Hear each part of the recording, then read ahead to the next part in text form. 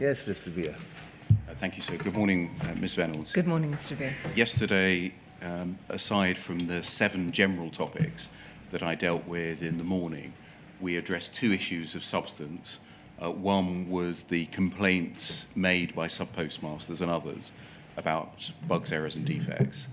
And then secondly, we looked at remote access in the afternoon. Mm-hmm. Can I turn to my third topic of substance then, which is the second site investigation and the complaint and mediation scheme? Okay. I'd like first to look at the process by which second site were chosen and Deloitte were not to conduct an investigation. And can we look, please, at poll 0018-0209? It'll come up on the screen for you.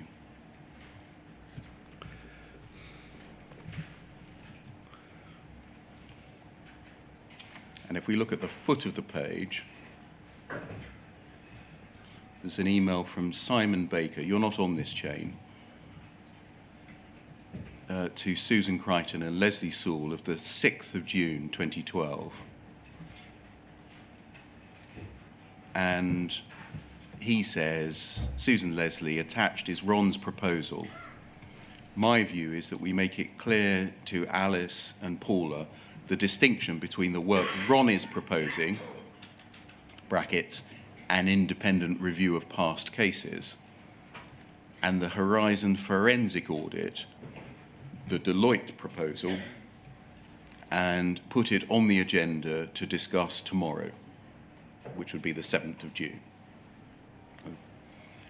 At this stage, were you aware that there were 2 contenders for the undertaking of some form of investigation, review, or audit?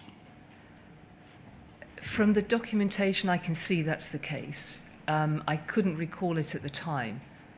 And I think I say in my statement that the Deloitte work, which was named Project Spire, was not something that I remembered, but I can see that there were those 2 alternatives being discussed.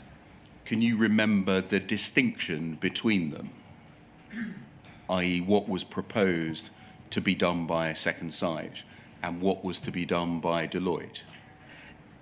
No, I can't recall the distinction, but I can see it from what was being said here. And I don't know, to be honest, how much I remember that, how much I understood that distinction at the time. Looking at the documents, they're clearly very different. The Project Spire document is a forensic investigation of the Horizon system. And by, sorry to interrupt, by a forensic investigation of the Horizon system, is that captured by these words here, a forensic audit? Yes, and I've just read that, so I've used forensic because I've just seen it on there. I would have said a detailed investigation of the Horizon system. My concern at the time, my priority at the time, was to choose an organisation whom I felt would relate best with the subpostmasters who had been raising their claims. As it's described here, the work that Second Sight were proposing, by contrast, was a review of past cases. Yes. Okay. Can we see what happened then, please? Poll 0023-3736.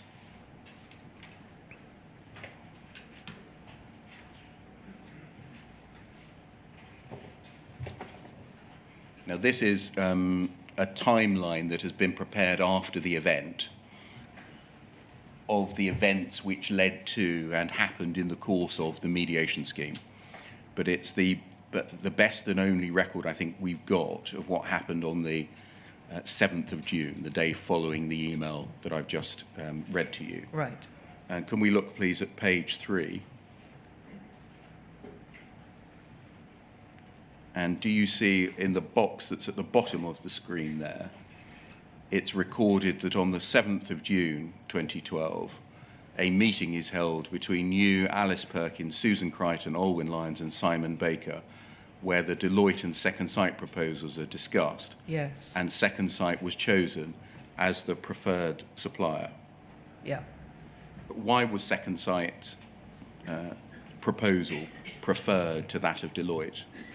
I think because of what I just said earlier, from my own recollection, is I felt very strongly that we needed an organisation who would be able to work well with subpostmasters. I was concerned that any one of the big four, Deloitte being one of them, may have come across too corporate and wouldn't necessarily have had the understanding of running a post office of small retail businesses. I don't recall, which is why, let me finish what I'm saying. I don't recall looking at the proposals in detail at the meeting. That's what I was going to ask. Rather than which might be preferred by subpostmasters, how it might look going to one of the big four, was the substance of what each organisation was going to do a relevant consideration? I don't recall that. I don't, and the reason I feel sure about that recollection is that when, in preparing for today, I looked at what was called the Project Spire document, I was quite surprised about the detail in it. And one of my reflections now is that actually that would have been a very good piece of work to have done, because it may have brought more data to the fore than we knew. That's a question that I'm going to turn to in a moment. And it is the short point that the second site review was much narrower in scope, in that it was proposed that the system should be reviewed by looking at a sample of past cases. Yes, I believe that's the case. Rather than auditing the Horizon system as a whole.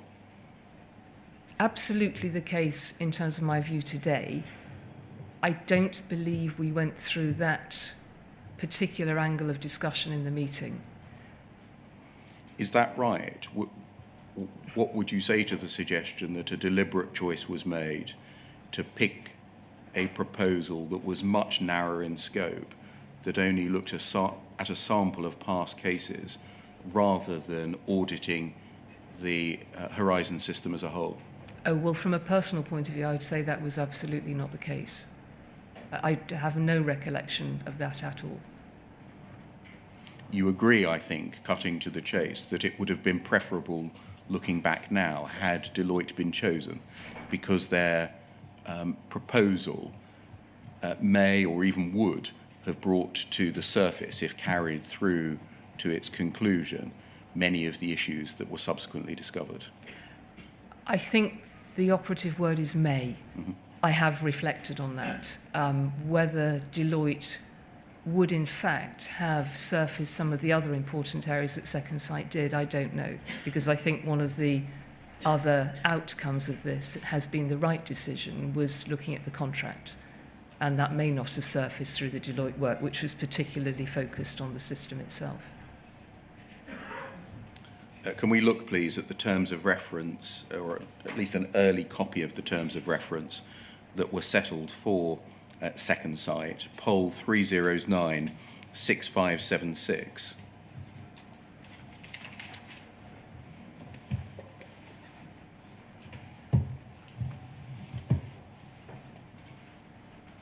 And if we just blow that up, please, you'll see that this is a Second Sight document,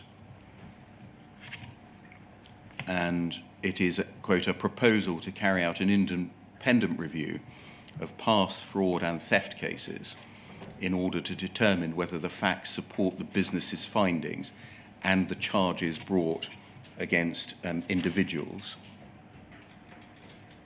And then if we go to the detail on page 5, please.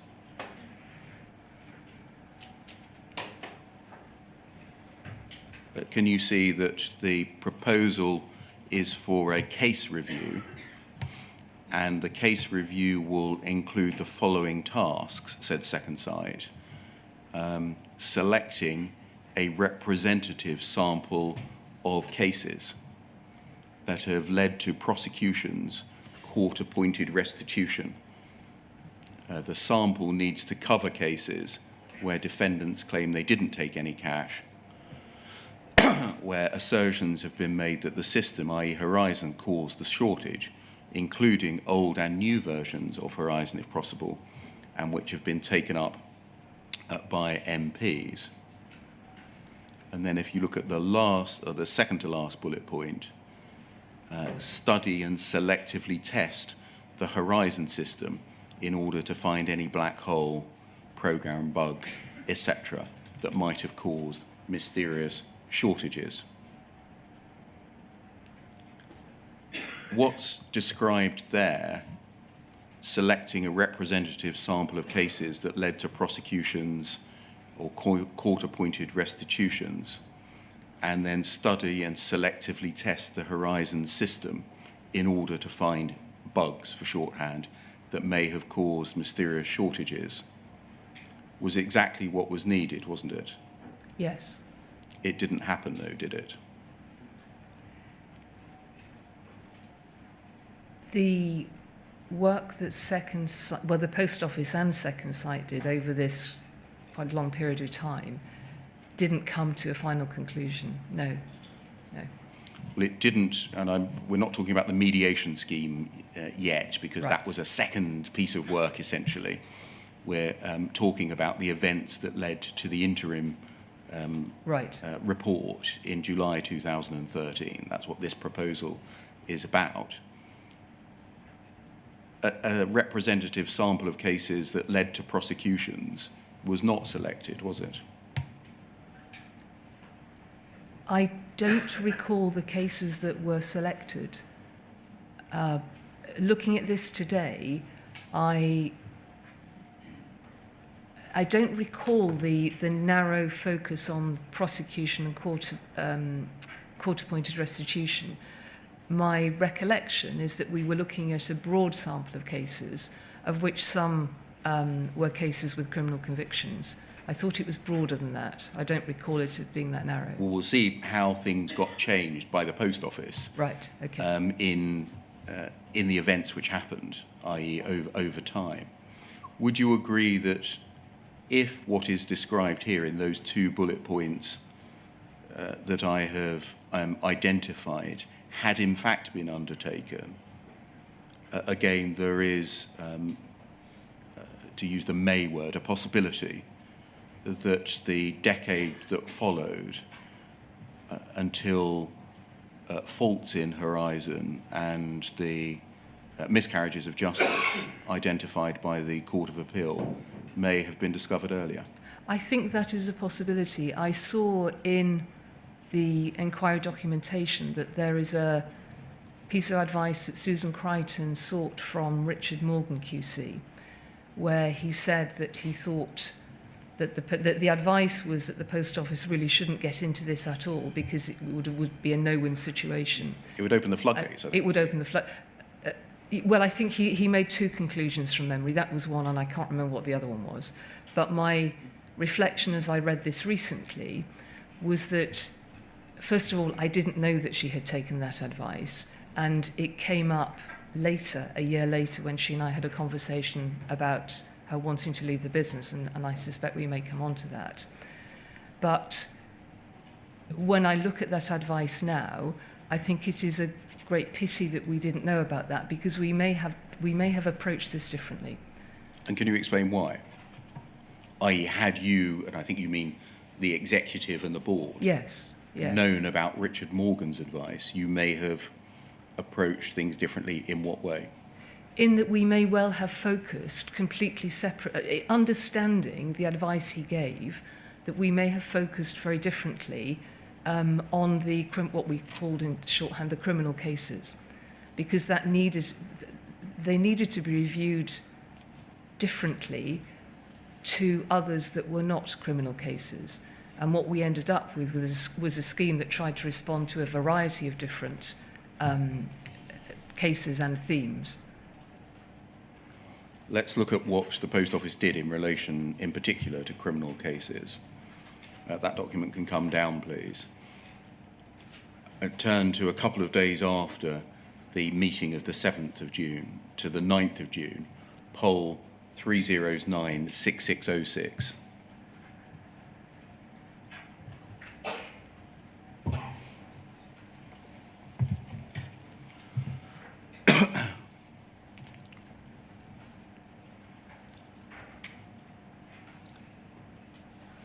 If you forgive me one moment. If we look at the foot of the page, please. There is an email from Alice Perkins of the 9th of June, 9:36, to you.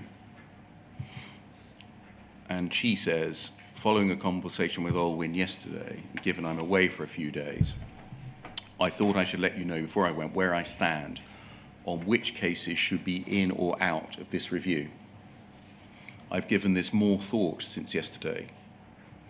I am clear that we should include all, in capital letters, the MP's cases, irrespective of whether they have been decided in court.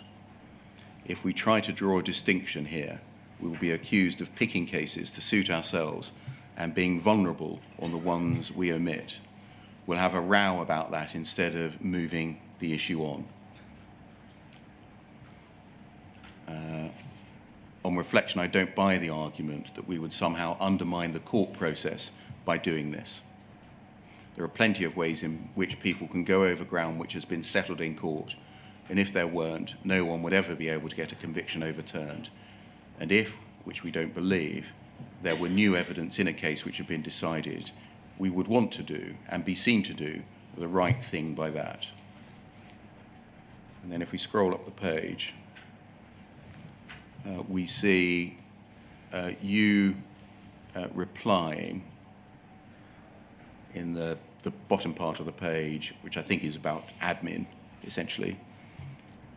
And then... I think it says I wasn't part of the discussion, doesn't it? Yes. Yes. And then if we go a little bit further up, Olwyn replies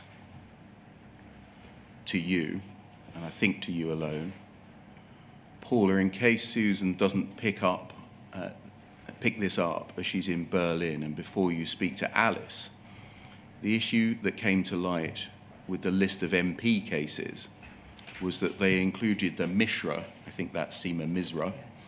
You will remember the case and the publicity. She went to prison and had her baby whilst in there. The husband got publicity through radio and press. Susan's anxiety, and she raised this at the meeting with Alice before you joined, was whether now contacting her to tell her we review the case would be a red rag to a bull.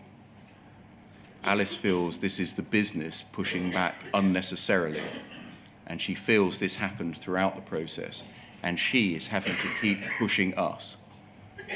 Susan's getting external advice on the effect that this would have on cases which have been brought through the courts.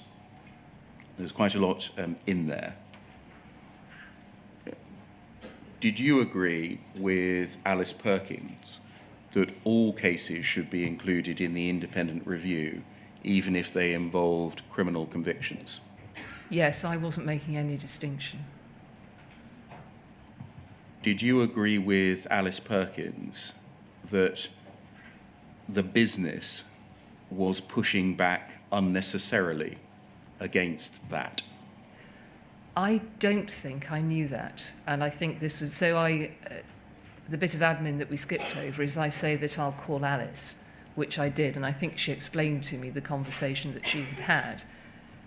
And from what I've seen in documentation, clearly there was an awful lot of consideration going on about what should and shouldn't happen, which I was not in the loop on. Who would be the business that was pushing back unnecessarily against the chair? Well, the only thing that I can think is relating back to this piece of advice that Susan sought from Richard Morgan, which was very clear advice to her, and one assumes that she was in a meet, she discussed it in a meeting, and one assumes that that must have alerted her to maybe needing to take a different approaches with cases like Mrs. Misra's, for instance, but I wasn't involved in those conversations. And there is I'm not sure, there is a further pushback, I can't remember if it's before this or after, where the terms of reference which are prepared by, again, I think Susan, refer to defence documents, and Alice comes back and says, no, it should be all of the documentation. So the business here, you take pushing back unnecessarily, you take to mean shorthand for Susan Crichton? For the legal team, yes. I think it was Susan Crichton and Hugh Flemington who were at the meeting. It says that this has happened, or it's Alice's view that this has happened throughout the process. Was that a view that you were aware of, that the business was pushing back unnecessarily against a review throughout the process? Not until I spoke to Alice, which I did, I think, on the Saturday morning. I was concerned, and so if a chairman raises issues like this, I wanted to know what had arisen. Did you think that Mrs. Misra's case should be included in an independent review? I wasn't even involved in the conversation about that. My view was that all the cases that had come forward through Lord Arbuthnot and thereafter from other MPs, we were going to review all of the cases. Did you share Miss Crichton's concerns recorded here that even contacting Miss Misra would be a red rag to a bull? No. Did you know that Post Office was getting external advice on the effect that bringing such cases within the review would have?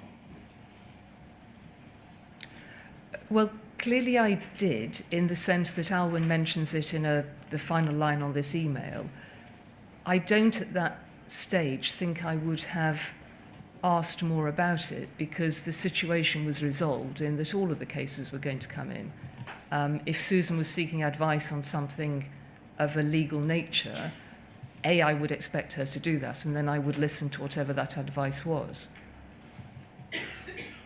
Do you know what external advice the Post Office did take regarding the effect of including cases like Seema Misra's in the independent review? I don't think so. I certainly didn't see the Richard Morgan advice. I don't think there was a written advice. There was a meeting with him. There was a meeting note, right, yeah. I don't think I did, no. Have you got a date readily to hand to remind me of when that was, Mr. Bean? Given a moment, I Yeah, probably could. I'm sure we'll find it between us. Don't take yourself out of your stride. Thank you. Did you know the substance of the advice, the external advice that was given? No, not until I read it in preparation for the inquiry. Did you and therefore the board take not take the advice given, as you now know, by Richard Morgan KC into account in deciding the scope of Second Sight's review? No, I don't believe. You would have to ask Alice Perkins, but I don't believe that Alice Perkins or the board knew of that advice. But Susan had a conversation with Alice that I was not involved in, so it's possible it was shared in that meeting, but my understanding is not. Thank you. Can we move on into 2013, please? And look at poll 0010-0200.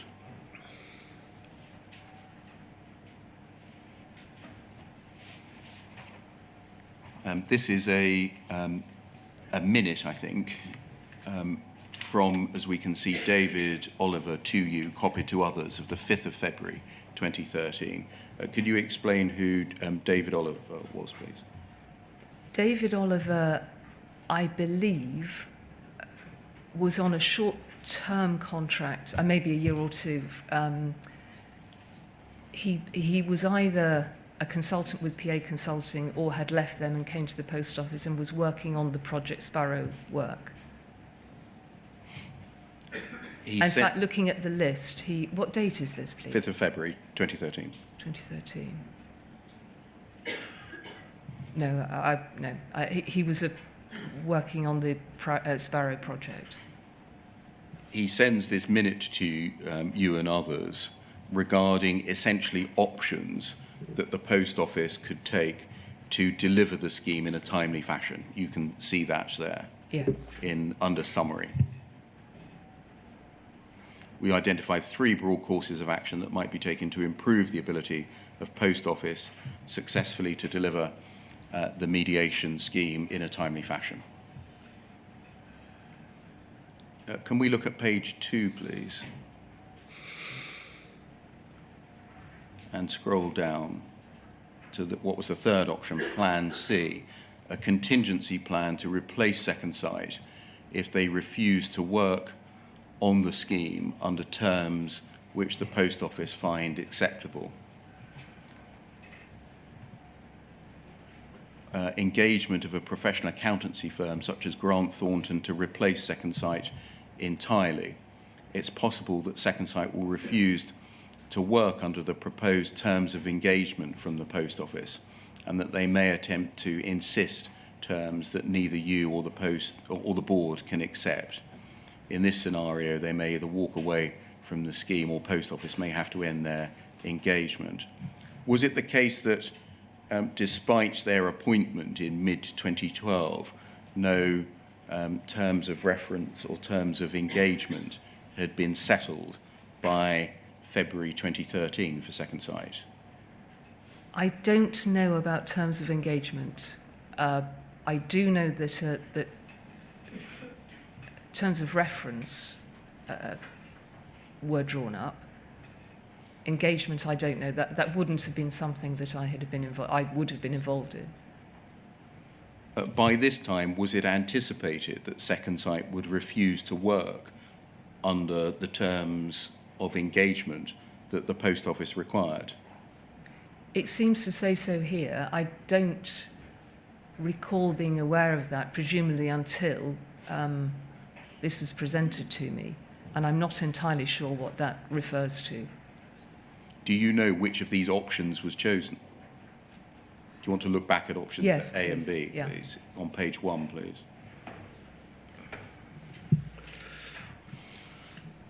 A was clarification of Second Sight's engagement. Yes. I think A and B, actually.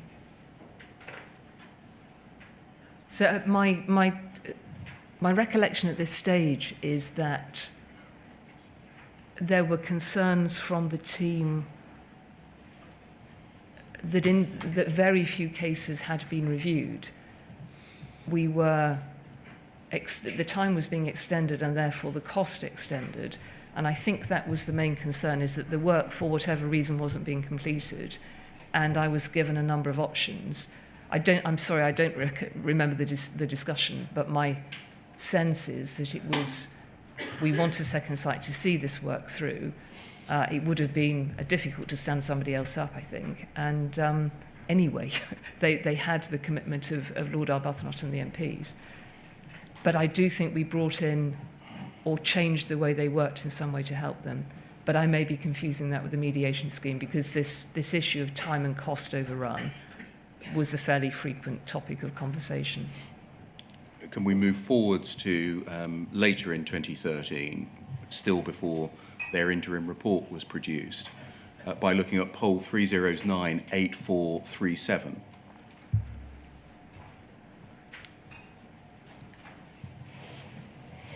And looking at page 2, please. And if we just look at the foot of page 1, we'll see an email from Mr. Bates to you of the 21st of May 2013. And he says, "Hello, Paula. It's been a while since we met at James Arbuthnot's office, but at that time you did say that if I had any concerns, I should contact you directly, hence the reason for this email. Would it be possible for Kay Linnell and I to meet you? You recall that Kay is an independent forensic accountant who, on behalf of JFSA, has been monitoring the work Second Sight has been undertaking. The main purpose of the meeting is to ensure that you have been receiving the full details of what has been occurring with the Second Sight investigation. Bearing in mind what has been discovered so far, I, for one, am surprised that we haven't yet met to discuss the implications.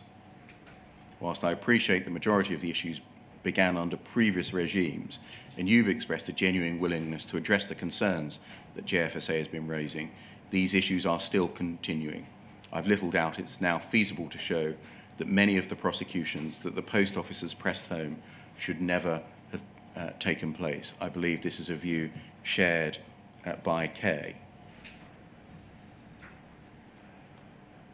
At this point in time, did you understand why Mr. Bates was saying that it was feasible that many prosecutions that the Post Office had undertaken should never have taken place?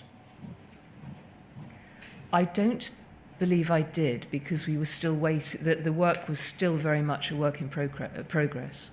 Had any of the in progress work been fed back to you, i.e. provisional views, what it was showing, early themes, emerging issues? Not that I can recall with any clarity, because I remember being surprised about, I think slightly, what is the date of this, please? 21st of May. Of May. Maybe not too long after this, but as we were approaching the production of the interim report, I remember being surprised about some of the conclusions that were being reached, because the criticisms from Post Office were that their work hadn't been taken into account. So I think at this stage, possibly not, other than feedback that the work was going too slowly and Post Office's input either hadn't taken place or Second Sight, there were concerns being raised perhaps that Second Sight were not taking account of it. Would you have been very concerned reading an email like this, that the person representing a key stakeholder, JFSA, was saying that the prosecutions, and many of them, that the Post Office had brought ought never to have taken place? I was concerned to get the email from Alan, certainly. The point he's making about the prosecutions was the point that the JFSA had made for, I now know, for a number of years, but that wasn't new news to me at this stage. Is that how you would have thought of it, that this is just Mr. Bates saying something that he's always said? No, not at all. I think that I went back to my team and said, because I had said to Mr. Bates that, you know, if he needed to, he should get in touch. So I don't know if there's documentation on this, but I'm pretty sure that I went back to the team and said, what should we do about this? You know, I've offered to meet Mr. Bates. What is your view? Had you been given any inkling that anything had emerged that might undermine the safety of convictions? No. If we go to page 1, please, we'll see your reply. And if we scroll up, you say, I am, second paragraph, happy to meet, but can't make the suggested date. And then the third paragraph, my understanding is we're too early in the investigation to suggest that things have been discovered which call into question the integrity of the system or the validity of the prosecutions, and to suggest that at this stage would be wrong. In order to say that, you must have been told, would this be right, the stage at which the investigation had reached, and whether it was possible to say that the integrity of the system or the validity of prosecutions had, even at that stage, been called into question? Yes. And who were you getting that feedback from? At this stage, I would have talked to whoever was leading the work on this. So Susan Crichton, Alwyn Lyons, I can't remember who else, Simon Baker, presumably David Oliver, whose name we've seen.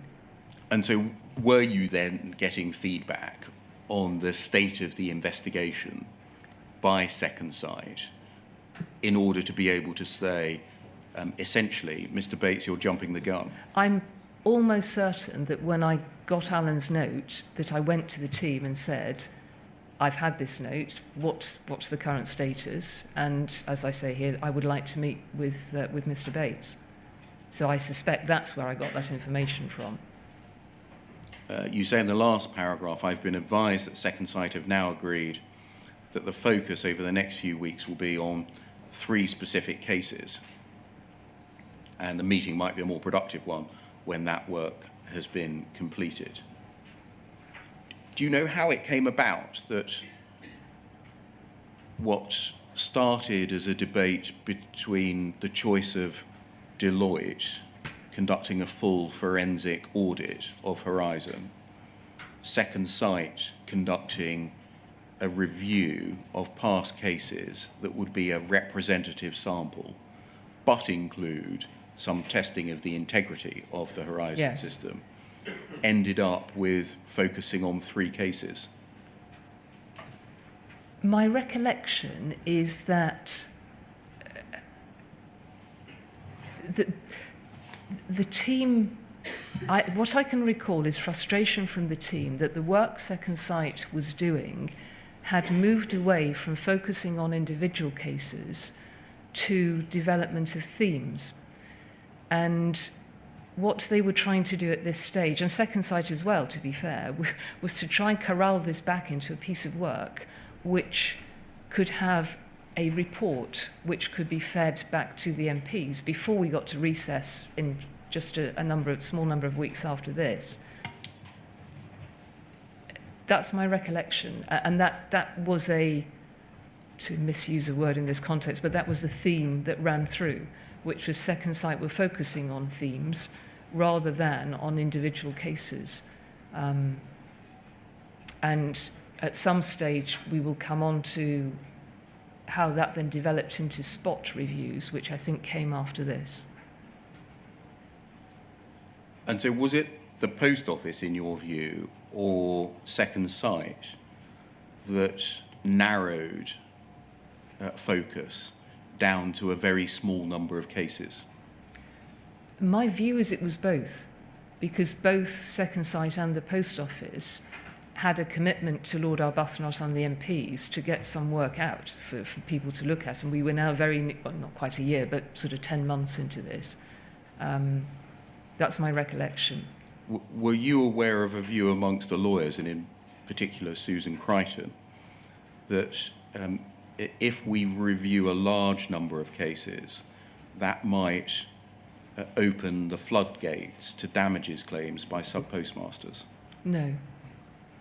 And that a less risky approach would be to just pick the cases in which the MPs happen to be interested in? No, I don't remember that at all. Can we go to the... this is slightly out of order, but it's in order to answer the chairman's question from earlier. The Richard Morgan Casey advice. It's poll 406484. And the date says the 12th of June, 2012.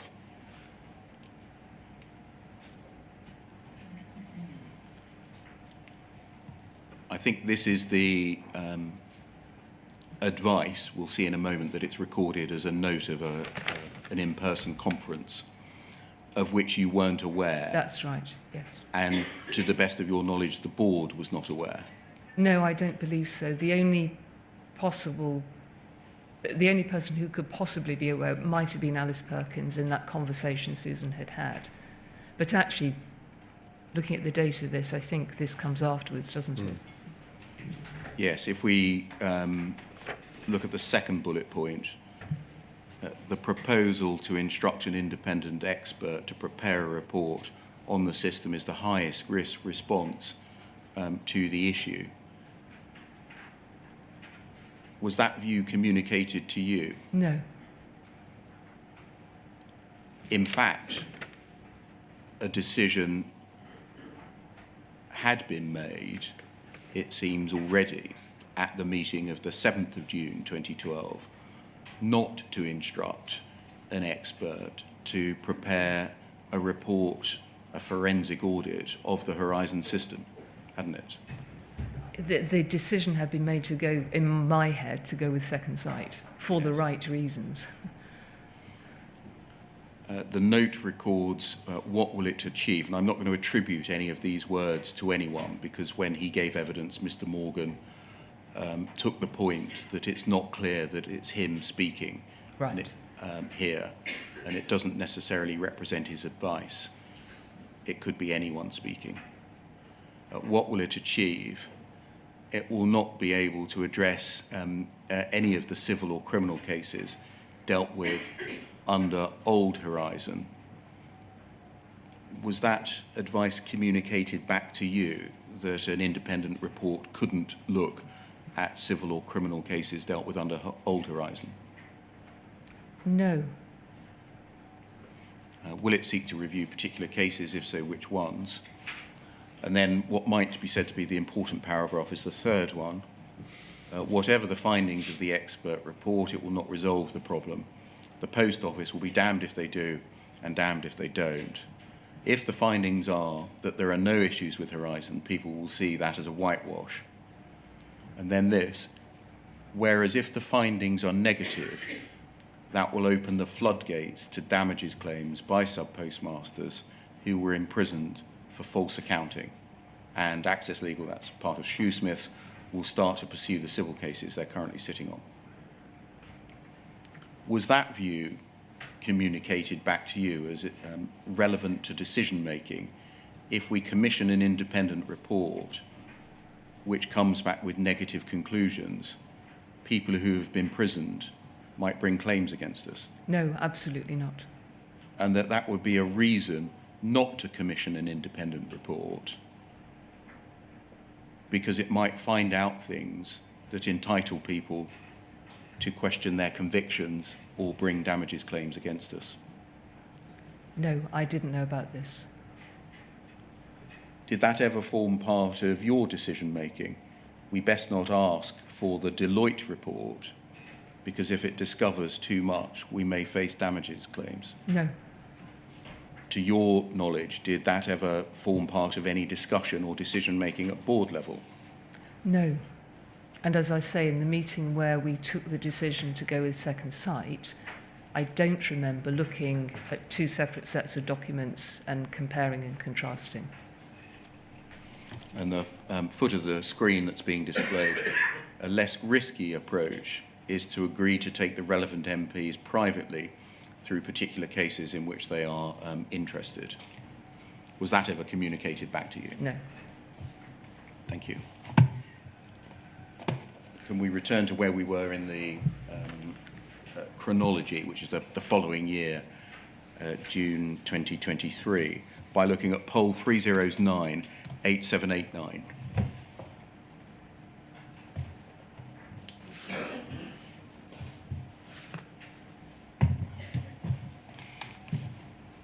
And if we scroll down and look at the text, the message from Olwyn Lyons, it's dated the 28th of June 2013.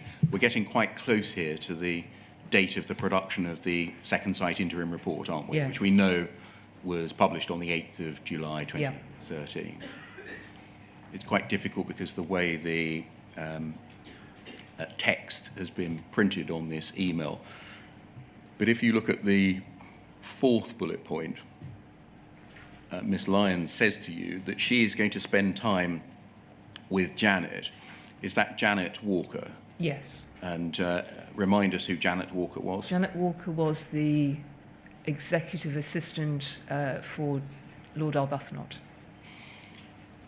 She says she can give me as long as it takes. My approach will be to try to get to understand the status of the review and the risk to Lord Arbuthnot and us of an incomplete interim report.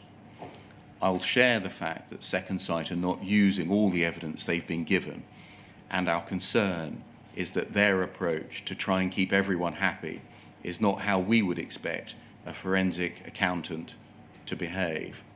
I do think this is the right place to share the bugs we found and how we have dealt with them, which is why the report from Rod/Leslie, checked by Legal and Mark, is important. My objective is to get Janet to a place where she also wants the meeting to be cancelled. And then if we scroll up, please, we'll see your reply. Sending on to Alice Perkins. Second paragraph, you'll see below Alice's, Olwyn's proposed next steps covers all the ground. Olwyn and I, third paragraph, are staying close, and I'm expecting an update later this afternoon. No need to bother you today. On what basis did you understand the Post Office had determined that Second Sight were not using all of the evidence that the Post Office had given them? From conversations with the team involved in the work. Second Sight were getting it wrong. They were No, I don't not think... looking I at the beg your evidence. pardon. No, I'm sorry, I didn't mean to cut across you. No, I don't think that is what I was told. What I was told is that they hadn't, because this had run on too long, they hadn't yet had time to take account of the Post Office's view in the investigations they were doing. That's my recollection of what I was told, not because they were getting it wrong. Was there any... Sorry, I beg your pardon. They may have been getting it wrong because they hadn't yet taken account of the input from the Post Office. Was there a suggestion in what you were told that Second Sight were biased in their approach? No, certainly not at this stage. My very clear recollection is this was simply, to describe it more colloquially, the team felt it was unfair because Post Office hadn't had the opportunity to contribute yet. Whether that was true or not, I didn't check that with Second Sight, but what I was told is that the work was so far behind that Second Sight had yet to take account of the Post Office's input. Was the sense of unfairness conveyed to you? Frustration, I think. By who?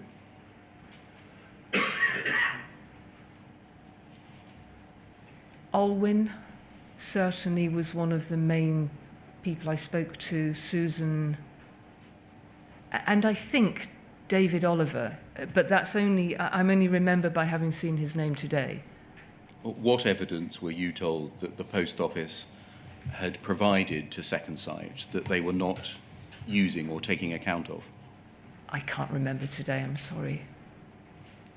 They were looking at a number of they were looking at a number of cases, is my understanding, and these cases raised different issues. So it would have been whatever data the Post Office needed to present about the issue that was being investigated.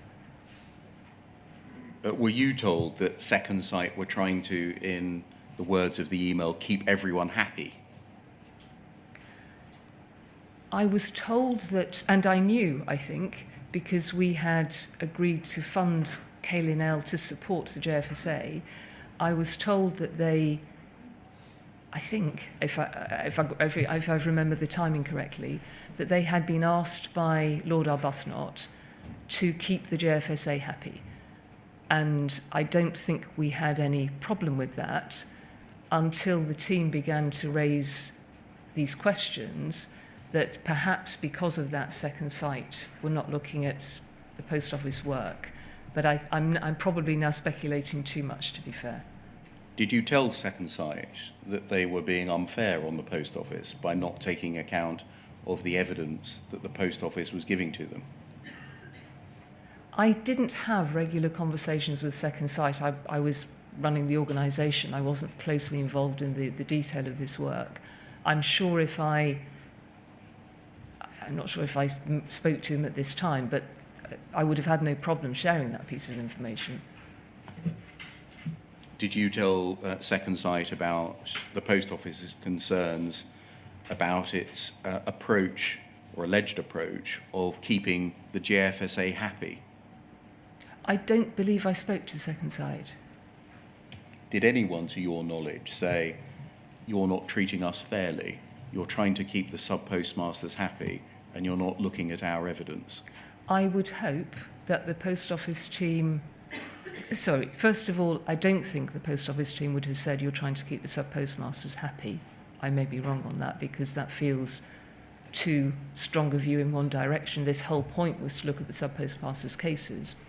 But I think the team would undoubtedly have said to Second Sight, there is more information here to be taken account of. Can we look a little more deeply at the move to select a small number of cases by looking at poll 0014-4687?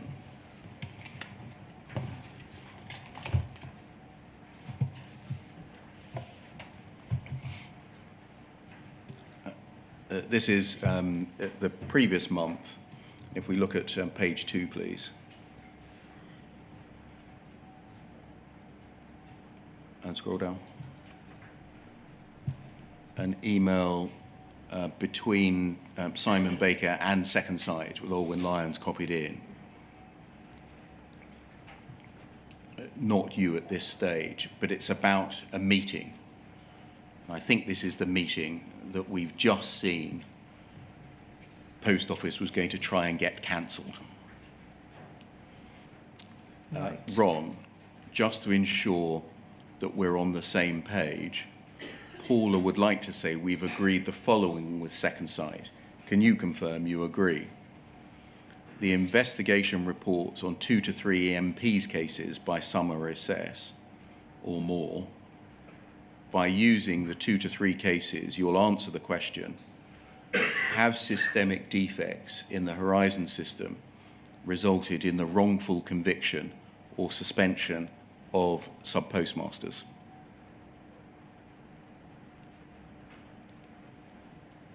By this stage,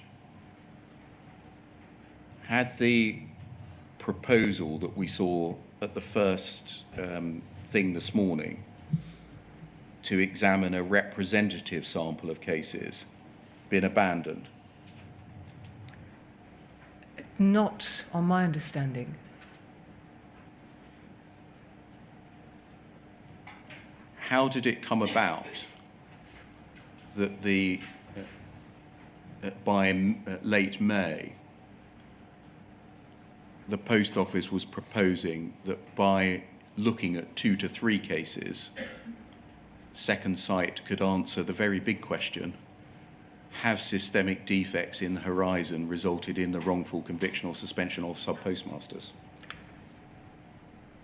I'm not sure, but when the report was produced, as the inquiry knows, one of the conclusions was that so far no systemic defects had been found. So whether as a result of the broader work, so Second Sight had been working... Sorry, can you repeat that answer, please? Yes. When the Second Sight interim report was published, one of its initial conclusions was that so far no systemic issues had been found with the Horizon system. And just stopping there, Yeah. that's 2 months after this. Yes, but I'm getting I'm- to answer your question, Yes. if I may, because to have reached that conclusion, which in a sense is what point 4 here refers to, referring back to point 2, you couldn't reach that conclusion on 2 to 3 cases. So how could you do it on 2 to 3 cases? Because of the other work they had done. They were working through different themes, as I understood it, so potentially through that work. Second Sight had been working on this for 10 months now. They hadn't just done they hadn't even done 2 to 3 cases in that period of time.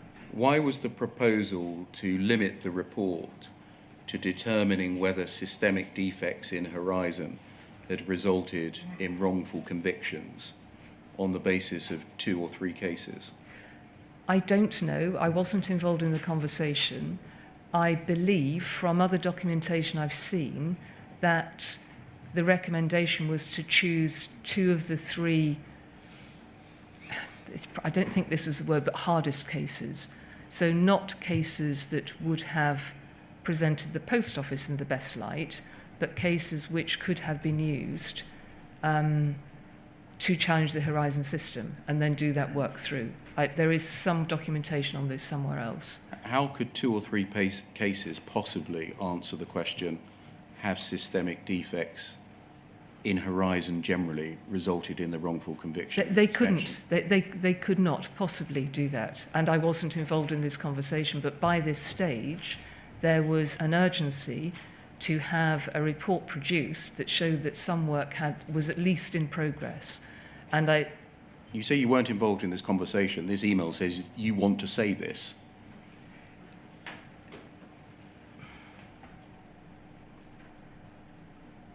Paula would like to say the following.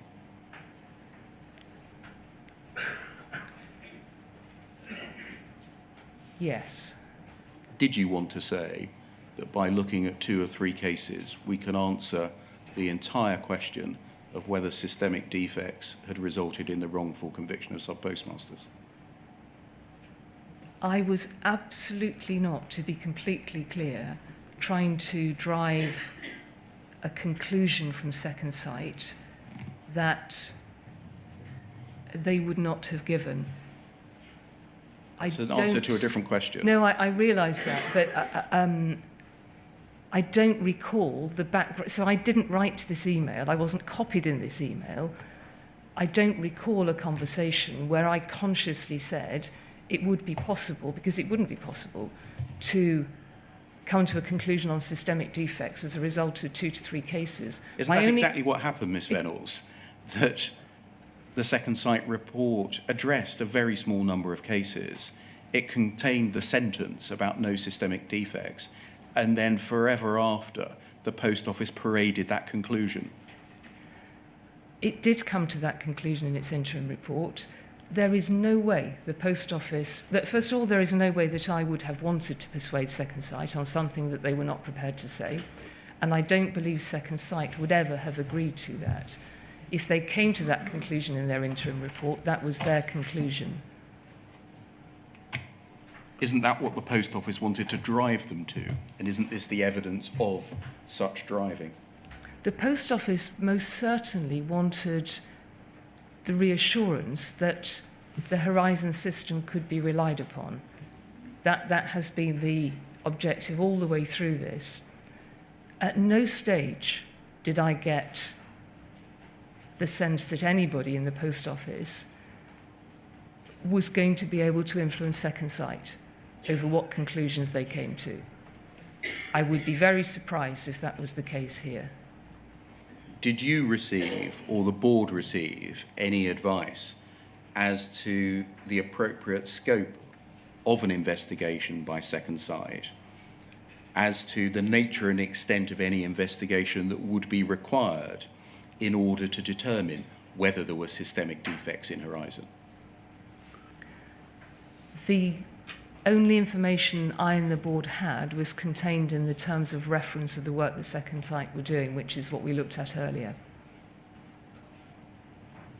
I.e., we, the Post Office, need to engage somebody to produce a report whose conclusions are respectable and truly provide us with the answer as to whether or not there are systemic defects in Horizon. Yes. You think that's the report they produced? Second Sight didn't produce the report that Project Spire under Deloitte could have produced. Second Sight responded to the terms of reference which were agreed with them. This work was approached from the point of view of trying to resolve postmaster cases. That was the genesis of it. That was the initial conversation with Lord Arbuthnot and Alice Perkins. Can we move forwards, please? Before we do, Mr. Yes. Baker, can I just be clear about what you are saying about this email, Ms. Vennells?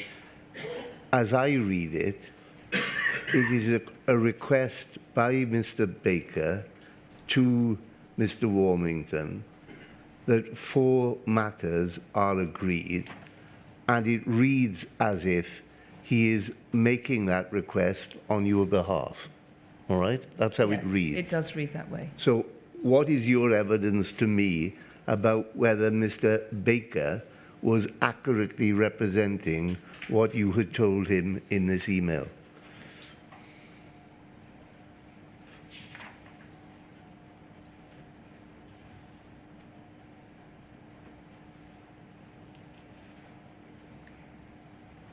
Firstly, Sue, and I don't recall the conversation with Simon Baker Right? at all. I rarely met with Simon. And if I did, it was usually with Susan or Alwyn. But it sounds as though at some stage a conversation was had, and I may have accepted that you could This email could have been produced one of two ways, couldn't it? Or multiple ways. I could have said, this is what I want, or he could have said to me, this is where we're at. We think that actually we will get 2 to 3 MP cases done, and I may well have said, will that help us answer the question about are there systemic defects in the Horizon system? I wouldn't have known personally from any of the, because I wasn't involved in the work or conversations at Second Sight, point 4 about whether they could have said no or not at this stage. So I can only assume that has come from a conversation with Simon Baker and or somebody else. All right. Thank you. Can we move forward a couple of days to poll 309-8317?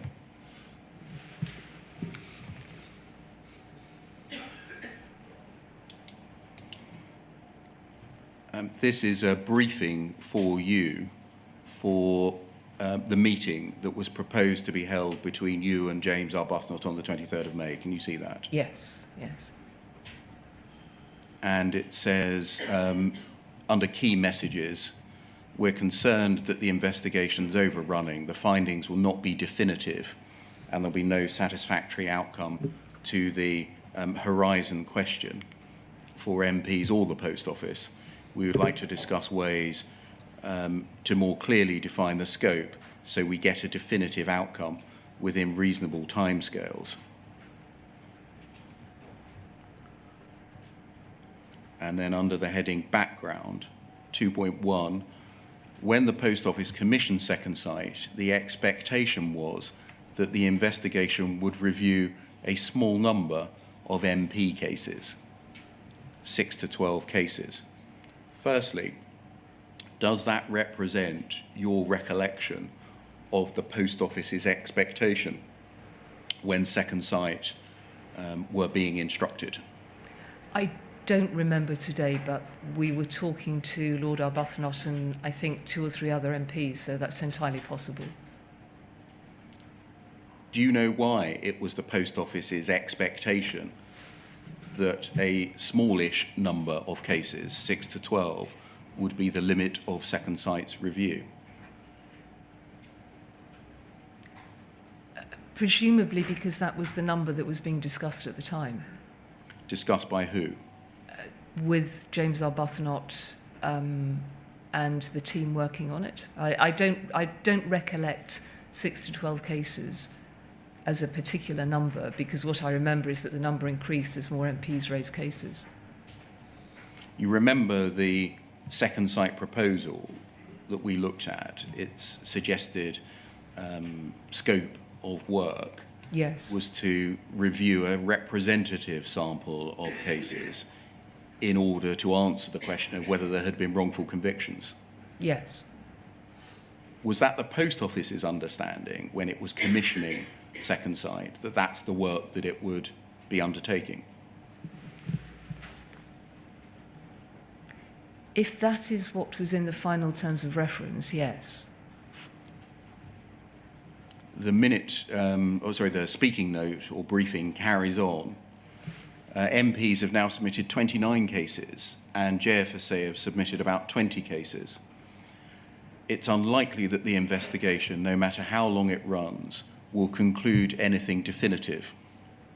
As the remit has become blurred, different stakeholders have different expectations and the evidence is open to interpretation. Was that a view that you held at the time? I didn't have a view on the work because I wasn't closely associated with it. So I would take the view that I was given by the experts who were doing the work at the time. So you would subscribe to or be willing to repeat that view expressed in 2.3? Not necessarily. I mean, if I was given information, I would usually ask questions about it. I don't know what I did with this brief at the time.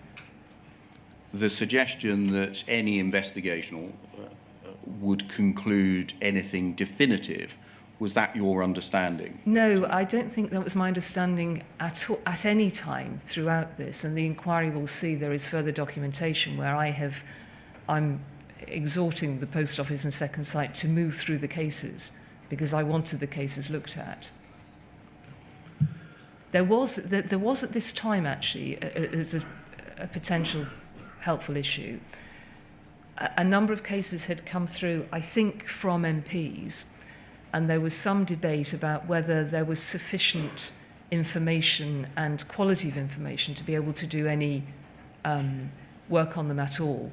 And that was Second Sight's view. They went back to some of those cases, and in some cases they couldn't produce information. So whether that was part of this point, I don't know. Did the Post Office subsequently present Second Sight's interim report as a definitive view that there were no systemic errors or failures in Horizon? The Post Office presented it sometimes definitively and sometimes less so, yes. Do you know how that came about, given what is recognised by this note at this stage? No, I think what happened is that when the interim report was published and it said it was an interim report and so far it had found no systemic issues with Horizon, that was reported sometimes in communications saying so far they had found none. Mm-hmm. And there is documentation where I'm asked about, or maybe I offered the view that actually the qualification was so far. And there are other communications which may simply be inconsistency of communication, I don't know, which simply says they had found nothing systemic. Under the heading, just above the heading, Proposal 2.6, the investigation's been running for a year, and to date, no evidence of systemic failures has been found. Proposal, James Arbuthnot to request Second Sight to complete the investigations on 2 to 3 MPs' cases, selecting the ones they feel best indicate systemic problems. That was the point I was trying to make earlier, thank you. How would an individual case indicate systemic problems?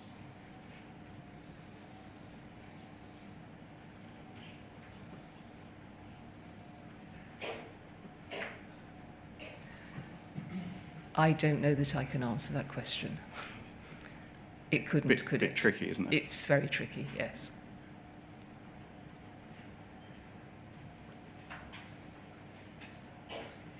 This was a briefing to you of what you should say and seek to achieve in a meeting with James Arbuthnot.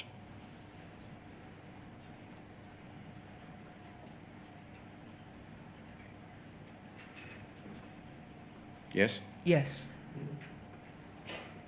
Had you signed up to this idea by this time, at least then, that James Arbuthnot should be asked to persuade Second Sight to wind their investigation up on 2 to 3 cases, and those 2 to 3 cases would answer the question, have systemic defects resulted in the wrongful conviction of subpostmasters?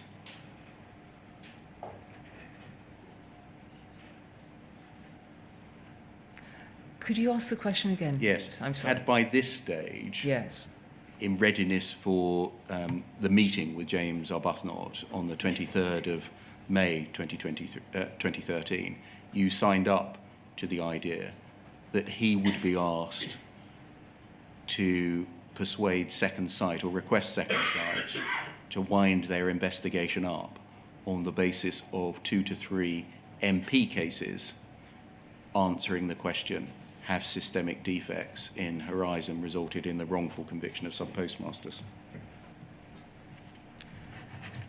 I don't believe so, because we had committed to a larger number of cases. There were significantly more cases now in, I was going to say the scheme, but we're not yet into the scheme, but now in the project. This was an interim report, and I don't think there is any evidence that I thought that was the case. My understanding was that we had made a commitment to the MPs, and all the way through this, I wanted all of the cases looked at. We've seen now an email that attributes to you a suggestion that you wanted to agree this with James Arbuthnot, and a speaking note or a briefing note saying the same thing? It doesn't say that I'm trying to wind the scheme up, which I think was your question. Okay, they should focus on answering the question, have systemic defects in Horizon resulted in the wrongful conviction of subpostmasters by reference to 2 to 3 cases? Yeah, so Was that your view as to what should happen? no, at no stage did I make the link that you have just led me to make between these 2 to 3 cases and being able to reach a view on the system and being able to complete the whole piece of work. What I was very aware of is that this was an interim review coming up, and that there were more cases to go through the scheme. The link is made right here in this document, isn't it? In paragraphs 3.1 and 3.2.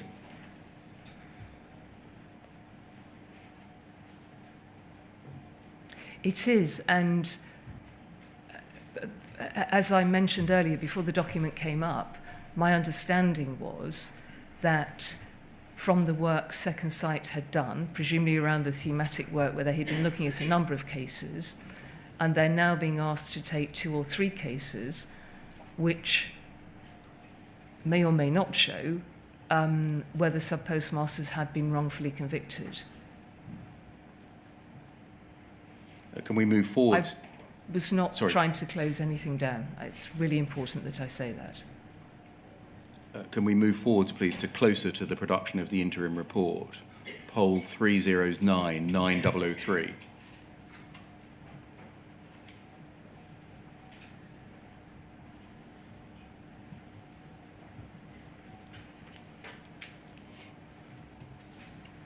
An email from Martin Edwards. Can you explain who Mr. Edwards was at this time, July 13? Martin Edwards was my chief of staff. He emails you on the 4th of July with a draft for the board. He says, hopefully it's not too long, but it's difficult not to open some of these issues without providing a reasonably full explanation. And so what follows is this, right, a draft email that you were to send to your board. Right. Is that right? Yes. Okay.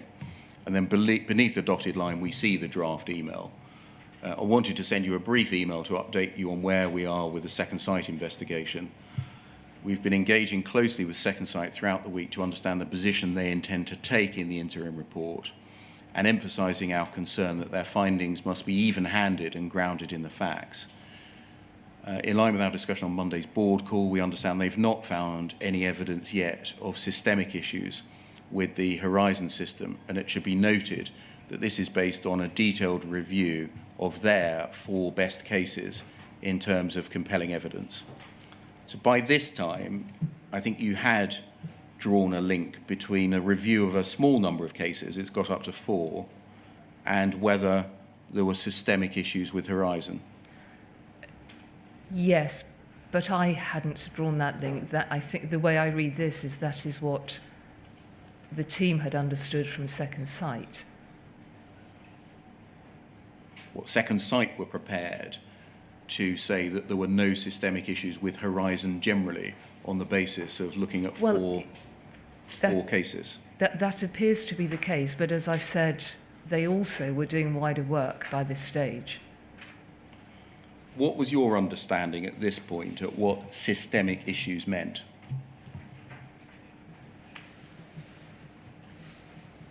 I'm not sure, as I say in my statement, that I was able to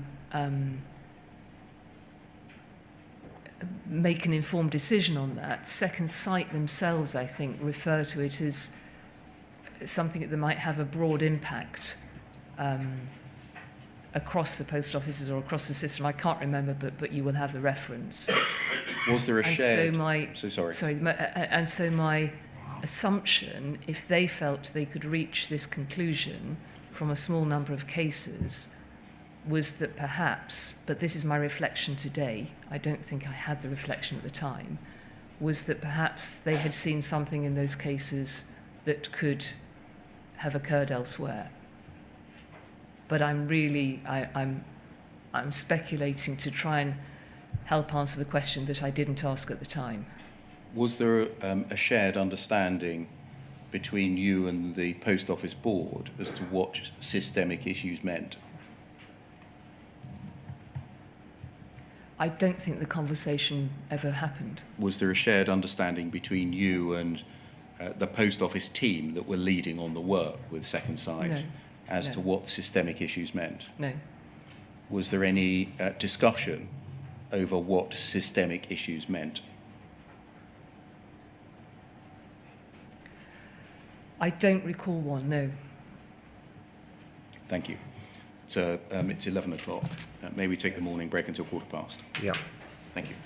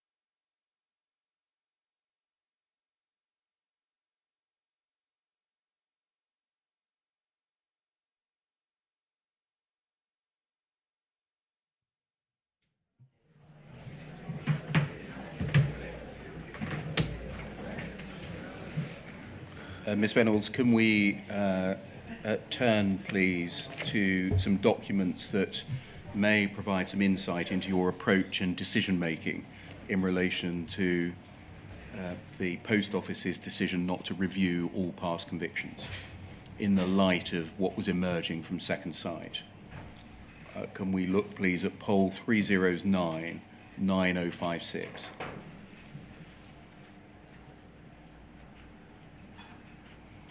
And if we look at the bottom of page 1, please.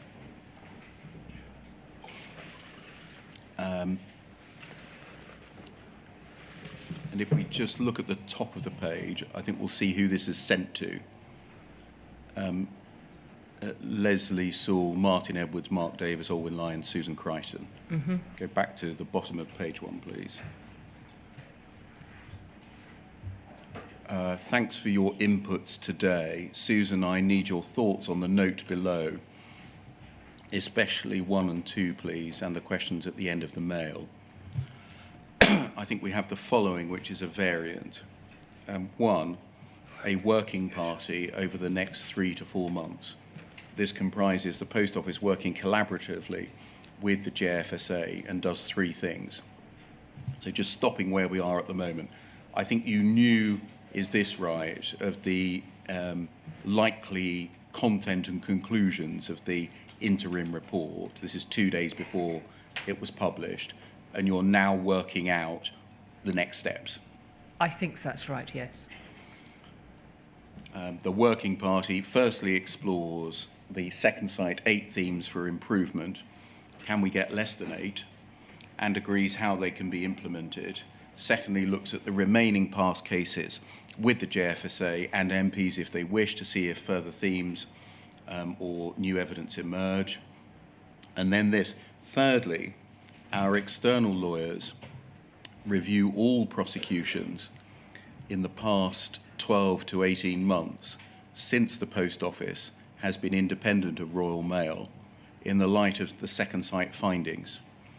The JFSA Post Office Working Group reviews the findings, and then in square brackets, why would they not review all cases of false accounting, e.g. over the last 5 to 10 years, especially where amounts have been small?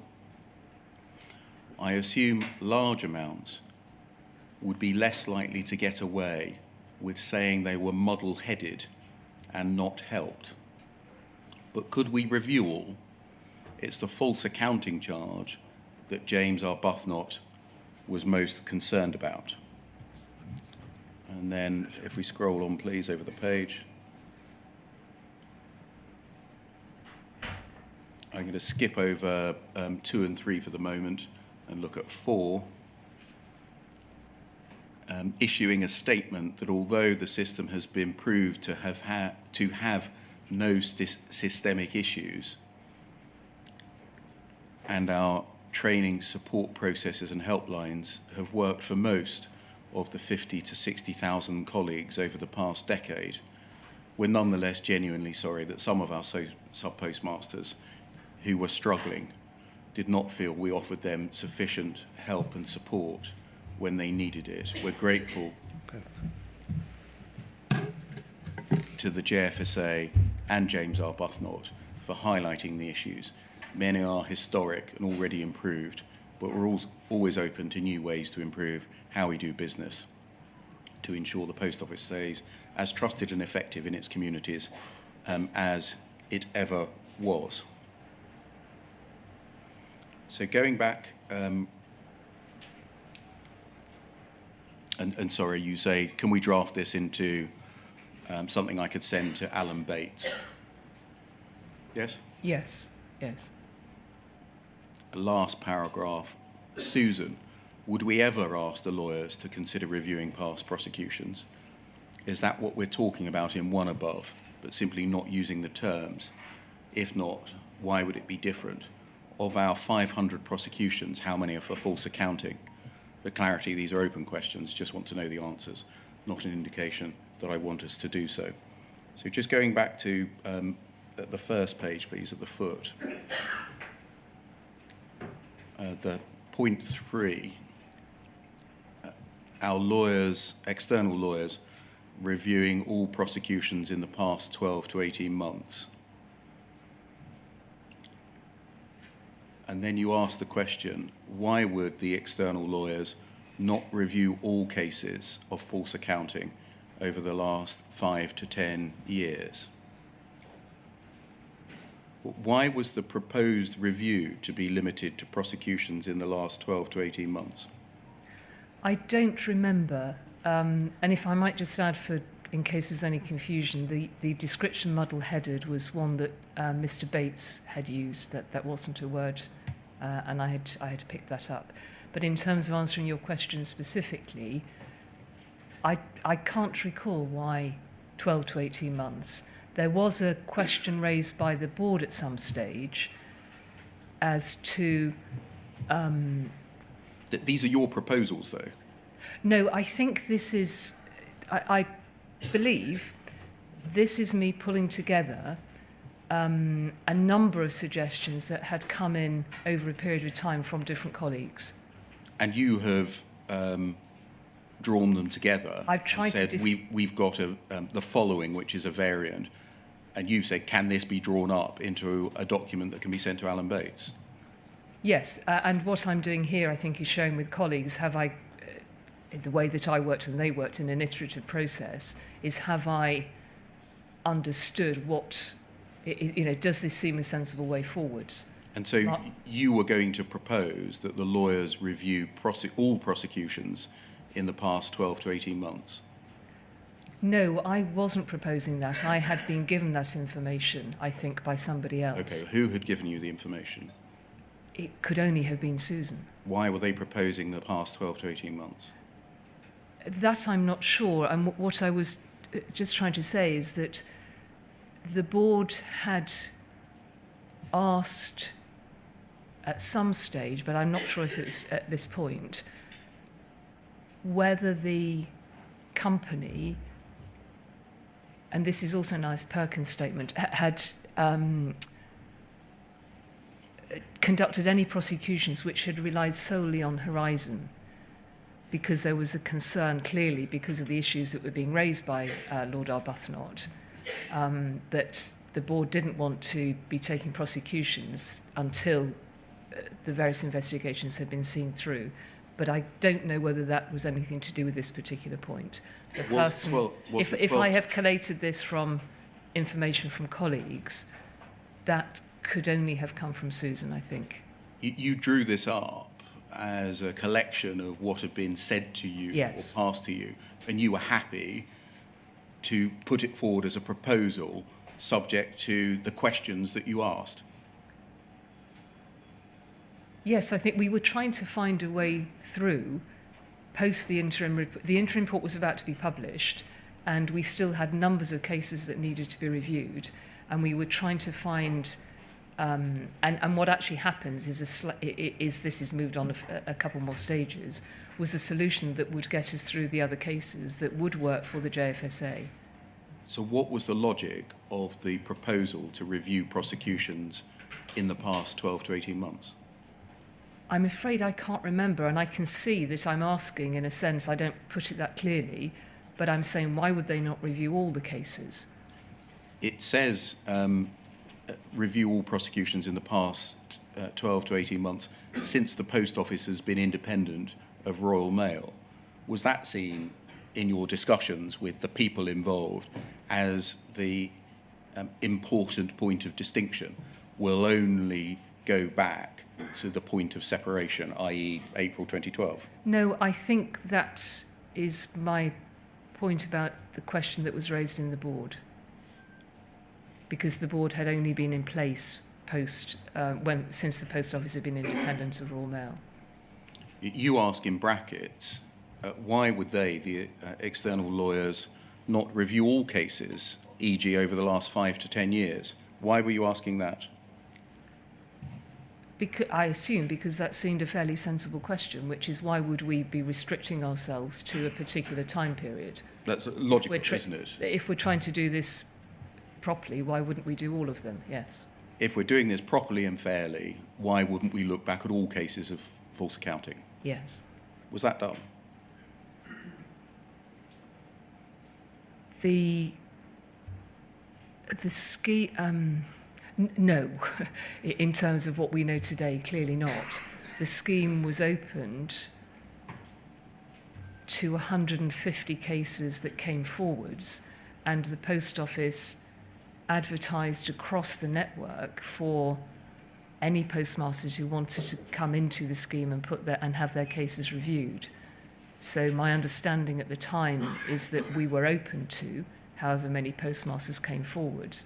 But in terms of specifically the post office legal team and its lawyers going back and looking at all the cases, that wasn't the work that was in place. Why wasn't it put in place? Here you're suggesting that the post office itself, through external lawyers, proactively review all cases of false accounting going back up to a decade. Yes. And you've, I think, accepted that that would be the fair and proper thing to do.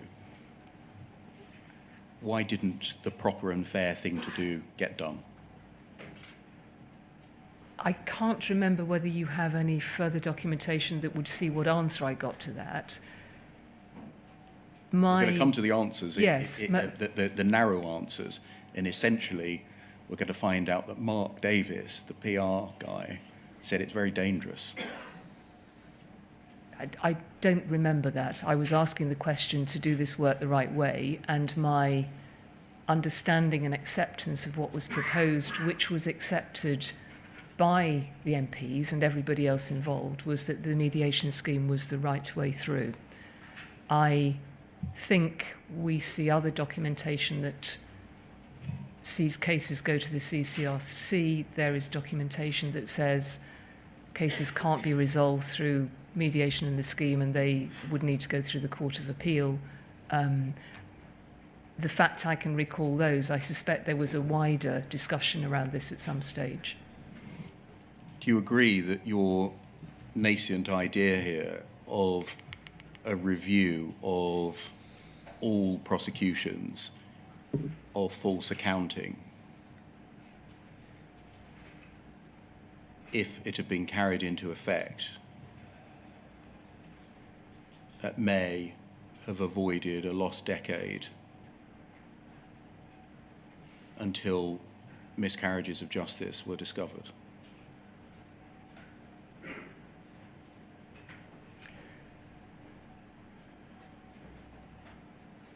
It may well have done. It may well have done. Do you think the failure to carry into effect the idea that you posit here was a missed opportunity? At the time, I and the board and everybody else involved in what succeeded after this particular point, what took place after this particular point, felt that that was completely the right way to do this. We were concentrating on individual cases. You say that such a review, especially where cases have been small, because large amounts would be less likely to get away with saying they were muddle-headed. What do you mean by that? I'm not entirely sure now. You can see from the way these questions are asked that I'm operating in an area of business, the legal sphere, that I, at the time especially, was very naive about and didn't understand. So I am asking questions because one of the roles of a chief executive is to not sit on questions, is to not stay quiet on things that you don't understand. Sometimes you ask questions and they sound stupid, but it's the right thing to do because you need to ask those questions. And I'm not entirely sure here whether I was assuming that large amounts of false accounting might point more to crime than not. I don't know. Can you help us as to why you would come up with that idea?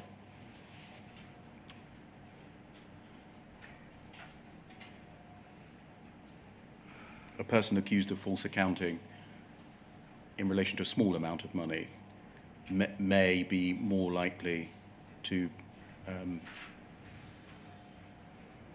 deserve or need a review of their conviction versus a person accused of false accounting a large amount of money? I don't think that's what I'm saying. I think what I'm saying is that so first of all, I'm asking questions and I don't understand this.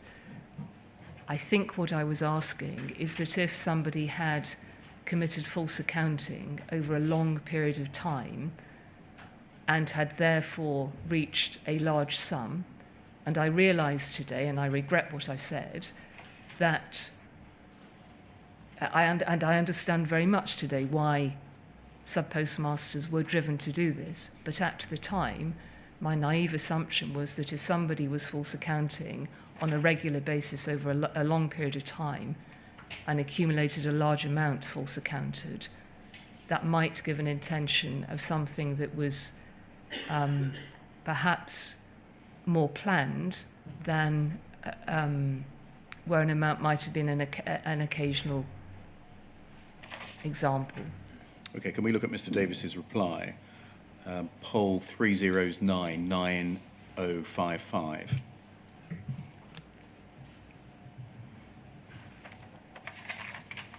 Foot of the page. Hi, Paula, could we have a word at some point today to discuss this, and specifically how far we go in terms of the wording below? I'm sending this just to you at this stage. I'm very concerned that we may get to a position where we go so far in our commitments that we actually fuel the story and turn it into something bigger than it is. I'm not at all complacent about the issues, but there is a real danger in going too far in commitments about past cases. This is for two reasons. First, the substance of the report doesn't justify this response. Indeed, the response is at such a level that our current media strategy would mean there would be some coverage, but not very much. If we say publicly that we'll look at past cases, whether from recent history or going further back, we will open this up very significantly into front page news. In media terms, it becomes mainstream, very high profile. It would also give James Arbuthnot a very strong case for asking for a parliamentary statement from Biz. My second concern is the impact this would have more broadly. It would have the ballistic impact which AB fears. It would lead to a very public narrative about the very nature of the business, raising questions about Horizon. The reality of what Second Sight has found would be misunderstood, and having an impact on public views about the Post Office and really widening the issue to the whole network. Do you agree that Mr. Davis is here giving you personal advice on the extent to which past convictions are reviewed on the basis of the extent of the media coverage that each decision might generate? My understanding at the time was that he, and I think the Post Office generally, and we've seen similar comments from the chairman as well, believed we were dealing with a small number of cases, and the numbers that were coming forward seemed to, at that stage, clearly more came later, seemed to indicate that was the case. And the inquiry heard from Mark Davis last week, I think, where he explained, and that was my understanding at the time, that what he was trying to do was to minimize misinterpretation. It was wrong, because clearly if all past cases needed investigating, they needed investigating. But at the time, that wasn't what the Post Office thought. And I think what he was trying to do here was to, as I say, to minimize misinterpretation and exaggeration in the media. Do you agree that his first point says you should make a decision about the extent to which you review possible past miscarriages of justice by reference to the extent of media coverage that it will generate? It does say, it could be read that way. That wasn't my... Is there another way of reading it? That I wouldn't have... And if there is, please explain which words help to read it in a different way.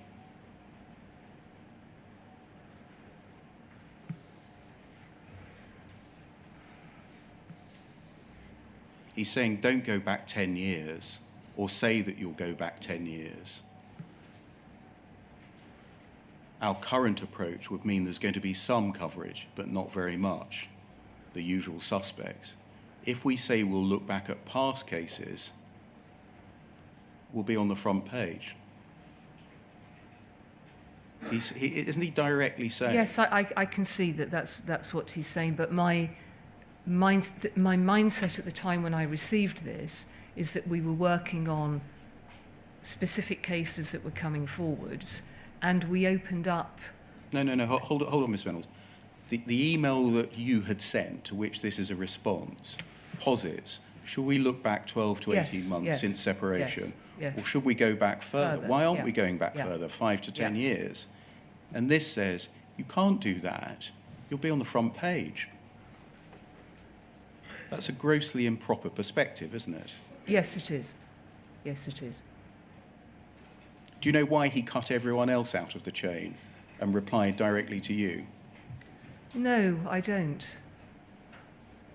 Was he a very trusted advisor? He was trusted by all of the team. As I said yesterday, I trusted all of the team, none of them more than the others. Did you remain in contact with Mr. Davis after you left post office? I did. Did you exchange messages with him about media statements that you might make and the media lines that you might take in the announcement of this inquiry, for example? I believe the inquiry has texts that show that. Even though you'd moved on, he was still advising you into 2020 as the lines to take in your media statements. I had kept in touch with Mr. Davis for reasons that were very personal to him, and I think he offered that advice at the time.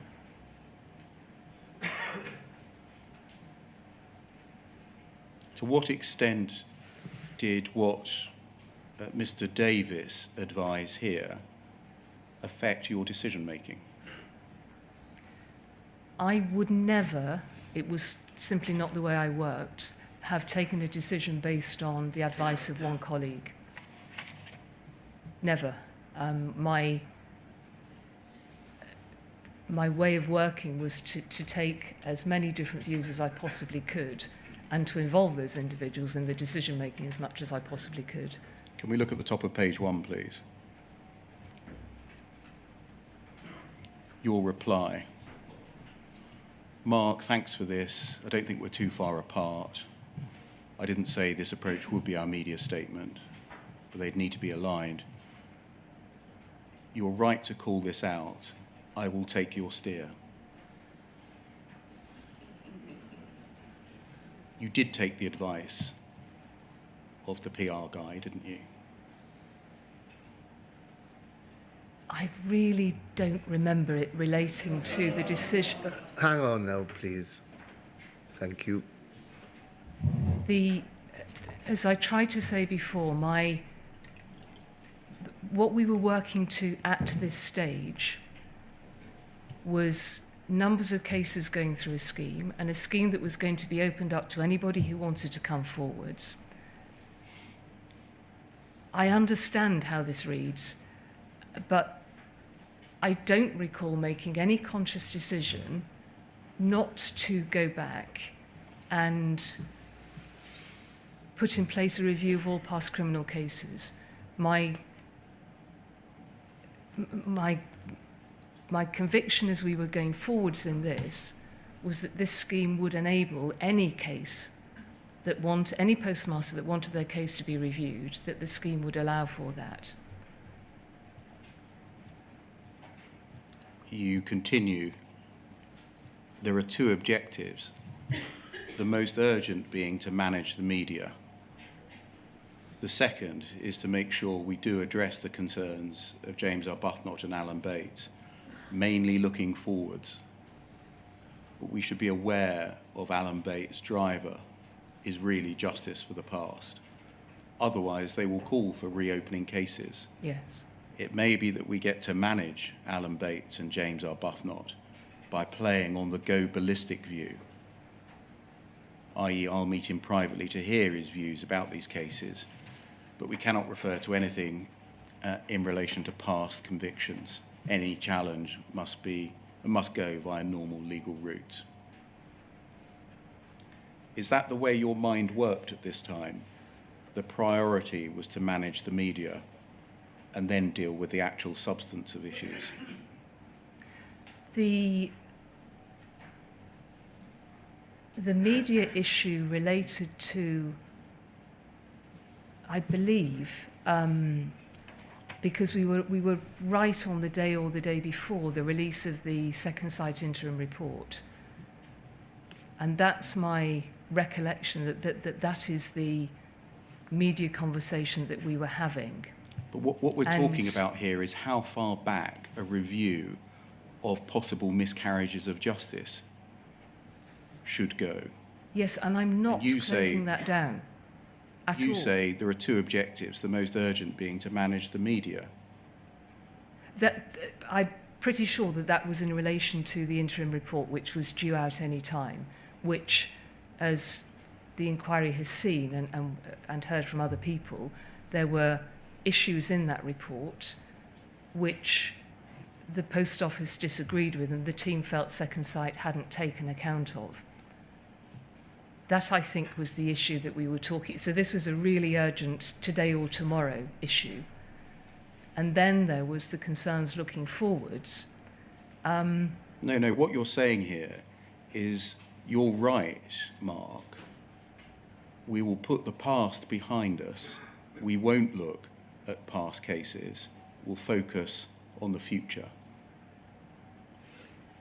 That isn't what happened. That simply isn't the case, because the scheme was open to past cases. There was no time limit. The burden was put on the subpostmaster to prove their case, wasn't it? The scheme was open to any postmaster who wanted to bring their case forwards. It was advertised in various ways to encourage people to come forwards. There were other conversations going on at the same time as this exchange with colleagues, and it was very clear that any cases that included criminal convictions would need to go through the Court of Appeal and the normal legal routes. I don't think I understood any more about the legal side of things to have got involved in anything more complex than that. I believed very sincerely that the scheme we were putting in place would help. Do you accept that this exchange of emails shows that in making decisions as to the substance as to what the Post Office should do, i.e. whether it itself should seek to review whether there had been past miscarriages of justice, you took into account the views of your media advisor as to the extent to which your decision would meet with front page news? I do not recall that being. I see what is written here. There were other conversations going on at the same time. The highlighted paragraph isn't as clear as what you're saying. I do not think, and I would not have taken personally any decision on review of historic cases. That was not my role. I wasn't qualified or competent to do that. I did not take that decision.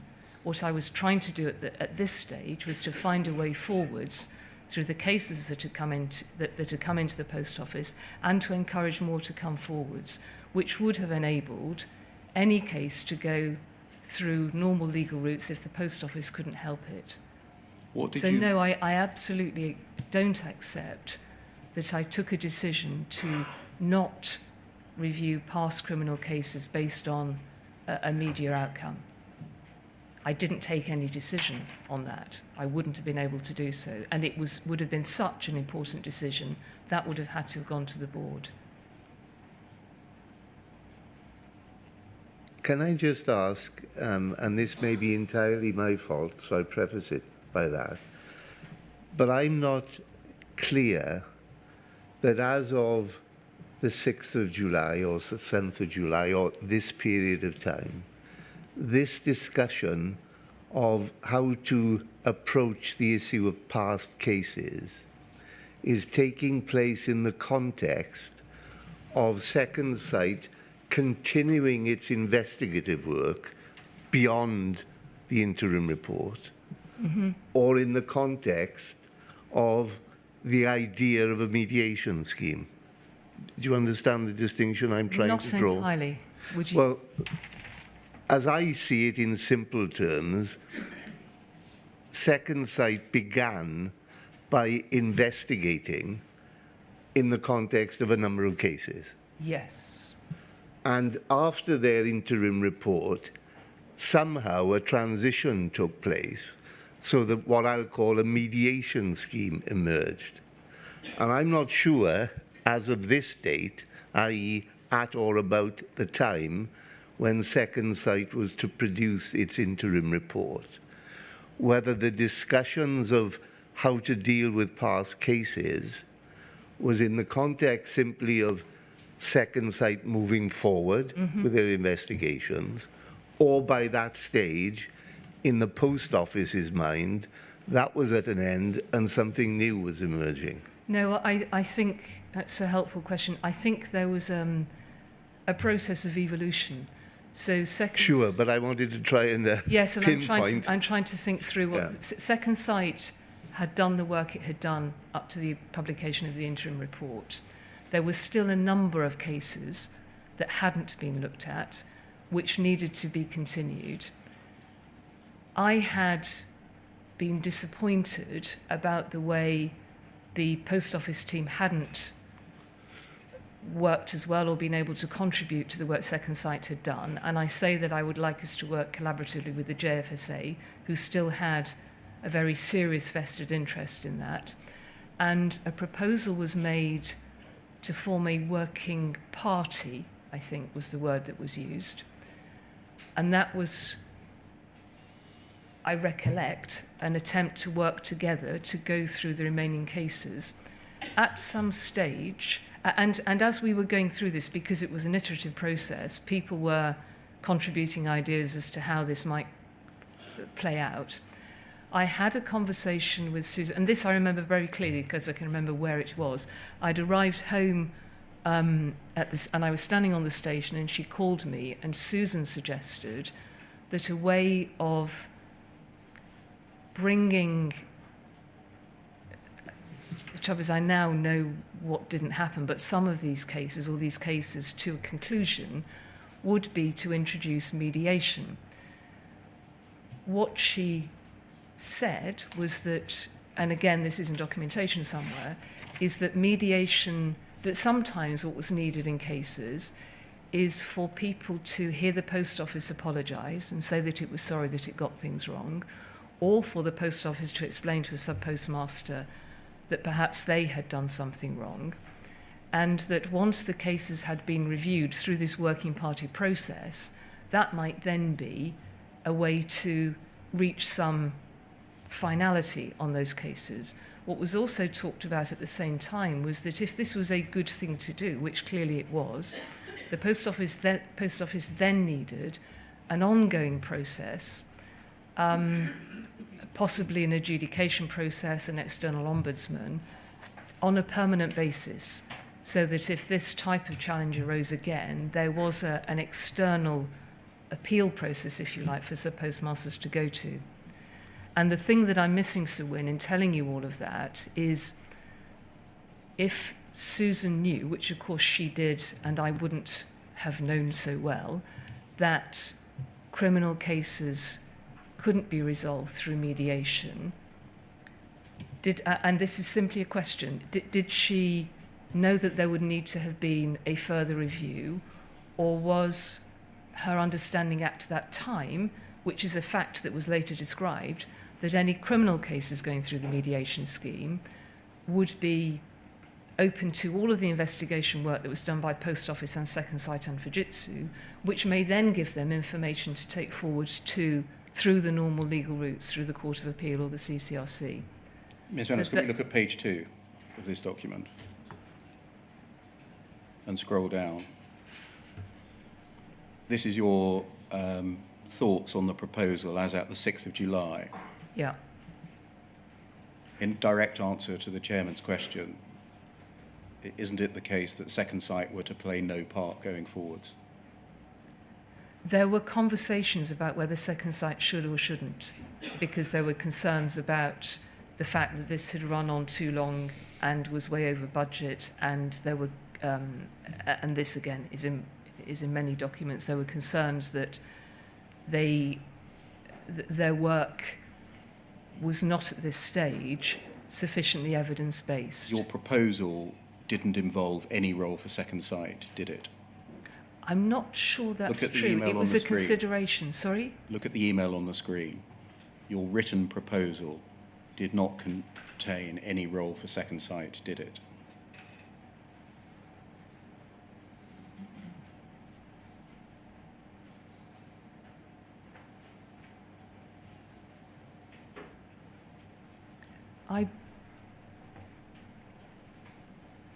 It doesn't at this stage, because we're in this process of evolution, say that Second Sight... This process of evolution, it doesn't involve any role for Second Sight. I'm not sure, because I'm not. It doesn't say that they would or they wouldn't. What it says is that it would explore their themes for improvement. And I'm being frank with you that there were conversations about whether that there was criticism of the work that Second Sight had done, but there was equal understanding that they had the support of MPs, notably James Arbuthnot, and that we had committed to do that work. But Back to page 1, please. You say you're right to call this out. I'll take your steer, no issue. Do you agree that this email chain reads as if the PR man has influenced you conclusively as to a decision as to whether or not the Post Office would itself review whether and to what extent there had been past miscarriages of justice?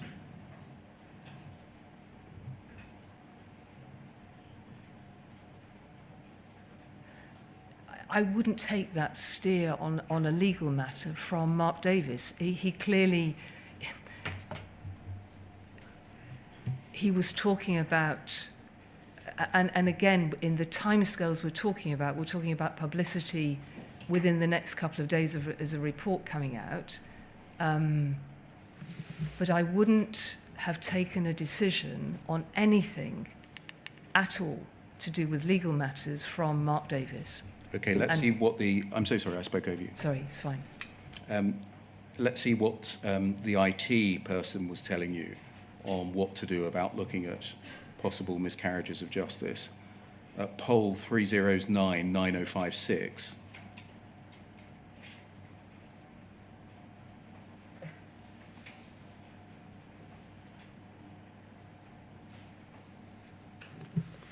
This is a separate chain, remembering that Mark Davis had just replied to you. This is Leslie Sewell's reply to your email setting out your proposals. She does include everyone on the chain and doesn't cut people out. Mm-hmm. Paula, just a couple of thoughts. If we state we will review the cases in separation, that implies that there are material findings in the Second Sight review and leaves us open to challenge against all cases. it may be better to offer in the spirit of the review and how we have listened to those affected and how we want to change our business. This is the delicate line we are balancing. And from memory, Susan quoted more than 500 cases in the last 10 years.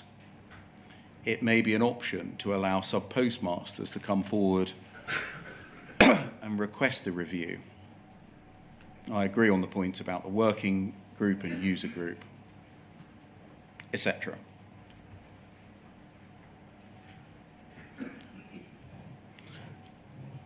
Did you bring into account in your decision-making the views that the head of IT was giving you on the extent to which that the Post Office should itself ask independent lawyers to review past convictions?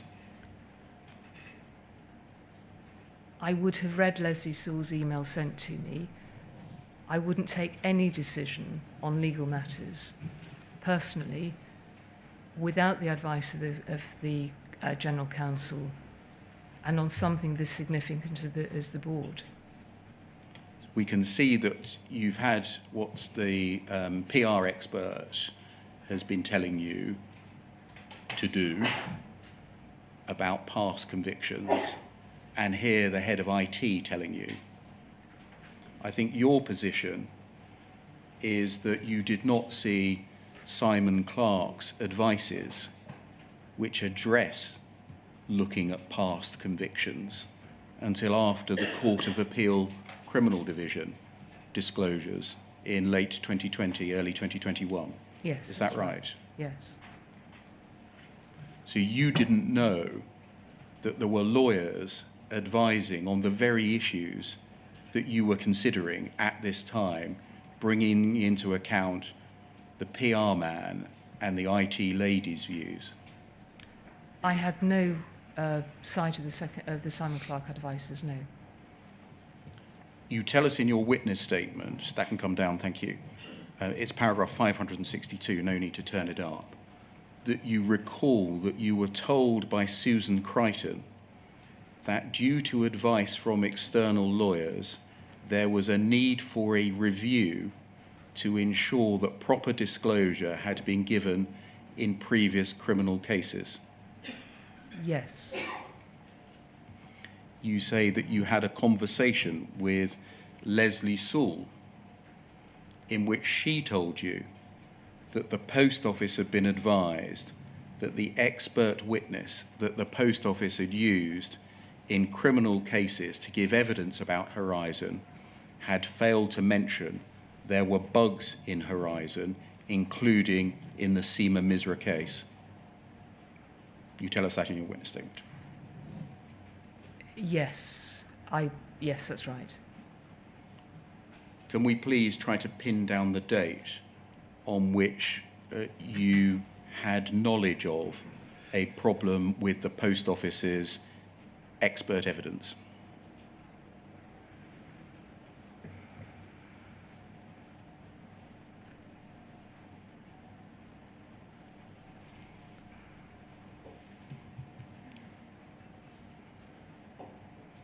It's difficult to find the date exactly.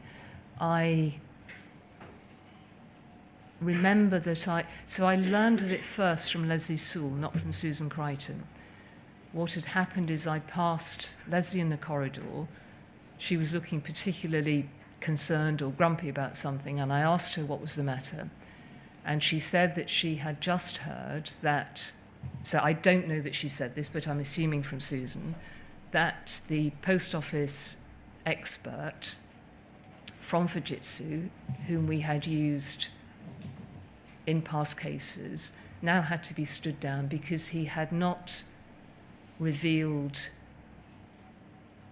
and as I said yesterday, I think 1 or 2 bugs that he knew about in a case.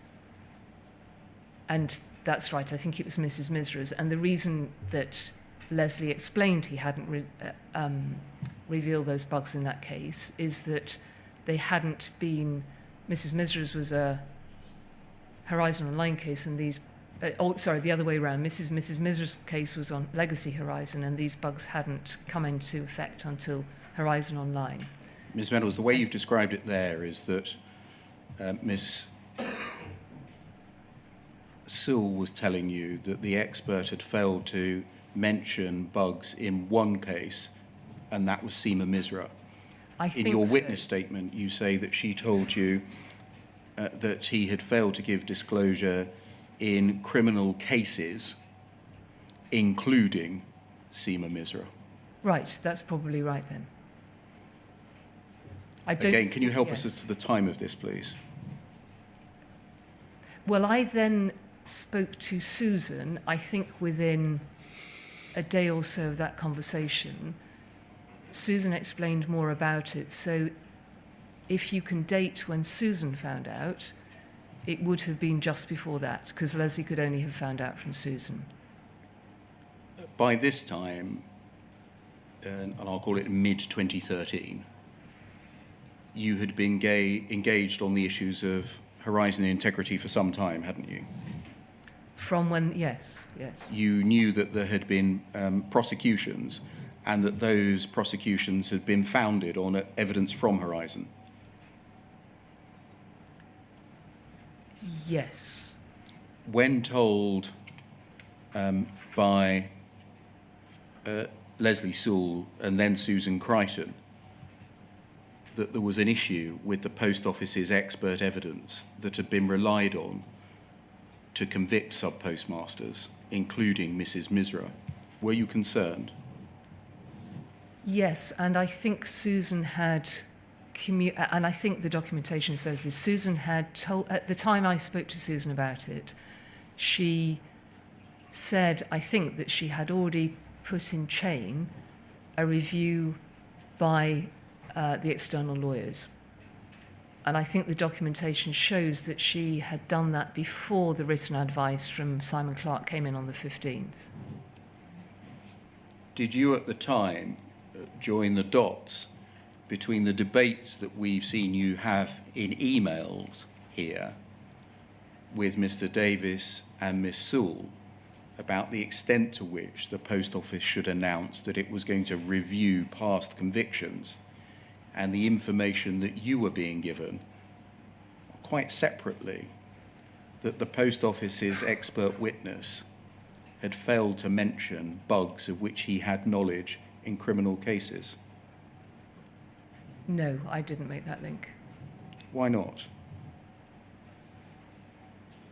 I think because the emails from Mark Davis and Leslie Sewell are part of an iterative process as to how we took this important ongoing piece of work forwards. The conversation with Susan Crichton about the work that became known as the Cartwright-King SIFT review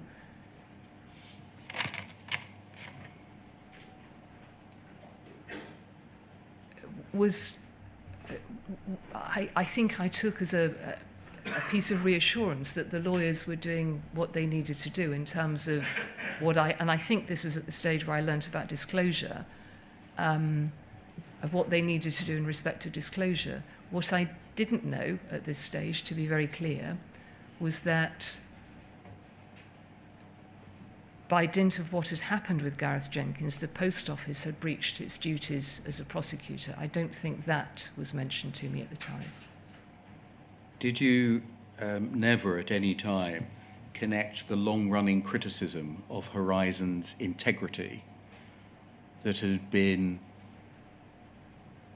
forced upon the Post Office by subpostmasters for years and years with being informed that there was a problem with the expert evidence on which the Post Office had relied about bugs?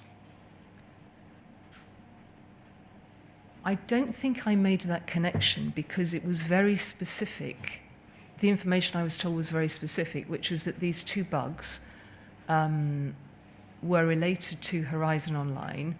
There were two of them which affected, and by this stage I knew about them, which affected 14 and 62 post offices, I think, all of whom had been informed, or in the case of the 14 were in the process of being informed, and the bugs had been fixed and the postmasters had not lost any money as a result of that. So this was Leslie's frustration, which was that these were two isolated incidents. I accept now that is incorrect, but that was what I was told. They had been fixed. There is even documentation which refers to them as a red herring, and the fact that Susan was going through this SIFT review to me seemed to be reassuring rather than concerning. Did you ask who this witness was? I don't believe I knew Mr. Jenkins' name because there is... I'm asking, did you ask who was this witness? I think I was told that it was a Fujitsu, someone who worked for Fujitsu who was very competent on the system. Did you ask how many cases he had given evidence in? No. Did you ask what was being done in relation to the evidence that the post office was concerned about? I'm sorry, ask the question again? Did you ask what the post office was doing as a result of its concern that he had failed to mention in cases knowledge of bugs? I was told that we were going back looking at, or that Cartwright King were going back looking at cases. So Why were they doing that if it was a red herring? I understood, because that was the obligation that one had to do, was that any case that he had given evidence in needed to be given this evidence around these two bugs, even if it didn't affect those cases. Were you told that he was an unsafe witness? No. Can we jump forwards, please, to October of this year, October 2013, and look at poll 0038-2001.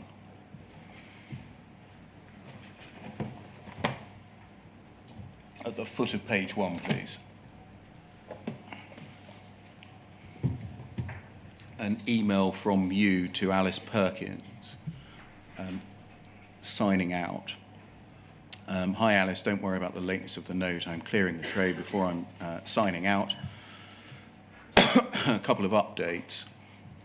Sir Anthony Hooper Sparrow, very positive phone call on Friday PM.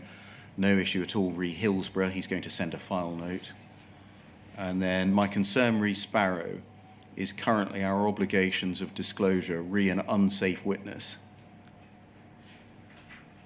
The representative from Fujitsu made statements about no bugs, which later could be seen to have been undermined by the second site report. We don't think it is material, but it could be high profile. Is the unsafe witness that you're referring to there the same person that Leslie Sewell and Susan Crichton had referred to earlier? Yes. Yeah. Had they described him as an unsafe witness? I don't know where. I only saw this disclosure recently, so I haven't had a chance to go back and see whether an unsafe witness is not a term that I would have used. So, and the other thing you did use it. Yeah, sorry. The adjective unsafe is not something in relation to the word witness. It's quite a specific description. And I'm not sure that that's something that I would have just used coincidentally. And when I looked at this email, this is some considerable time. So this is 3 months after I found out about Mr. Jenkins being stood down. So I don't know whether at this stage I had been given more information about him or not. It's 6 days after, it's 6 days after Mr. Altman did his general review, a document which I think you say you weren't told about and didn't see. No. Does he use the term? Not precisely, but in any event, you understood that there was an issue by the date of this email concerning disclosure that related to an unsafe witness, correct? Yes. and that related to him making statements about there not being bugs in Horizon. That was my understanding. So you understood by this time that there was an issue about the reliability of the Fujitsu expert evidence about there being bugs, i.e. the absence of them, Yes. and not merely about the presence of bugs that had been revealed by the second site report.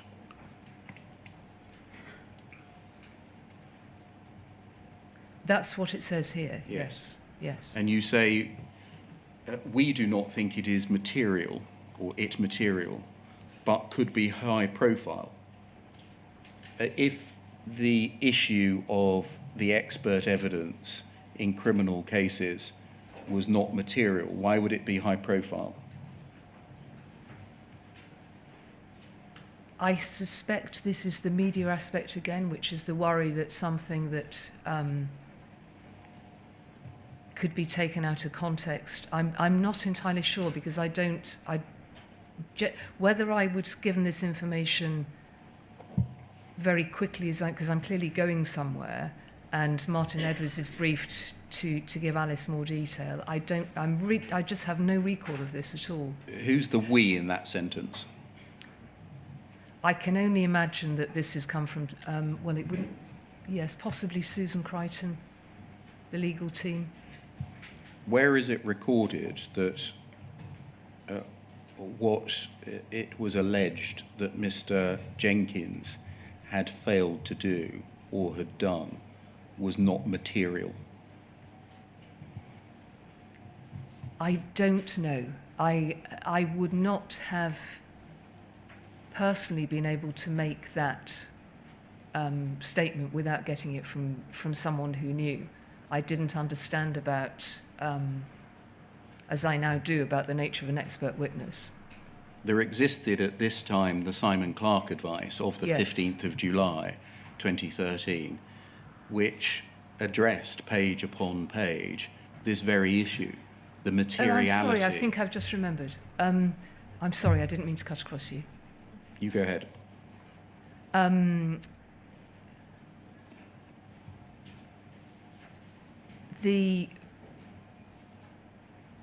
I think Cartwright King had said that, because they had obviously by this stage done a number of checks across subpostmaster cases, and I think they had said that the disclosures were a fairly small number, and that may be what this is relating to.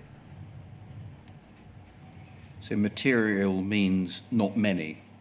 It could be that, yes. As I was saying, there existed at this time the Simon Clarke review of the 15th of July 2013 on this very issue, the materiality of what Gareth Jenkins had said in witness statements and to a court in oral evidence. But you hadn't been given it. the No. advice. No. Did you even know that external lawyers had been instructed to advise on the very issue that you're debating? Do you mean in the sense of the Cartwright King review? No, the materiality of what Mr. Jenkins had said or had failed to say.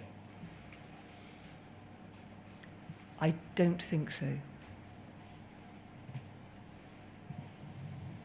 Do you know where you got the idea that we do not think it, i.e. The expert witness making statements about there being no bugs in Horizon from? I'm sure there is something in the documentation about numbers of cases. I was not personally involved in any of this at all. I mean, I wasn't working with the external lawyers doing the review, so I couldn't have known what they did or didn't think. And therefore, it can only have come through the legal team. or possibly Martin. I mean, it is possible that Martin was briefed by, but again, he would have had it through the legal team. Isn't the material comment here another reference back to the supposed red herring, rather than about numbers? I don't think so. Why not? Well, only in the context that...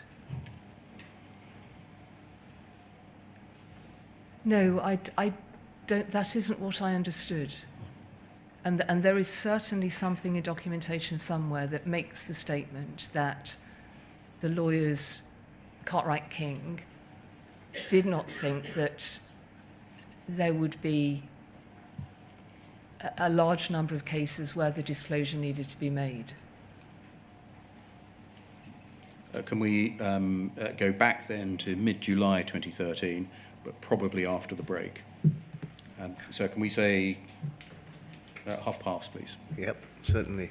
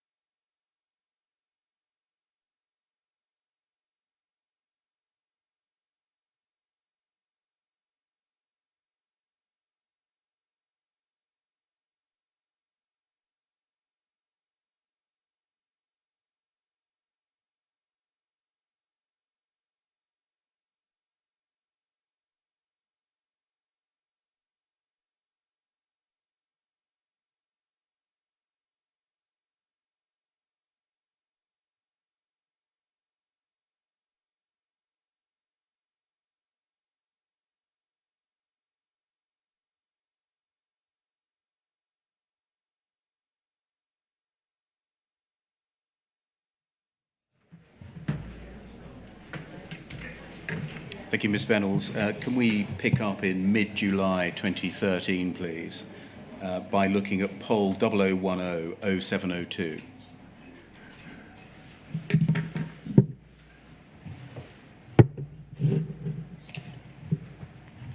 This is a letter from the CCRC directly to you of the 12th of July 2013. If we just look at it, Horizon Computer System, the CCRC is an independent body. Our purpose is to review possible miscarriages of justice in the criminal courts of England, Wales and Northern Ireland and refer appropriate cases to the appeal court. For obvious reasons, we've read the recent media coverage concerning the Post Office Horizon Computer System with interest. Clearly, it would be very useful for us to have more information directly from the Post Office, especially accurate information as to the number of criminal convictions that might be impacted by the issue and what action is proposed or being taken in that respect. We see that the AG was called upon on Tuesday to set up an inquiry. We're in contact with his office about that. In essence, the Commission's role in this is likely to relate to anyone who is convicted of a criminal offence in England, Wales or Northern Ireland, where evidence from the Horizon Computer System is relevant, where one, they've already tried to appeal against that conviction, or two, they were convicted at a magistrate's court following a guilty plea. I look forward to receiving your reply. This must have been a very unwelcome development. I remember receiving the letter from the CCRC. I don't remember personally regarding it as unwelcome. It arrived at a time at which you would have been told, is this right, by Susan Crichton about the need to review past convictions. I would think so, yes. And it would have arrived at a time when you'd been told by Susan Crichton and Leslie Sewell about the concern about the Fujitsu expert witnesses' evidence to the courts, including in the Seema Misra case. Yes. A letter like this does not land on the doorstep of the CEO every day of the week, does it? No. Would you agree that the right and honest thing to do would have been to let the CCRC know about the Post Office's concerns over Gareth Jenkins?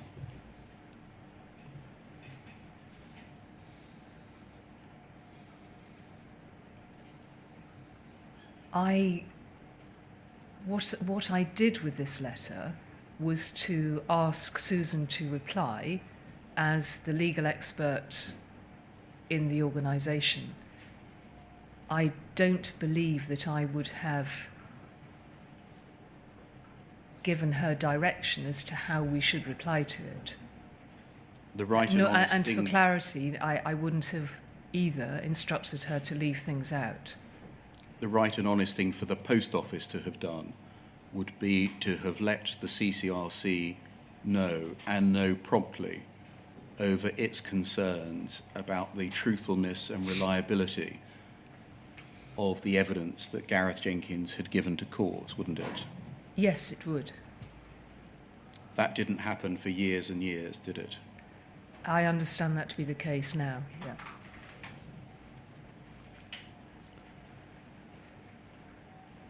Given what was on your mind, what you'd said to Alice Perkins a couple of days before this in the email that we saw,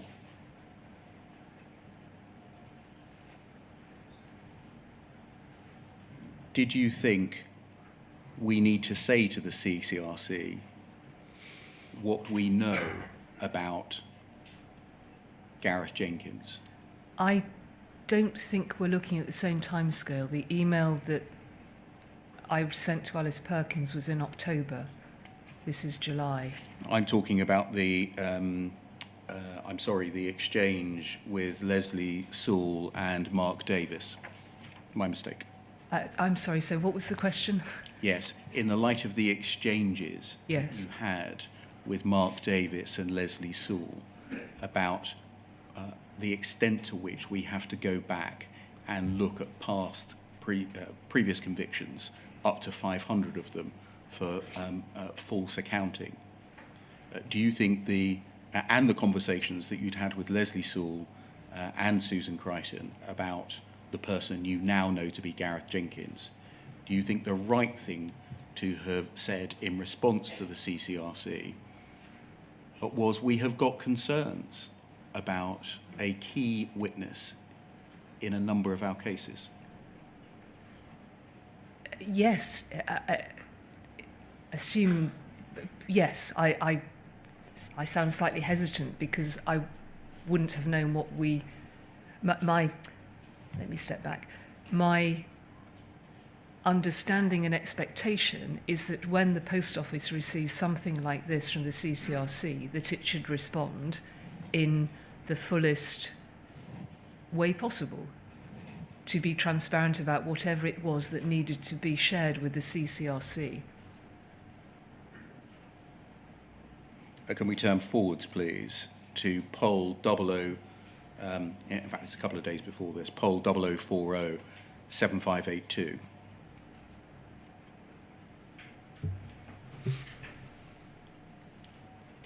This is an attendance note of the 10th of July. You're not present. It seems to be between Susan Crichton, Hugh Flemington, and Simon Richardson. Can you recall who Simon Richardson was? Yes, he was one of the partners from Bond Dickinson who had worked on Post Office work for quite some time. And then if we scroll down, please, to 6. Thank you. I should just read the introduction to this. There was then something of a general discussion around how they were going to manage the additional complaints and resourcing. Essentially where we got to was quite a lengthy brainstorming session. And then 6, the real worry was around the Fujitsu expert who appeared to have known of some of the problems but not referred to them in his report or statement, even though they could be dismissed. There are non-disclosure issues here. They're looking at replacing that expert with somebody else. And then 7, there was generally an overall defensive air, and the board are also feeling bruised. Stopping there, by this time, was it the case that the board was feeling bruised? This is 10th of July. These are Simon's words. I certainly don't recall. Well, he's reflecting a conversation he's had with 2 colleagues at the Post Office. Yes. It's not an adjective I'd have used in respect of the board. The board were feeling very frustrated. I don't Frustrated about what? That the Second Sight interim report had not, according to colleagues, had not taken account of the Post Office's factual evidence against issues that were raised and criticisms made of the Post Office. And secondly, that it had taken too long and was continuing to run up budgets that to levels that had not been expected. Do you think that's what this might be a reference to? They're feeling bruised. I can't think what else it would be a reference to. The board were very frustrated by the criticisms in the Second Sight interim report, which at that stage they were told were, at least in some cases, according to the team, unfounded, because Second Sight hadn't had sufficient time in preparing it to take on board the Post Office's evidence. The note continues seemingly on the basis of what your 2 colleagues, Susan Crichton and Hugh Flemington, said. There are tensions between people, and that includes Alice Perkins, the chair, Paula Vennells, and Susan Crichton. At this time, were there tensions between Alice Perkins, you, and Susan Crichton? There had been some difficult conversations.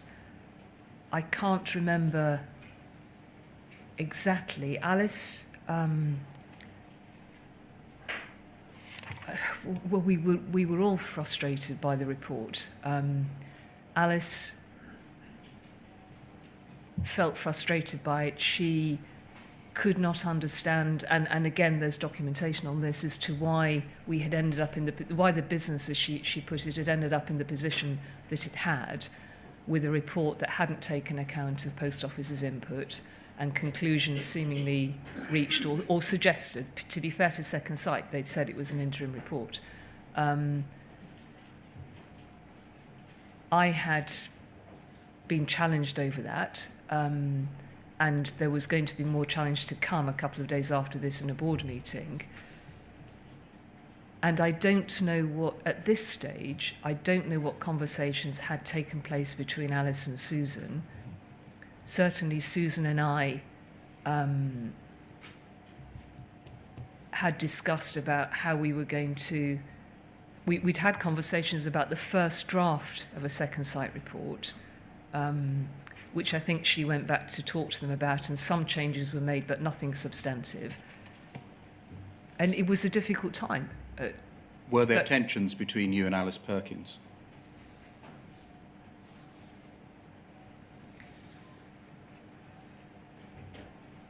I don't recall that she had been critical. I mean, Alice was a very straightforward chair, and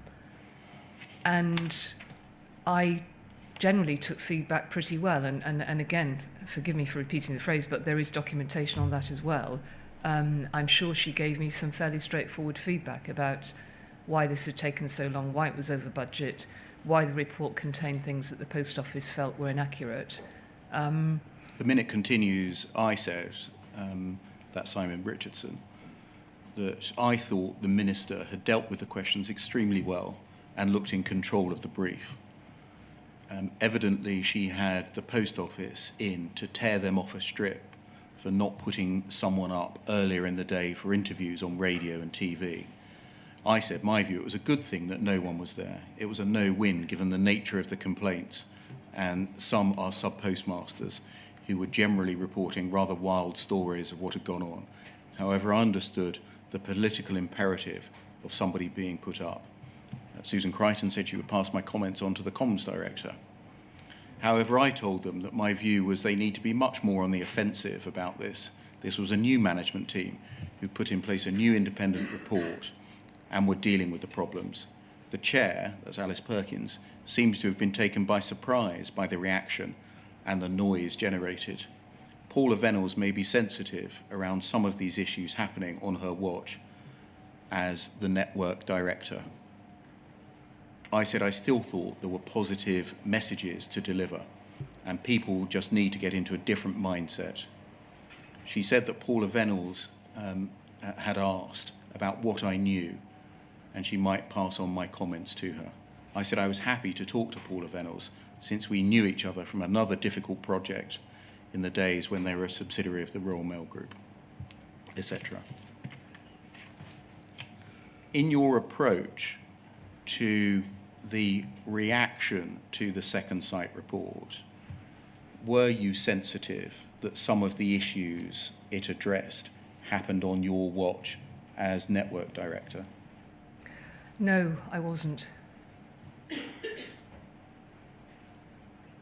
The note says that the real issue here, the real worry, was around the Fujitsu expert who appeared to have known some of the problems and not refer to them in his report or statement. There are non-disclosure issues here. Was the result of this meeting fed back to you? I don't believe so. Would you be surprised that members of your team were having this in-depth and frank conversation about Gareth Jenkins being the real worry that was facing the Post Office after the interim report, and yet this information not being fed back to you, nor indeed to the board? Yes, I would be surprised at that.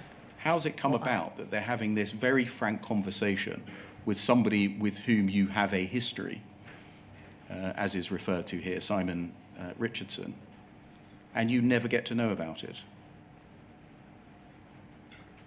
Oh, my history with Simon Richardson was one case that we sat on at Royal Mail Group where we were on an appeal panel and working with him a long time ago on post office closures, but I hardly met with Simon.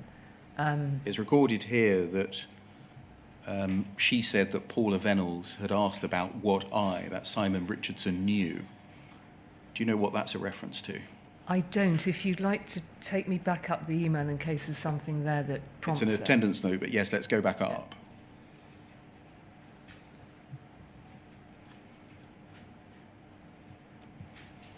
It may simply be that I was asking for what Simon's view was on the work that was underway, because he was the partner for the post office, or had been a partner for the post office.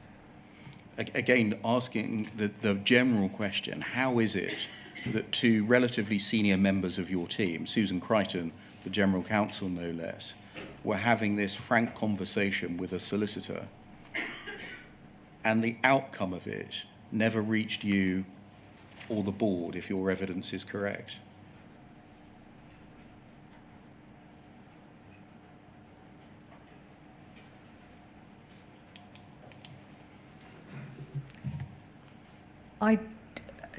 To be honest, I don't know whether Susan,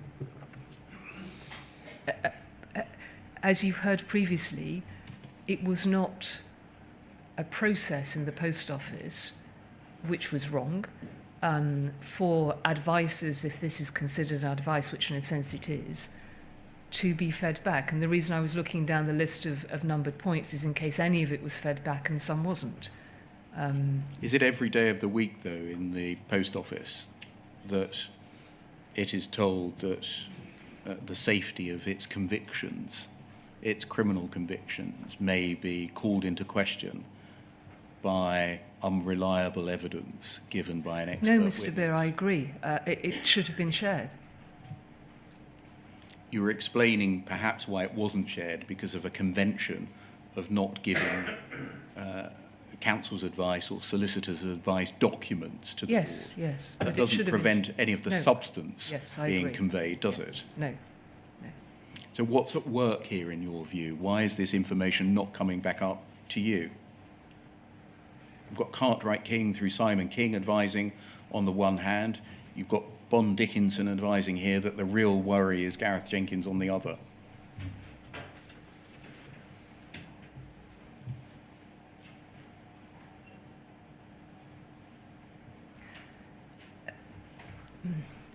My hesitation on this is that I now know much more than know much more than I did at the time. So I'm now aware that Mr. Jenkins had never been briefed as an expert witness. I don't know whether this is suggesting that that was part of the real worry, or whether the worry that is expressed at point 6 is what the organisation knew already, which was non-disclosure issues, because the Cartwright King review had started by this stage. But I'm afraid I can't help you why more of that wasn't shared. Thank you. If we move on, the Second Sight interim report was in fact published on the 8th of July. The reference, we needn't show it at the moment, is poll 3029744, and it referred to 3 bugs in Horizon: the receipts and payments mismatch bug, the suspense account bug, and, although it didn't name it, the calendar square or Falkirk bug. If we just look at your witness statement, please, it's paragraph 253F on page 111.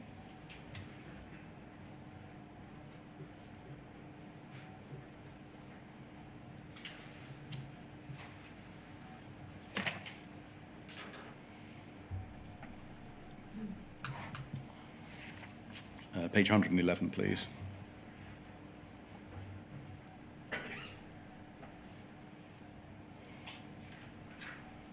And if we scroll down to F, please.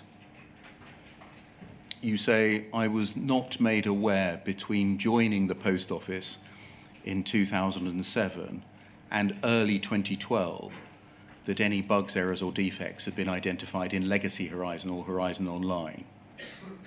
And then you say the first that I knew that any bugs, errors or defects had been discovered was in mid-2013, when I was made aware for the first time that the bug known as the calendar square problem in Legacy Horizon and 2 bugs in Horizon Online receipts and payments mismatch and local suspense account problem. Can I ask for your assistance on what your evidence means here? You state in the first sentence that you were not aware until early 2012 that any bugs had been identified in either system. And then in the second sentence, you say the first that I knew that any bugs had been discovered was in mid-2013. I'm sorry. They appear contradictory. Yes, they do. I'm sorry. So sorry. So what's the correct answer to the question? When did you first know of any bugs, errors or defects? 2013. So why did you say here that it was early 2012 that you were made aware that bugs, errors and defects had been identified in Horizon?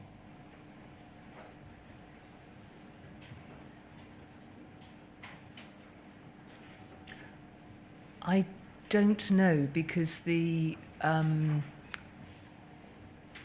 thing I can think as an explanation is that the local suspense bug was, I think, drawn to the Post Office's attention in 2012, but nobody knew about that because it had been referred to the NBSC, and that I suspect this is just a mistake.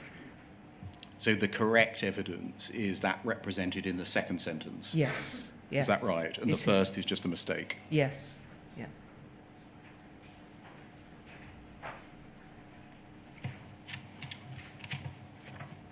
Can we turn to what was said in the run-up to the second site report about the Post Office's position on the 3 bugs? Mm-hmm.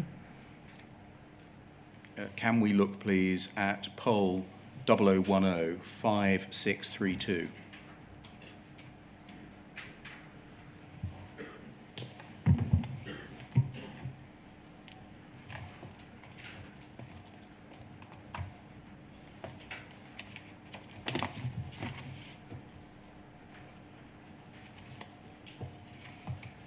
Can you see this is an email to you and others from Olwyn Lyons?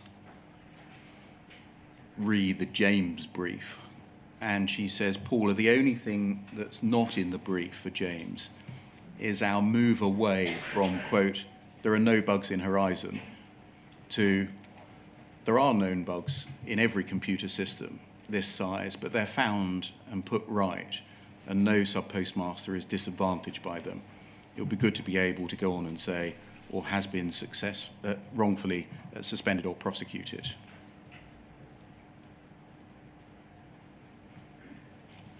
Did this represent a move, a shift in position, preemptively before the second site report from there are no bugs in Horizon to the then altered position that's set out by Olwyn Lyons? It was, so firstly, I don't recall, and I think Alwyn said this on Tuesday as well, that there had been a line, as it were, that there were no bugs in Horizon. I don't remember, and I haven't seen it anywhere as being used, but it would be completely right for the Post Office, if that was a line that it had used, to correct it. I mean, if that's it right, wouldn't have been done preemptively because of the second site report. It would just have been done because it was the right thing to do. if that's right, that there hadn't been a position adopted by the Post Office of there are no bugs in Horizon, this email makes no sense. No, I agree, and they're written as lines in inverted commas. I can only assume that this came from Mark Davis and the communications team. I don't recall having a conversation about that. You tell us in your witness statement that it's paragraph 389 on page 183, no need to turn it up, that after the receipts and payments mismatch bug and the local suspense account bug came to light, as you put it, in May 23, we no longer lived in a world where no bugs had been found in the system. Yes. That was your position and the Post Office's position up until at least May 2013, that no bugs had been found in the system, wasn't it? I think that's right. What I'm trying to say here is that I don't remember seeing it as a line in communications. But as soon as we had discovered these bugs, if we had been saying publicly that there were no bugs, clearly that needed to be corrected. In any event, in May 2013, you no longer lived in a world where no bugs had been Yes. found in the system. Yes. In your position as chief executive, was that not very significant information? We've got 3 bugs, or had 3 bugs in the system.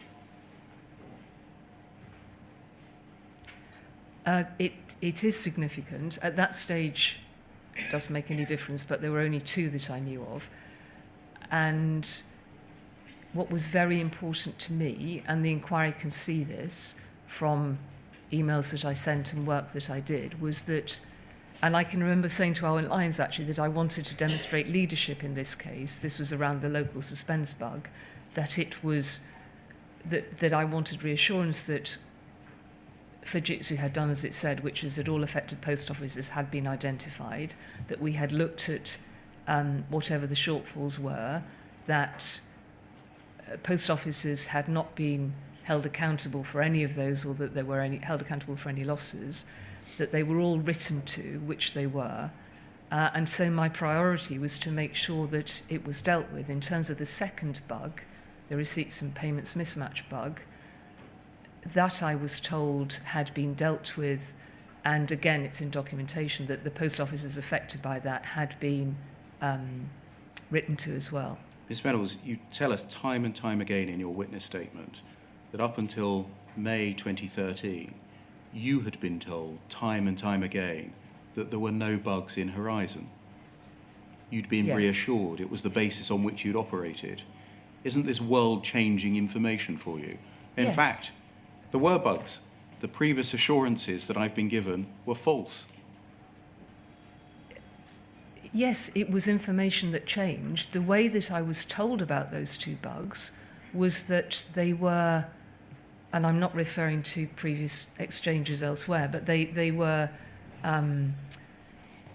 incidents that had been dealt with. They were bugs that had been resolved, and that they were red herrings to the work, and they didn't affect any of the branches that Second Sight were looking at, and the branches that had been affected had been properly supported by the post office, and the cases have been dealt with. What's the answer to my direct question that you had been told repeatedly for 6 years since you joined Yes. post office that there were no bugs in Horizon? That mantra is key to what you say in your witness statement as to what you did as managing director and previously as network director. It was the consistent message from the business. And then you're told, no, in fact, there are bugs in the system. And you're telling us, but they don't matter, they're just red herring bugs. Did you explore why you had been given false information in the past? I think, to be really clear on this, because it's important, I was told that what I was told was about Horizon, and I'm not splitting hairs on this. I was told that Horizon, that where cases had gone to court, the courts had found in favour of Horizon, that where issues had been raised, I knew, and I say in my statement, that there were always glitches and issues with the system. I knew that from having visited branches, whether it was the egg timer issue or the blue screens or network failures or whatever. Let's go back to page 111 of your witness statement.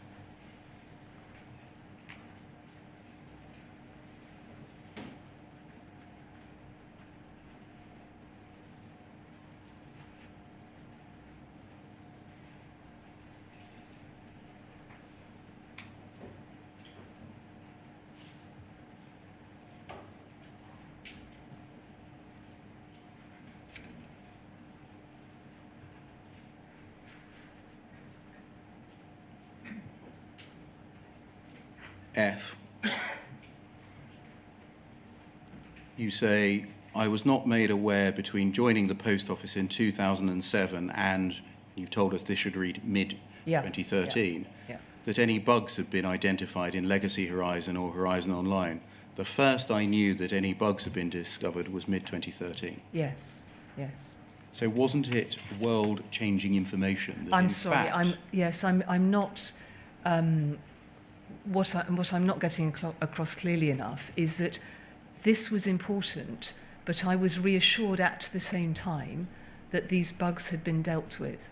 And is that reassurance anywhere in writing? Or is it one of these corridor conversations? I think it is in writing. In the second site interim report, both of them are detailed, and it explains, I think, pretty much what I said in more detail, but that post offices, that this I now know was wrong, that the system had identified the issues, that they had been fixed, the post offices had been informed, and nobody had been held accountable for any losses, and were surpluses were left in the hands of the postmasters. Given that you'd not been told before mid-2013 about any bugs in the system, and you were operating on the basis that there were none, on being told that in fact the system did have bugs, would you not have wanted a watertight assurance from Fujitsu that there were no more bugs? I should have asked for that. Do I take the answer that you've just given to mean, yes, I would have wanted assurance, but I didn't ask? I had at this roughly about the same time, or maybe a month before, I'd had a conversation with the chief executive of Fujitsu. Is this the Fort Knox conversation? Yes, which had been based around the allegations around what Mr. Rudkin had raised. That's a separate issue. It is a separate issue, but I'm not a technical expert, and I'm dealing with challenges to the Horizon system, and I'm working within a context where I'm taking numbers of inputs.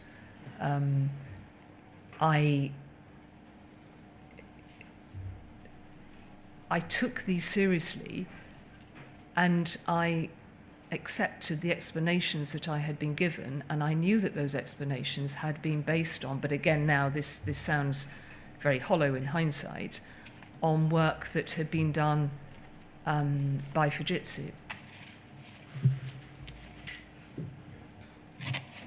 Can we look, please, at poll 3090219?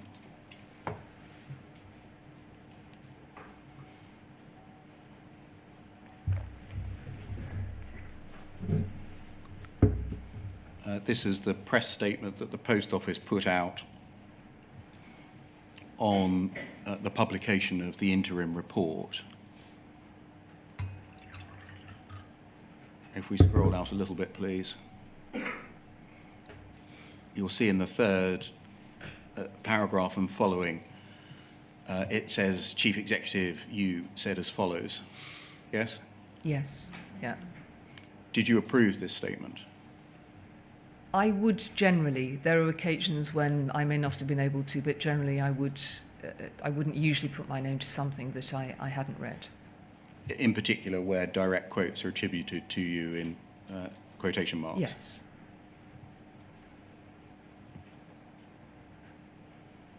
We know that the Post Office had been informed of the receipts and payments mismatch bug in September or October 2010.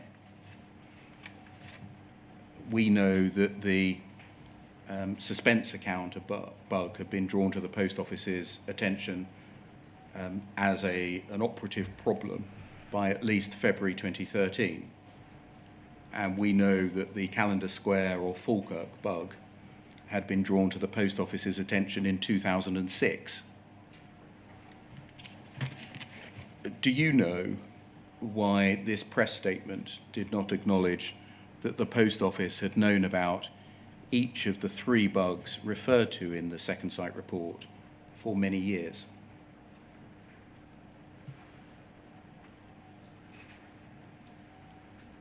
I don't remember having any conversation about that, no. You will see that it instead concentrates upon the number of people using the system, the number of branches, the number of transactions. Yes. Was that the mantra that the Post Office had used for many years to defend allegations against Horizon? It was a truth, and it was an explanation that was overused, and I fully accept that now.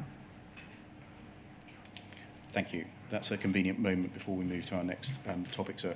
Could I say, I think it's 12:05 now, could I say 10 to 2, please? 10 to 2. Thank you.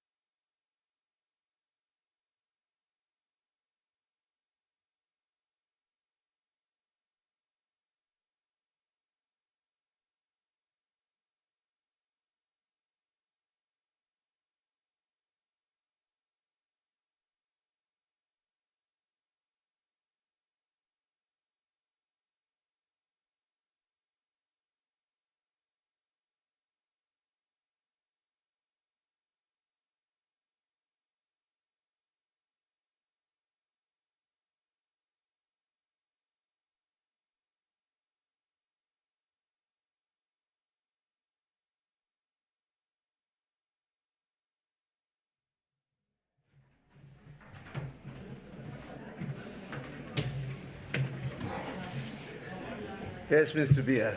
That's a good afternoon, Ms. Vennells. Mr. Can we turn, please, to, we're about to turn to the 16th of July board meeting, 16th of July 2013. And before I do so, can I ask you about a couple of issues, essentially turning on this use of the phrase systemic or systemic issues, and your understanding of it, what it meant, Post Office's understanding of it, and what it meant, and how it was deployed by the Post Office. Can we start, please, by looking at INQ 402021?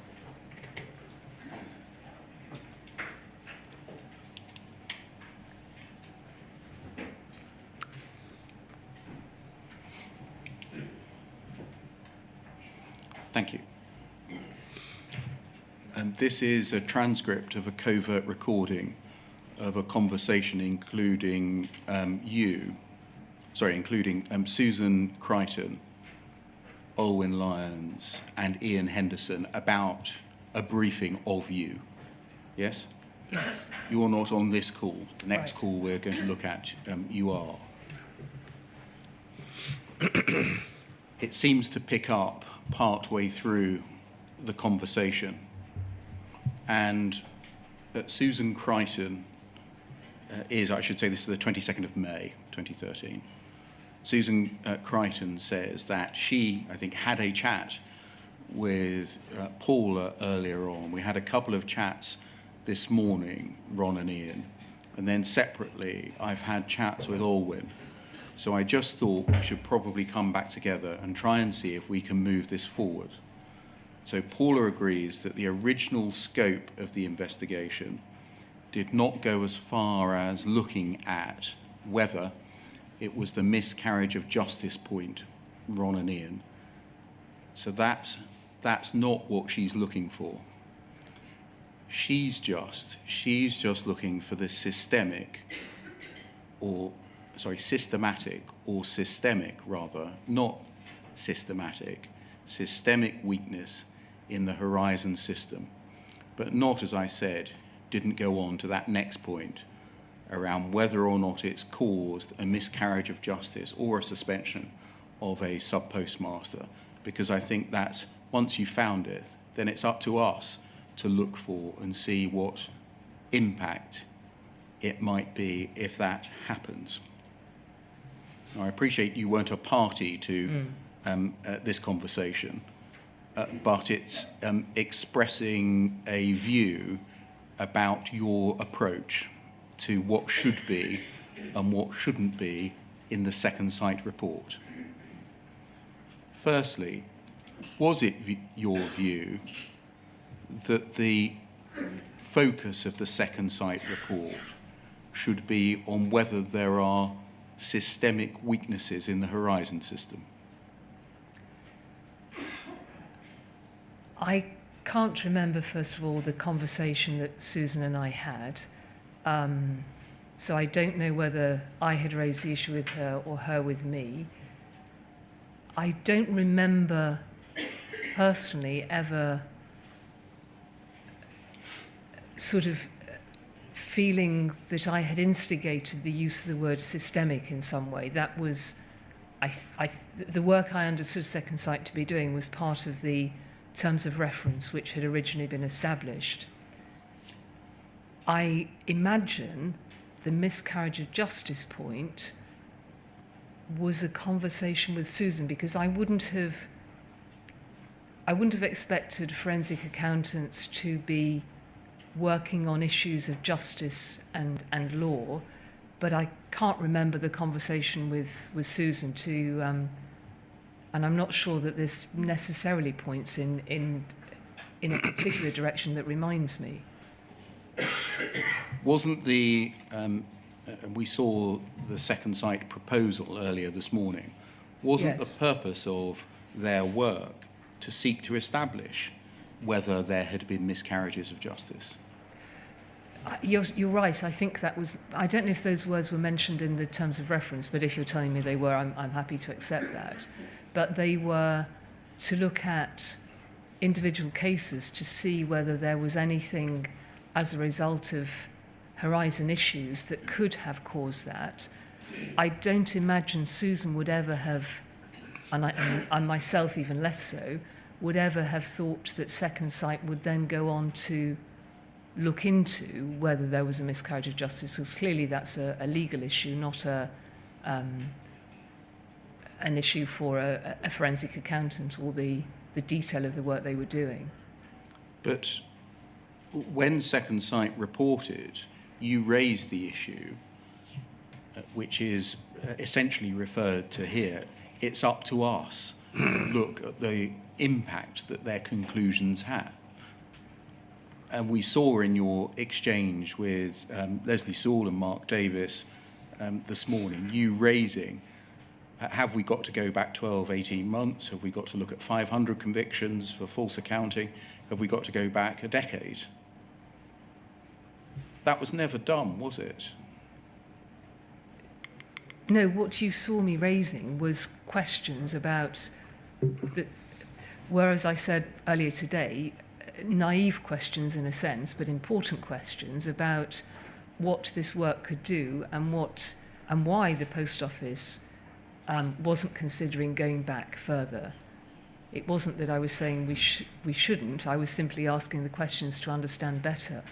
The way this is explained to Second Sight here is you, Second Sight, on Paula's instructions, should look at whether there are systemic weaknesses in the Horizon system. It's for us to work out whether there have been miscarriages of justice. We will see what the impact of your report is on our convictions. And I think that's what I understood, because Susan was the General Counsel, and that would be a decision for a lawyer to take forwards. And so why wasn't that done? Why was a mediation scheme set up instead? I don't know. It was Susan who called me to talk about the mediation scheme. We've seen the background of information that I wasn't party to, in terms of the original advice from Richard Morgan or the discussion that took place. As I sit here today, we would have been better doing two different things. We could have had a mediation scheme that worked for non-criminal cases, and we could have, but in a sense, it sort of migrated to this. We could then have done a separate investigation, which Second Sight were involved in, which may have thrown up information for disclosure, which subpostmasters could have taken through to appeal through the courts. As far as I understood it, Post Office itself couldn't instigate that process. What Post Office could do was to instigate a review that potentially could lead to that. Here it records that you are not looking for them to look at miscarriages of justice. And in the event, you didn't look for the Post Office to look for miscarriages of justice either, did you? You set up a mediation scheme instead. We set up I don't think I understood at this stage, and I don't think others, I don't think I understood when we set up the mediation scheme that it was going to finish in the way it did for the criminal cases. The Post Office, the very original legal advice that Susan took from Richard Morgan was then almost repeated 2 years later by Brian Altman, I think. I think it was Brian Altman, to say that you can't resolve criminal cases through a mediation scheme. And the advice was very strong that the Post Office shouldn't put criminal cases through the mediation scheme, and what it should do is to continue to do the detailed investigation, which itself might then provide subpostmasters with information to take through the Court of Appeal, and some had already gone into CCRC. You knew that James Arbuthnot's main concern was miscarriages of justice, didn't you? I did, yes. Can we turn, please, to SSL 40128?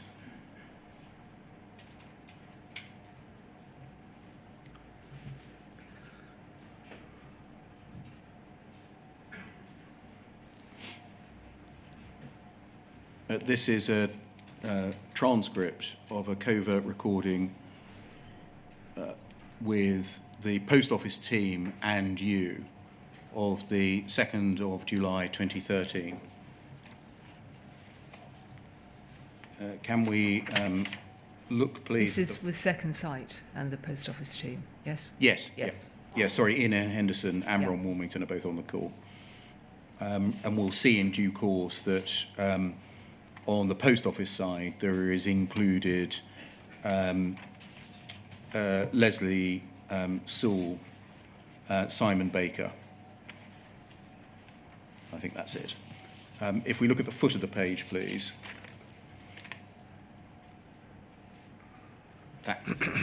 Simon Baker says, just to let you know, Paula has now joined us. And then top of the next page, you say, hi, Ian, and Mr. Henderson reciprocates. Then if we can go to page 3, please. Under Ron Warmington, he says to you and the call, that's Mr. Arbuthnot's main theme continues to be the possibility, whether there exists a possibility of wrongful prosecution, or for that matter, wrongful civil action, but he's less concerned about that. Mr. Henderson, he's certainly referring to miscarriages of justice. We've obviously briefed him on the defect issue. I don't know to what extent he's been previously sort of briefed on that, but he seemed very concerned about that. He didn't know, suggest that it was a cover-up, but he said, I find it quite astonishing that it's only now that that information is coming to light, bearing in mind that these were, events and so on that occurred, up to 3 years ago. Simon Baker, just for the record, before the room can be clear, written to the subpostmasters about that and how many court cases we had mentioned, if we for information only. Leslie Sewell, in terms of responding to that, can we make it clear that that is all in the public domain? At this point, did you understand that to mean the information that Second Sight had uncovered about the existence of bugs, Simon Baker and Leslie Sewell were saying, was already in the public domain? I think Leslie here is saying something that I remember her being irritated over, which was that she had said, and I think she said in her evidence last week, that she had told Second Sight, and I think it was being said that Gareth Jenkins had told Second Sight. And I think what she's referring to here is that it was Post Office who told Second Sight. There was no cover-up about that, and this was about the 2 bugs. I don't know what happened about Callender Square, Falkirk.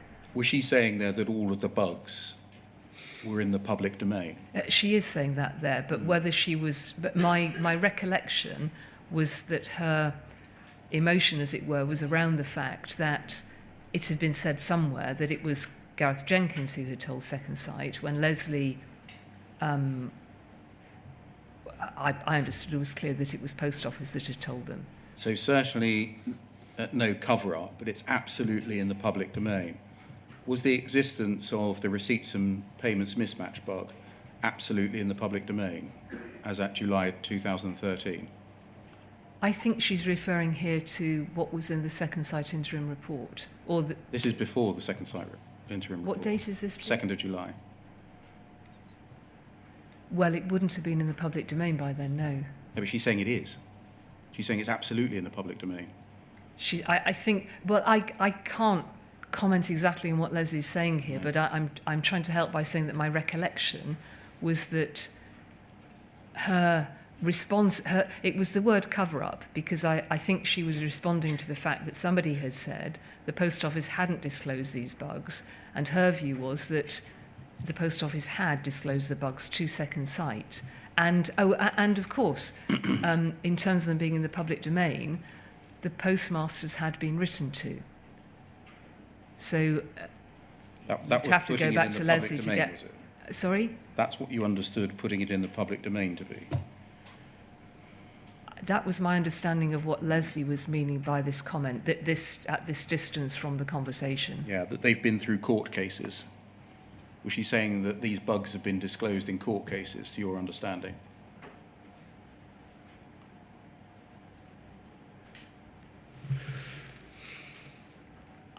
I mean, that would be... Was it something she said to you? Look, we've disclosed these bugs before. Receipts and payments mismatch bug and local suspense account bug in court cases. No, no I cover don't up think here. so, Mr. Beer. My only recollection on this is what I've just said, which is she wanted to reassure me that it was Post Office that had told Second Sight, not Mr. Jenkins. And I can't comment on the line about other court cases, but there is a possibility that that's the link through, because the reason Gareth Jenkins was stood down is that he hadn't mentioned... I'm not entirely clear, I'm sorry. Okay. Mr. Henderson, I think the point was, until the last sort of few days, but certainly, so he was certainly unaware of that. And I think there was a feeling, bearing in mind that this investigation was set up 12 months ago, there was a lengthy and protracted build-up to that. Why is it only now he's hearing about this? That may be a valid point. Mr. Warmington, he said something like, they haven't told me about it, they haven't told me about it. Simon Baker, I think we ought to register that point. I think I was discussing it, probably not going to, okay, can we just keep going then? What else transpired at the meeting? There's then some discussion about what transpired at the meeting between Second Sight and Mr. Arbuthnot. Then at the foot of the page,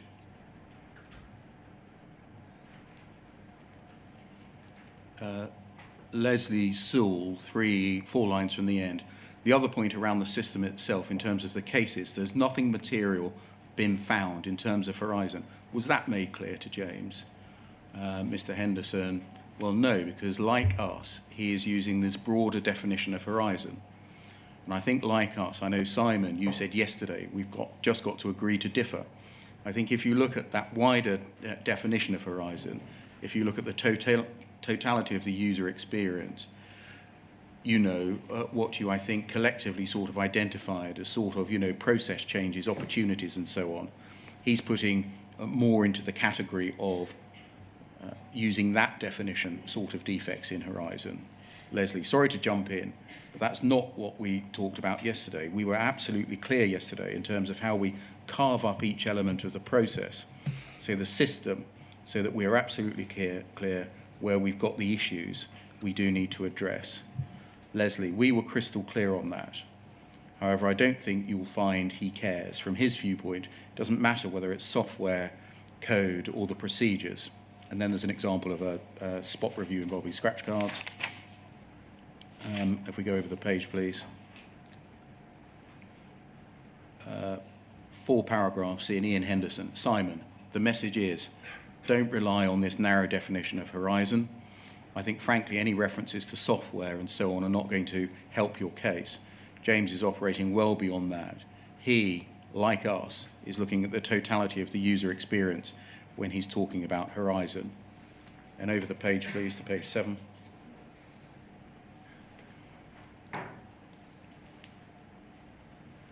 Uh, 4 paragraphs in. Simon, I don't think we can be categoric like that. Trying to compartmentalise, frankly, is going to backfire on you. That's the message we're picking up from James's office. He's got no time whatsoever for these semantic definitions and distinctions. He wants all of us to stand back and actually, think about the bigger picture and totality of the user experience. Then foot of the page, you say, I understand the message you're giving us. I've something semantics. I think there are very different things here between, a systemic problem with the Horizon system that brings into question all the transactions and the fact that it's not a user-friendly experience for user subpostmasters. And we need to, and I said this yesterday, the number of transactions we do, the number of branches that run, and the number of complaints we've had, even though we've been out and advertised and have been very open about them. As a result of this conversation that you were a party to, what did you understand Second Sight to be saying as to their approach to the phrase or definition of systemic issues? They were, and there was a line in here that we've looked at. They could understand the difference that what was, I think, going on here, and then there is further documentation about it, is that as the interim report was published, it was important to the Post Office to make the distinction between the findings of the report about the system, so which were at that stage they had so far found nothing, no systemic issues with the Horizon system, and the wider system issues around training and support. Stopping there, And what do you understand no systemic issues with the Horizon system to mean?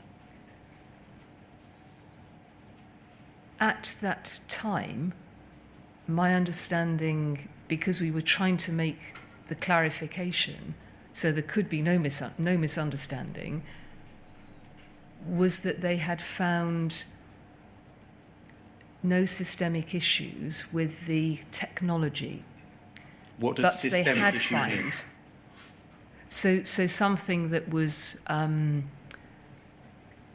wide-ranging across the system. I mean, they make the point in there, the scratch card issue, which by this stage had been fixed, had generated, I think, was it 700,000 transaction corrections? It was a systemic issue. It was something that could have affected a single post office and in fact affected a number of them. But what they were also saying was that they had come across other issues around processes and support and training.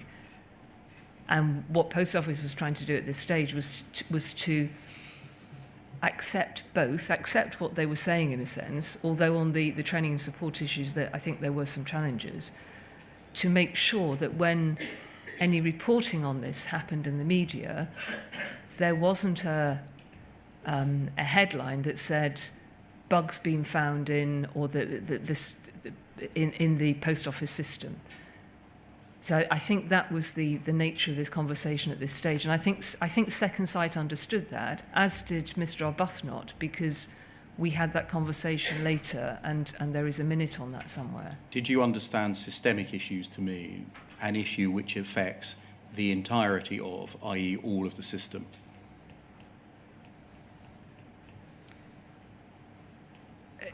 Do you mean including the training and support and process issues? No, just on the technology front. I think at this stage we had understood it to mean the technology front. Yes, Yes. i.e. a systemic issue relating to the technology, Yes. in order to be a systemic issue, had to affect the entirety of the estate on that issue. Yes, or a scale of branches, yes.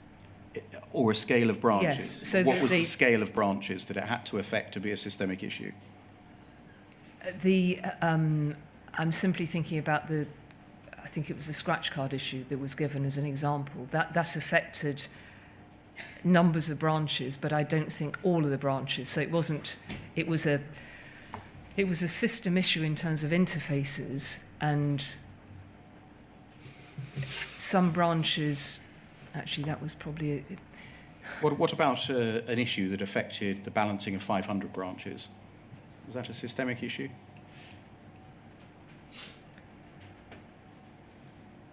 I think I had accepted the definition of systemic that Second Sight themselves had said. Which I was? wouldn't have said, I can't remember. It wasn't the point we were talking about here. It was earlier. They had talked about an issue that would, I think it was,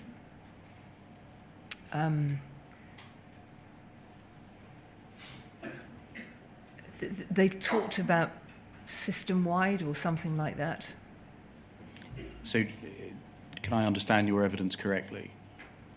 You at the time understood Second Sight's reference to systemic issues as meaning an issue that affected, on the technology front, all of the estate in relation to that issue, or a very large part of the estate on that issue.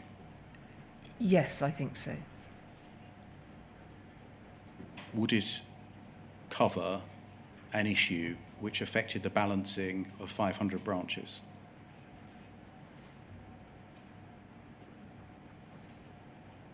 That would be a serious issue. I don't know that I went into any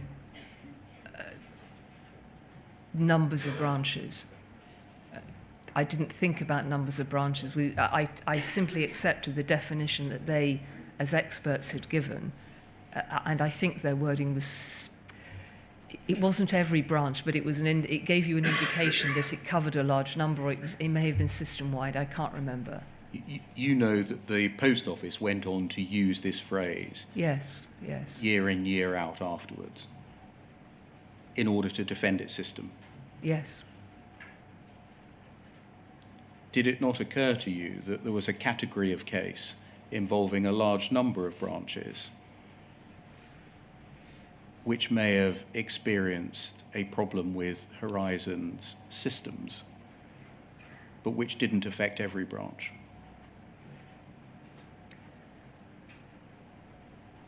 I don't imagine that I ruled that out at all, because the ambition behind the scheme that was put in place was to look at all of the branches that came forwards and all of the issues that came forwards. Can we turn, please, to the board meeting of the 16th of July by looking at poll 3099218.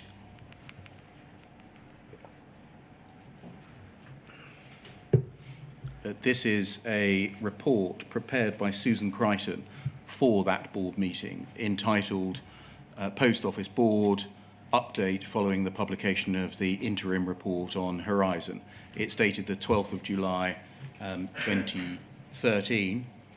So I'm going to call it the 12th of July board report. And you tell us in your witness statement, it's paragraph 519, that this was made available to you at the time before the 16th of July board meeting, Yes. correct? Yes. The purpose of the paper is recorded to be to update the board on the latest events and seek input as to how the business moves forward, with the 3 new initiatives outlined in the press release of the 8th of July and explored further in this paper. If we scroll down, there's some background, and then if we look at current activity underway, and then go over the page, and 3.7 records one of the pieces of activity underway is, on the advice of our external criminal lawyers, we've immediately begun a review of our criminal cases conducted since separation on the 1st of April 2012.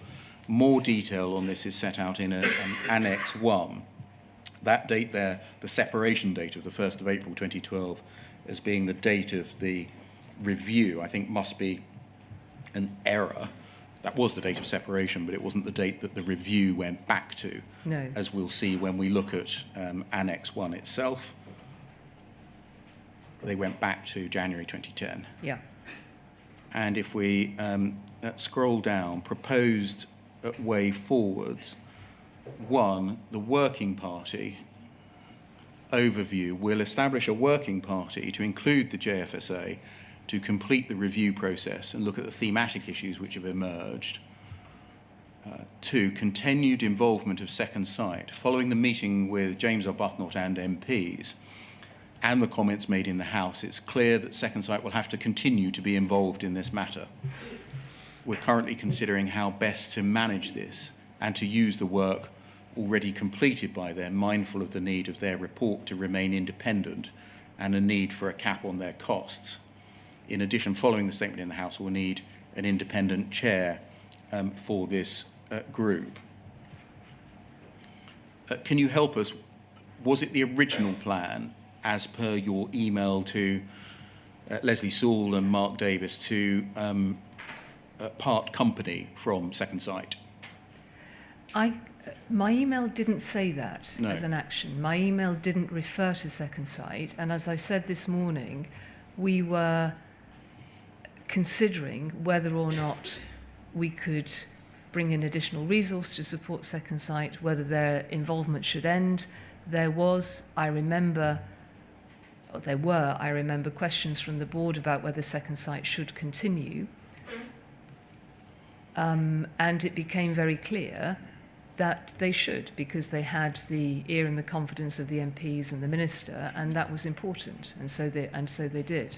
And so what the and again, this isn't my paper, this is Susan's paper, but I think from memory what the board then asked us to do was to think about how we could support Second Sight so that the work could be progressed at more pace and closer to the budgets which they had originally agreed, or they were about to sign off. You make the point this is Susan's paper and not your own. You went on to present this paper and not I can explain why, if that's helpful. We'll get to that, but I mean the short point is she was made to sit outside on a chair. Yes, yes. If we go to page 3, please.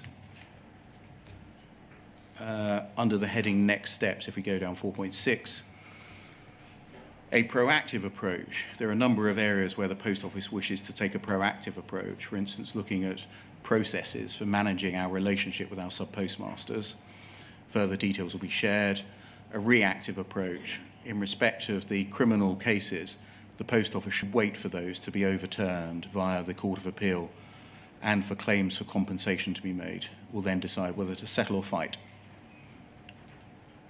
Why was a proactive approach being taken to the management of relations with subpostmasters, but a sitting back, a reactive approach being taken to miscarriages of justice?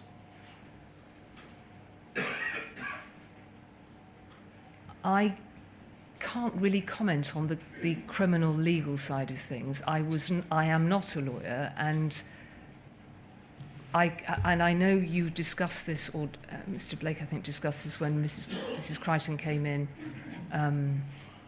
last week, and I can't remember what she said in her evidence, but this was her recommendation, and my recollection at the time was that, as I said earlier today, that criminal cases had to go through the Court of Appeal for any resolution to be reached. That's a truism, but it doesn't tell you anything about what the organisation responsible for the prosecutions in the first place should itself do to uncover material, to review material, to be an honest broker, to allow the Court of Appeal to fulfil that function, does it? Yes, I agree, and I said this morning it would have been better had we done a completely separate investigation into this. At the time, I and the board took the advice from the legal team and the lawyers that they were working with that this was the way to do it. It was clearly completely wrong to put criminal cases into a mediation scheme that couldn't have resolved it. But in the mediation scheme documentation, it allows for that. And there were questions. Was that a deliberate strategy to do that? No. To lump these things into a process that you well knew had no facility to deal with them? No, not a deliberate strategy on my part at all. Can we go over to page 4, please? This is the annex that was referred to and is Miss Crichton's note on the details of the criminal cases review. It records, Post Office has been advised by our external criminal lawyers to undertake a review of all cases going back to the time of the migration from Old Horizon to Horizon Online, i.e. 1st of January 2010, and this has already begun. That's the correction to the main paper that I mentioned earlier. They're essentially looking at whether or not anything in the Second Sight interim report should be drawn to the attention of any defendants, current or past, and if so, they'll be writing to the relevant defendants, providing them with a copy of the report. We have a continuing legal duty as prosecutors to do this. Important to note, we believe that we have undertaken about 55 prosecutions a year for the last 10 years. The lawyers advise us that they believe there will be around 5% where they need to disclose additional evidence, and it will be up to the defence lawyers to consider the evidence and apply to the Court of Appeal. Each individual has to seek leave, etc. We may also face civil suits for wrongful conviction. The consequences of this, I think the causes of action are malicious falsehood, defamation, wrongful termination of contracts, and harassment. 1.4, if we abandon our prosecutions, we may also face claims e.g. for malicious prosecution, and over the page.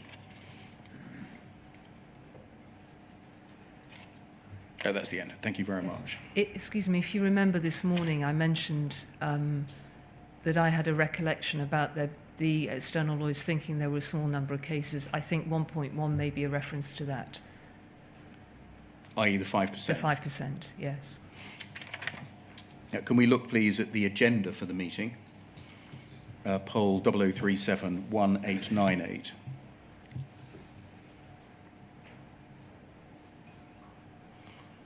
We can see at item, this is the agenda for the meeting on the 16th of July 2013. If we scroll down to item 9, we can see that Susan Crichton was after lunch to produce was to speak to the issue of group structure, yes? Yes. And then earlier before lunch, Horizon Update item 4, Susan Crichton and Mark Davis were to speak to that issue, yes? And was that the plan so far as you were concerned as you walked into the meeting? It was the plan, as far as I was concerned, until very shortly, either before the beginning of the meeting or the break. Now I've seen the agenda, it might have been before the break. I was told by Alice Perkins that she, and this was a complete surprise to me, that she was planning to stand Susan Crichton down, and I assume Mark Davis,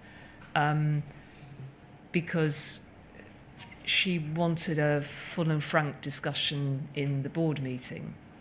And I think I said two things, I can't recall exactly, that first of all, that seemed unfair because Susan had written the paper and this was a very important matter. And so the second thing was, how were the board going to be properly briefed on this?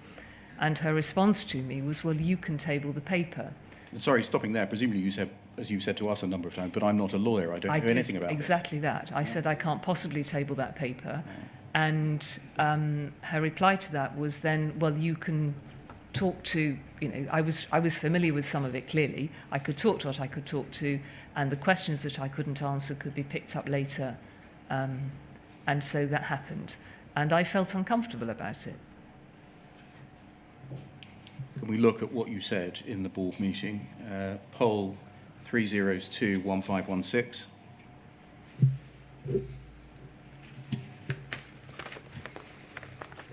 These are the minutes of the meeting on the 16th of July. We see that you are recorded as being present. If we go forward to page 6, please.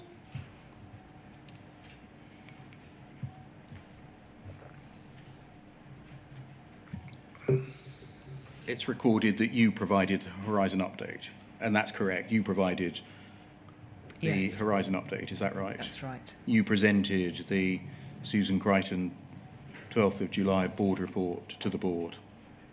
Yes, I'm not sure entirely how that happened, but yes. It records that you explained that although Second Sight's report had been challenging, it had highlighted some positive things as well as improvement opportunities. Is that how you really read the Second Sight report? Well, that is what is recorded, so I imagine that that was what I said in the meeting, or that was what was taken out of the discussion in the meeting from the paper. Isn't that to put some, to put it mildly, spin on the Second Sight report? It highlighted positive things as well as improvement opportunities. I don't believe I was doing that. The board had the paper, and they had they had this board paper, and by this stage, I think the Second Sight report had been circulated to the board, and so they could read from themselves. It was an interim. They could read from themselves whether the thing to take from it was that there were positive things as well as improvement opportunities. I say, first of all, that it had been challenging. And then I say, and maybe there's a comma missing, it had highlighted some positive things as well as improvement opportunities. You say and it had been challenging. There were numbers of challenges in the report, particularly around the training and support issues, and those were the improvement opportunities that needed to be dealt with. I can't remember what the positive Carry was. on to say the business had been praised in Parliament for setting up the independent review. The proportionality of the tiny number of cases have been emphasised, and no systemic issues have been found with the Horizon computer system. However, there are cultural issues which had to be addressed to improve the support we gave to subpostmasters. This was now a catalyst to make changes in the business. Yes. And then the board is recorded as being concerned that the second site review opened the business up to claims for wrongful prosecution. What did it say, the board members? I don't recall this because when I read this minute more recently, the main recollection I have of the discussion, that I mean, clearly this was discussed, but I don't recall this. My main recollection was around all of the criticisms that had been made that the business had yet been able to respond to. And I don't remember. I mean, this is a minute of a board conversation. This isn't a minute of what I presented. So I've no reason to doubt the minutes at all, but I don't recollect the board asking if Susan was implicated in any way. I haven't come on to that yet. I'm just asking about whether the board said to you that they were concerned, it was concerned, that the second site review opened the business up to claims for wrongful prosecution. As I say, I can't recall that. Do you know how the second site report might open the company up to claims for wrongful prosecution? I thought it had found no systemic issues. Which is what it said.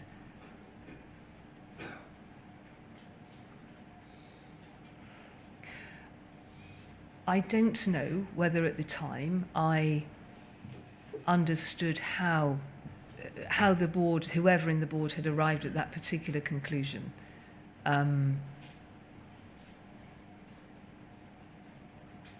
Anyway, the board asked if Susan Crichton was in any way implicated in the prosecutions, and you said that up until 18 months ago, Royal Mail Group had run the criminal law team, and many of the cases in the review had arisen before separation. You explained that the business was a prosecuting authority and as such brought its own prosecutions. Since separation, the General Counsel had proposed moving to the more normal position of using the CPS for prosecutions. This was being explored. Is that right? As at 16th of July 2013, using the CPS to prosecute was being explored? I don't know how much it was explored. The only recollection I have, and it's a fairly constant recollection about discussions on the CPS, was that whilst that would have been, I think for those of us who were lay people in the sense of legal expertise, that would have been an option that should have been considered. The constant feedback we had about the CPS was that they were stretched, that there were budget issues, that there were resource issues. There was a further point and a lot more detail in a report, in an advice that Brian Altman. Ms. Vennells, I'm just asking at the moment, did you tell the board on the 16th of July 2013 that if the minute captures the this, then use yes, of the CPS was being explored? Yes. Where did you get that from? I can only imagine the General Counsel. Susan? Yes. The board expressed strong views that the business had not managed the second site review well and stressed the need for better management and cost control going forward. The board accepted it was an independent review and therefore things could happen that were beyond the control of the business. The things that could be managed by the business needed to be well managed with strong leadership. The board asked you if you had considered changing the person leading for the business. That's a reference to Susan Crichton. It is, yes. Did they ask you, had you considered relieving her of her duties? I don't recall today, but I'm sure they did if that's captured in a minute. And what did you say? I think my response was, which is documented further on, is that I thought that Susan was the right person to lead it going forwards, and that what we needed to do was to support and put better project management in place to help her do that. You are recorded as F as saying you had considered this, recognised the business did not have good governance in place around second site. Why did you say the business did not have good governance in place? I'm going to say concerning second site rather than around. Yes, I don't know whether those are the words or not, but what the business didn't have in place, which it then put in place when we went into the mediation scheme, was proper project and programme management around making sure, as much as it could, although that continued to be a challenge, that the work was progressed in a reasonably efficient and in a manner that was within budgets that had been approved, because the board issues were particularly timing and budget at this stage.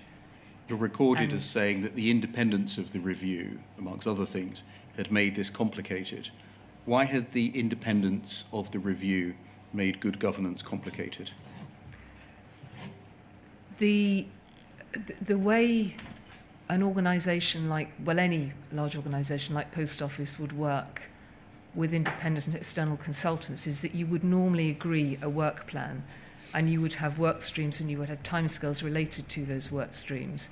This was, for me, I think as well as everybody else, this was a very unusual situation where Second Sight came in and they were independent, and that was the case all of the way through. They had an idea how they would approach things. They had been asked to keep the JFSA on board or happy. They had MPs who were speaking to them as well. And so this was a very complicated context in which to manage a piece of work. And the board hadn't, I think, really understood the complexity of that. The directors around the board table, the NEDs, other than the chair, had no experience of the complexities of work involving these sorts of bodies and MPs. And their view was this ought to have been very straightforward, and why hadn't it been so? You're asked to conduct a post-mortem, a review. Yes. Is that right? Yes. In fact, I think I had suggested that to the chairman before this meeting. And so you presented Susan Crichton's board paper in her place.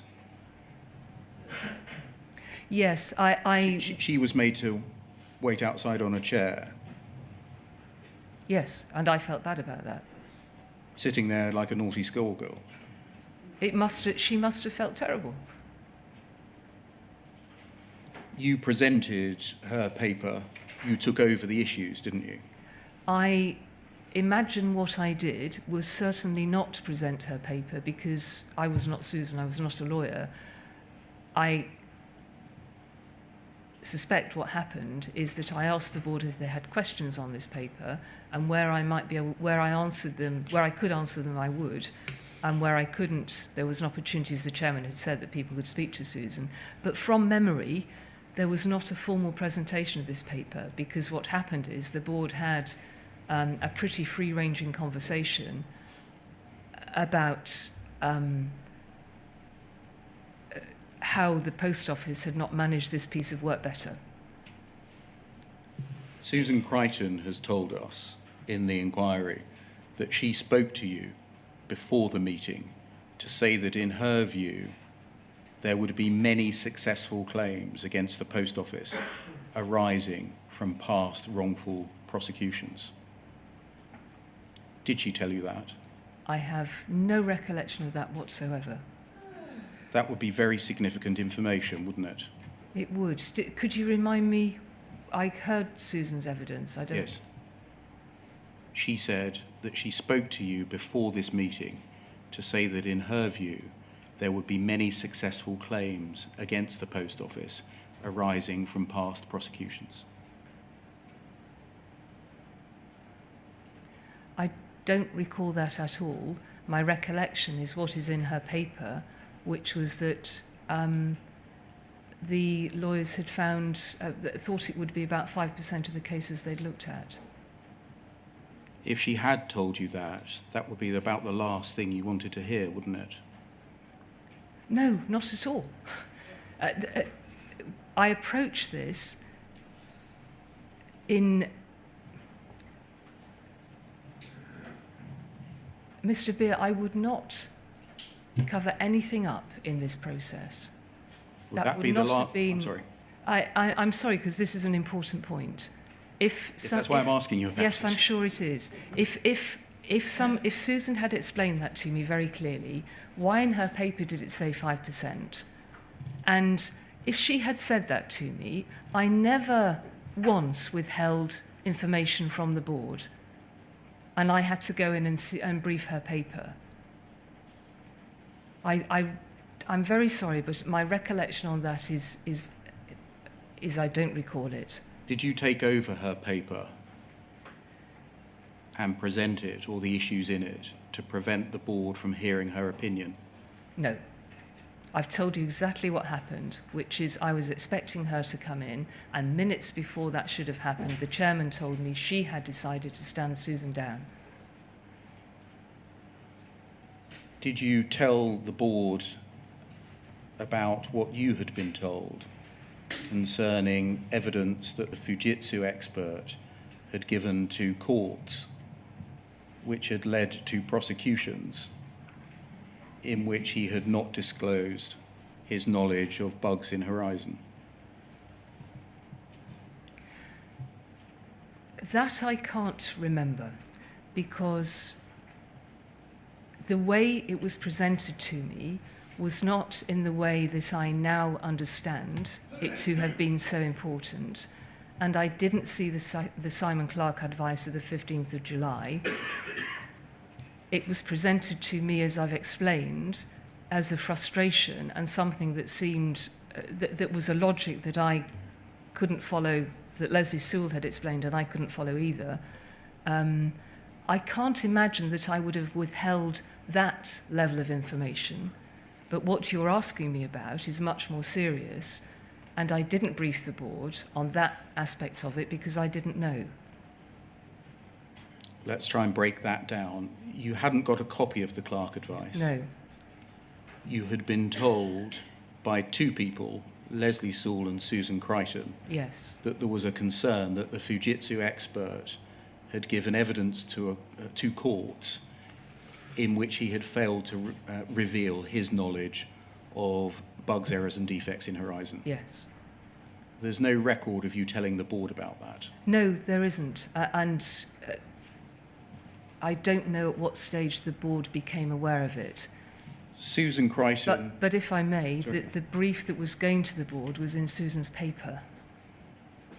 Susan Crichton did know about the Clark advice, didn't she? Yes, obviously she knew about the Clark advice. Ought this to have been the occasion on which the board was briefed about the Clark advice? Yes, it should have been in her paper because she was going to get the written evidence 3 days late. Well, the day she received the written evidence the day before the board.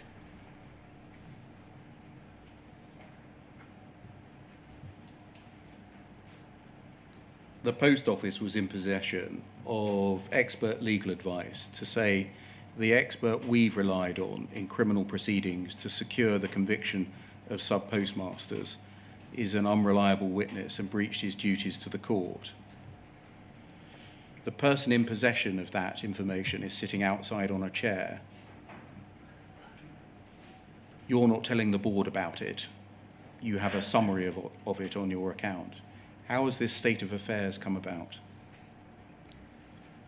I have been put in a position in the board meeting with no notice to present the paper by Susan. As I say, I don't think there was a formal presentation of it because what took place was a wide-ranging conversation that the board was dissatisfied. And this wasn't in Susan's paper, so I had no prompt. First of all, I had no understanding about the degree of the seriousness of it. and we had by that stage stopped most of the prosecutions. So in terms of it being an immediate need of no longer having an expert, that wasn't which might have been my reflection, that wasn't front of mind. So this is a series of unfortunate events. No, I was asked to take this paper in that Susan had prepared. That was not in the paper. And I don't suppose it would have crossed my mind to have raised that, because I was not aware at the time just how serious an issue it was. What would you say to the suggestion that this is the executive team shielding the board from the executive team's dirty laundry?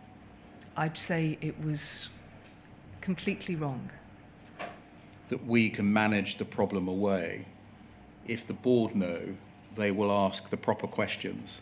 They may ensure that we disclose all of this stuff to subpostmasters, to the CCRC, to the public, and to Parliament.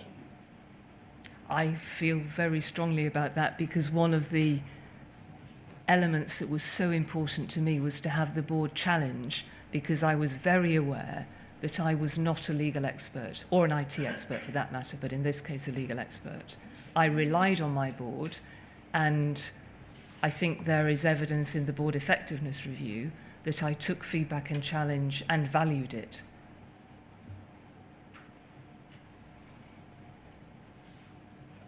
The minutes note a list of items for noting, which include a significant litigation report, which itself refers to a separate standalone report for the board. Can we look at the separate standalone report to the board? Poll 3099218.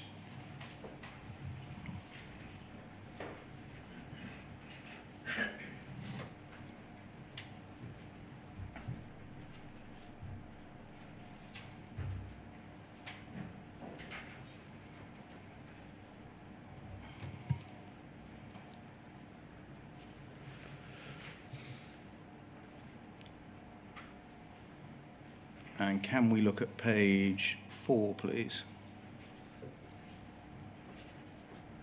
Sorry, it's the same thing, yes. If we just scroll down. Yeah, sorry, it's 1.1. 55 prosecutions a year for the last 10 years, so about 550 prosecutions, in which there may be a need to disclose, in 5% of cases, the additional evidence. What did you understand the additional evidence to be?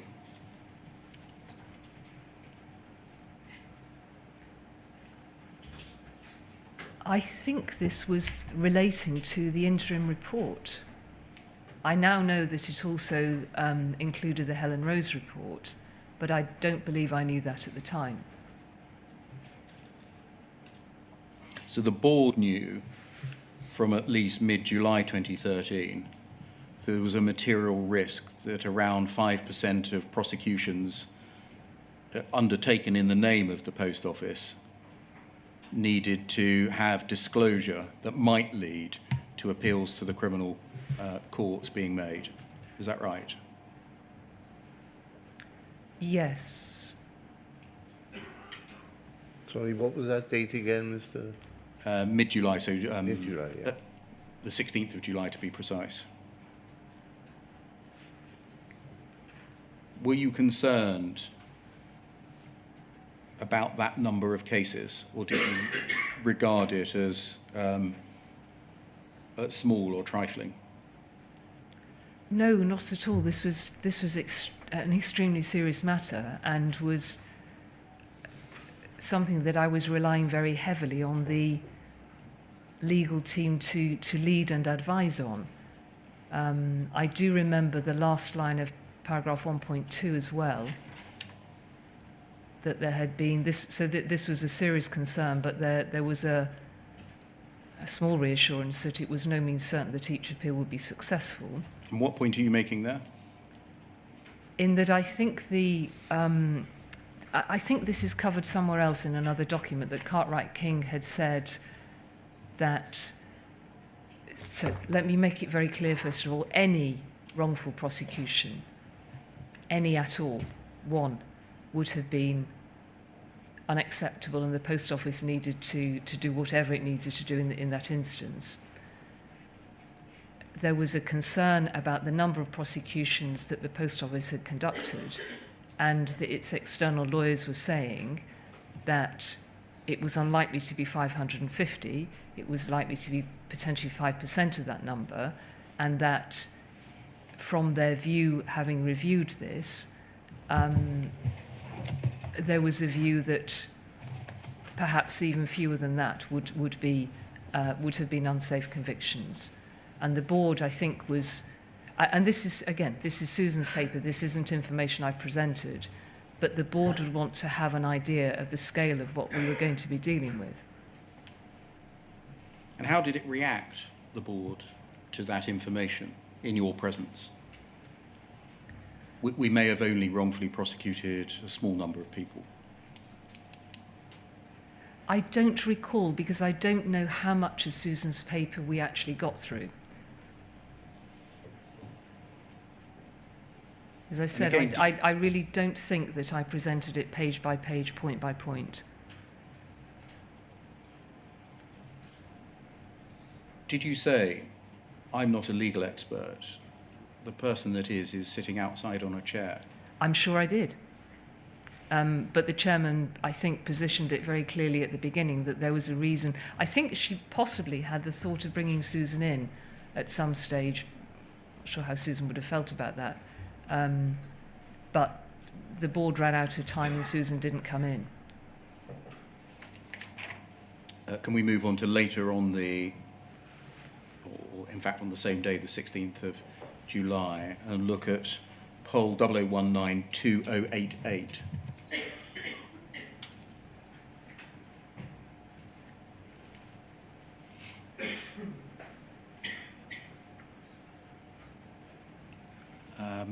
We'll see at the top, there's a reply from you on the morning of the board meeting at 7:05 in response to a Mark Davis email the previous day. Let's look at the Mark Davis email first. 15th of July at 5:51.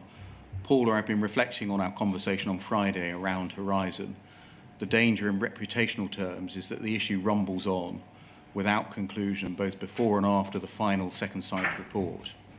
This could really damage the business and hamper NT. That's network transformation. That's right. How would the issue rumbling on damage or hamper network transformation? I believe this was Mark referring to if there was, I'm not entirely sure, if there was either no resolution to the cases that were coming into the scheme, or I had a feeling this was around people being worried about the impact of Horizon, and the issue with network transformation is that we were closing and relocating about 3,000 to 4,000 post offices and recruiting new subpostmasters, many with existing retail outlets that the post offices were going to be put into. And I think there was a concern that it might impact people's willingness to consider that. It wasn't to do with government funding, that if this second site issue dragged on, it may impact on the extent to which the post office was funded for network No, I transformation. have seen that, and I think the chairman made a point in relation to that, but that was never my understanding. Okay, No. I'm going to let others ask questions about the relationship between post office's conduct and government funding. He continues, we need somehow to take the sting out of it in advance of the report. We're taking the right steps in looking to the future. What did you understand him, Mr. Davis, to mean? We need to take the sting out of the final second sight report in advance of it being published.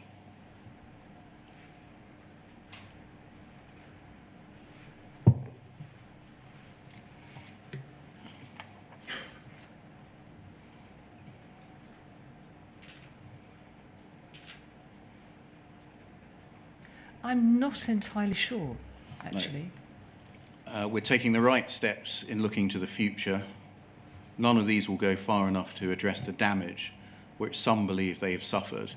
These cases will continue and the noise will be louder as the second sight process concludes. There's an opportunity here to make a big statement about the kind of business we are and intend to be in the future. We can't, though, issue a blank apology because we just don't know the details of each case. At present, we also face the risk of an open-ended situation where the pipeline of cases is potentially very long. So I wonder whether something like the following would work. 1, we create an independent panel to oversee cases where a sub-postmaster feels lack of training or support contributed to an issue, therefore in addition to the legal review. 2, we proactively invite people to submit their cases to the panel, including writing to the likes of those in the Telegraph piece. 3, the panel's chaired by a QC or perhaps a former MP or peer, scrolling down. 4, it hears evidence from the sub-postmaster and post office on the training and support elements and reaches a judgment. 5, evidence is made in public. 6, we allocate funding to compensate in cases where training and support is judged to have fallen short, but the fund is limited. This is potentially expensive and needs more thought. And then the top of the page, you say this is very helpful. Susan and I discussed last evening with one of our experienced lawyers and came up with a similar idea of a discussion and resolution forum that could be chaired by a professional mediator.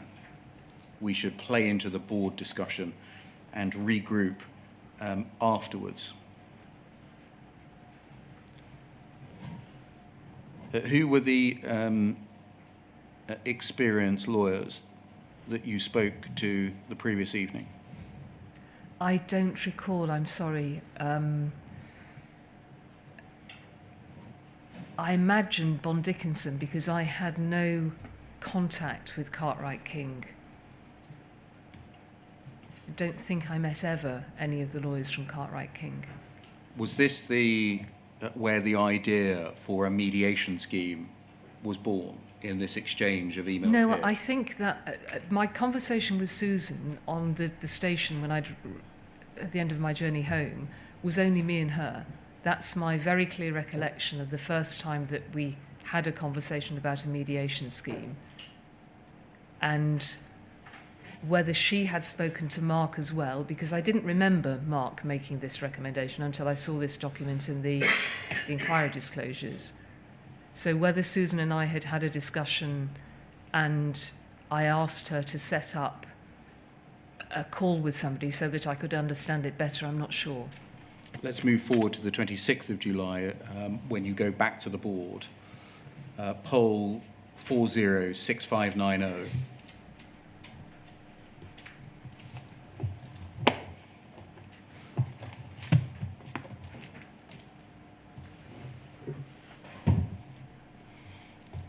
This is a document dated the 26th of July. It's further in paragraph 1, as it says, to the board discussion on the 16th of July and provides an update on how we're taking forward the programme of work in response to the publication of the second site I'm sorry, report. could you just give me the date again? 26th. Thank you. I think. I'll just check that.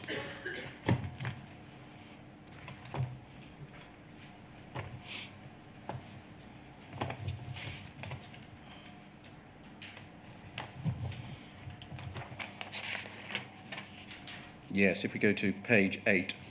That's fine, I'm happy to take your... At the foot of the page. 26th Thank of you. July. So it appears that this document was prepared, is this right, for the board in response to the actions that the board had asked you to take on the previous occasion? Yes, I think so. Not the post-mortem. No, this isn't the post-mortem. No, this is I think, next steps in terms of work going forwards. And then if we scroll down to paragraph 4,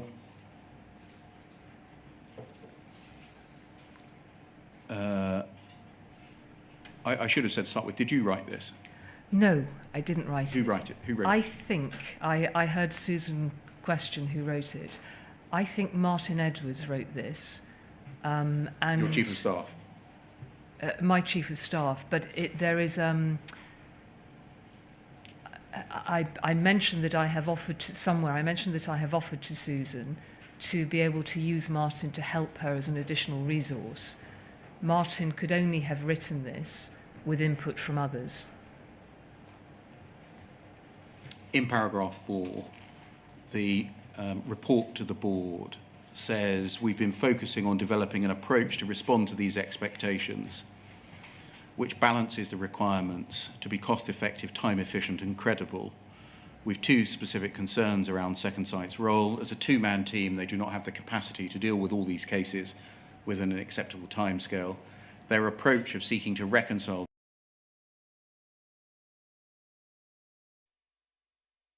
Arbuthnot that they needed to, quote, keep the JFA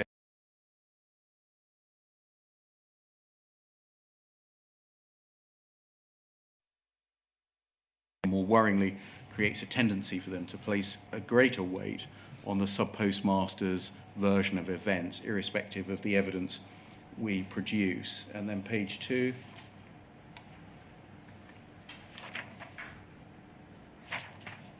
Sorry, I should have looked at the bottom of page 1. We propose to address these concerns, 1, restricting Second Sight's remit to the specific task of preparing an impartial evidential base with no requirement to iron out any inconsistencies. Between the 2 sides' positions, we propose this process of resolution will instead be pursued by employing an independent professional mediator who will seek to facilitate a dialogue between the Post Office and subpostmaster to arrive at a sensible conclusion. And 2, changing the way we work with Second Sight by allocating an additional senior level resource with a deep understanding of the network to closely work alongside the team in order to answer their queries and help them prepare an accurate an accurate evidence base as quickly and as efficiently as possible. Who did that person turn out to be? I think that was Angela van den Bogart. She was the chosen one for that. She was the senior individual who had the expertise and the experience across the business to do the work we believe needed to be done, supported by a team who also had experience. Paragraph 6, the mediator is likely to be a senior independent lawyer with specific experience and expertise in mediation. Their role will be to help the subpostmaster and post office find common ground and hopefully some form of resolution to the subpostmaster's complaint. Wouldn't have authority to impose a financial settlement or any other form of resolution on the parties. And then page 3, paragraph 11, we also consider the option of supporting Second Sight with additional capacity from another firm. However, this would not address the underlying issues. We therefore concluded that the mediation process, alongside more collaborative joint working and no arbitrary time limit, would be the best way to balance our various objectives.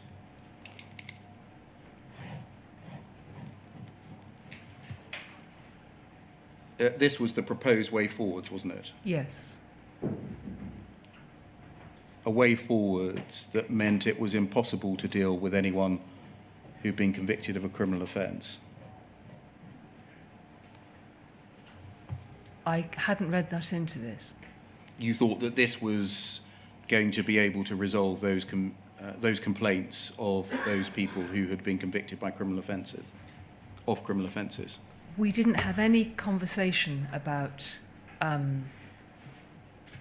excluding criminal cases from this, and the documentation that was produced to support the complaint review mediation scheme clearly envisaged criminal cases going into it because there were questions and answers related to if I have a previous conviction, may I submit my case?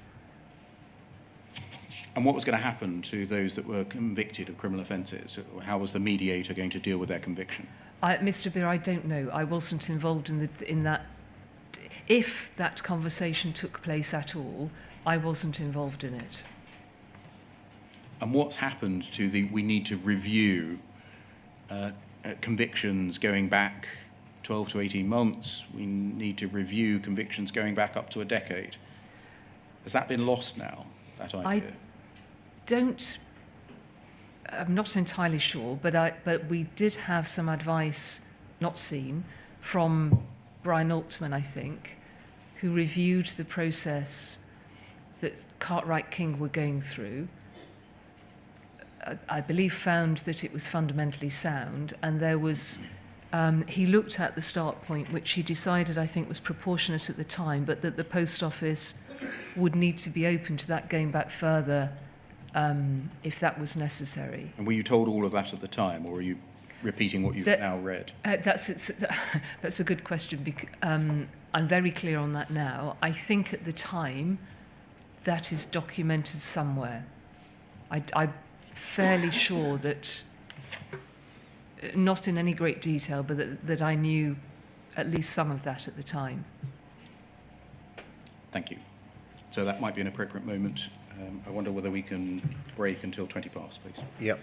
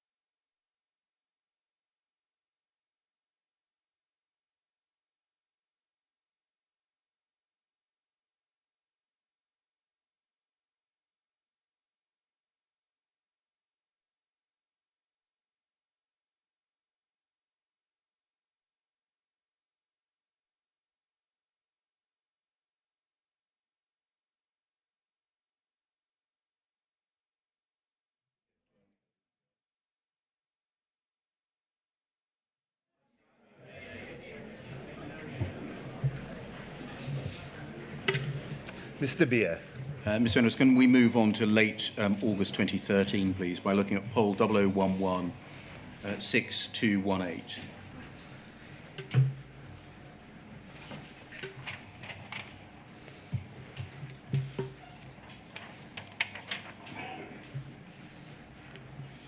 And page 2.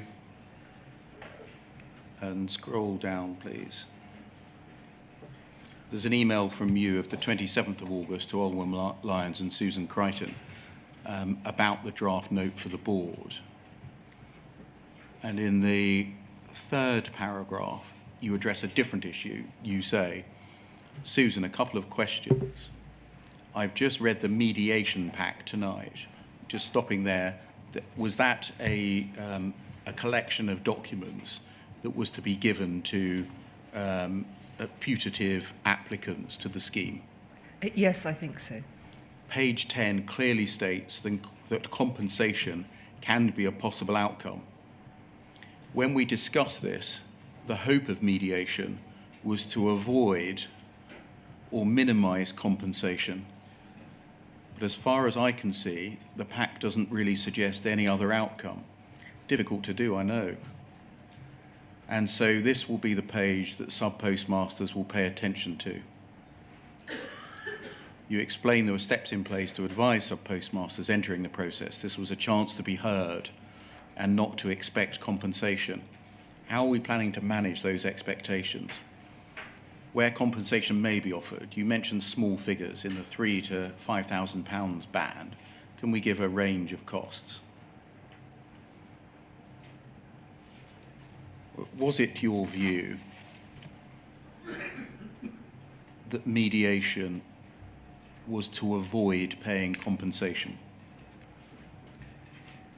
No, my view was, as I explained earlier from the conversation with Susan, that it would be, in those cases where it was possible, a way for resolution to have a conversation between, a mediated conversation between the post office and a subpostmaster.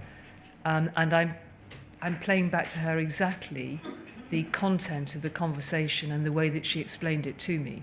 So what I had then seen in documentation was something that was different to what I had expected.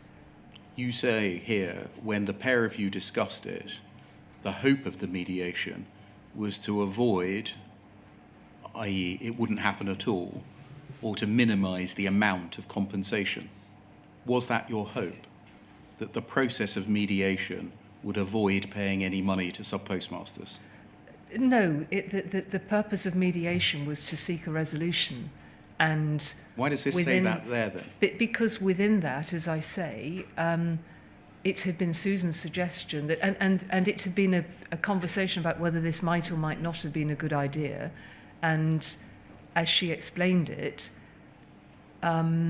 this was one of, I can't remember exactly, but clearly we must at this stage have had concerns about potentially paying out major compensation if it wasn't due. There wouldn't have been concerns about that if it was due, clearly. But the suggestion of mediation had been a way of dealing with what I expected to be cases that where the post office thought resolution could be sought in that way.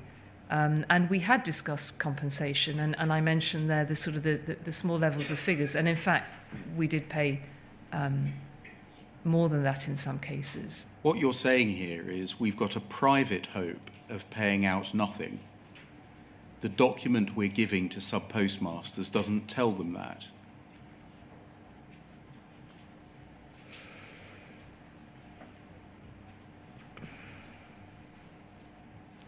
Well, clearly I'm saying that because it didn't, but I don't think it was a private hope. I don't use that word, and I'm playing back to her the conversation we had, which had been her suggestion, which I thought sounded a very sensible solution. Was it always your intention that token payments should be made? That appropriate payments that... No, I'm asking, was it your intention that token payments should be made? No, and that word has been used elsewhere, I've seen it. And attributed to you? And gratuitous, yes,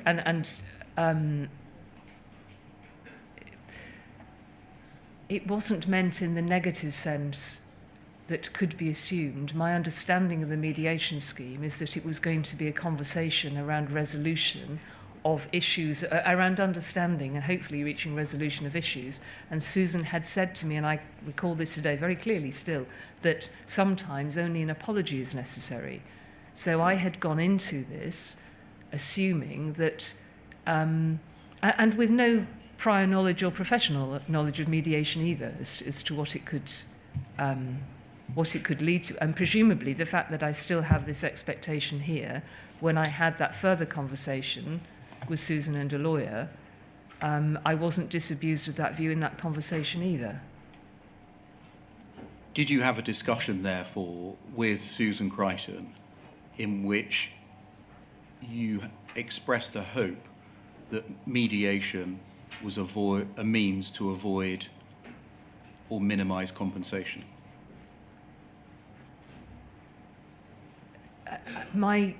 I don't remember having the conversation after this. I don't know what happened after this email. Before this. The conversation with Susan Crichton was that mediation could be a very helpful way of resolving the misunderstandings and issues that the post office and subpostmasters were facing, and that it would be an independent way of doing that there was a process of mediation and adjudication. It wasn't done to avoid or minimise compensation. Why did you write an email? That was because that was a factor. Why did you write an email which says, when we discuss this, the hope of mediation was to avoid or minimise compensation? Because that was what we discussed. Right, good. But sorry, that was easy but then, not wasn't as, it? but not as the purpose of doing it. That one of the aspects, A hope, possibly, yes. a desire, a good outcome. We don't have to pay any money out. I'm sorry, you're presenting it in a way that I didn't understand. What does the hope of mediation to avoid compensation mean then? Because my understanding was that the conversation around mediation was that mediation would be a conversation, and if it was appropriate, then compensation could be paid, but we were not thinking about large-scale compensation. That wasn't the nature of what I understood the issues to be. That's what I'm trying to say here, and maybe I haven't chosen the words well enough to represent it, but it wasn't... what I'm challenging is that I didn't want us to, I guess, set expectations that the post office couldn't meet. The subpostmasters who were raising the concerns were those that had lost money, hadn't they? Yes. The post office had forced them to make good the losses, hadn't they? Yes. And some of them have been pursued through the courts. Yes? Mr. Beer, with hindsight, this is completely wrong. No, at the time you knew these facts, didn't you? Yes.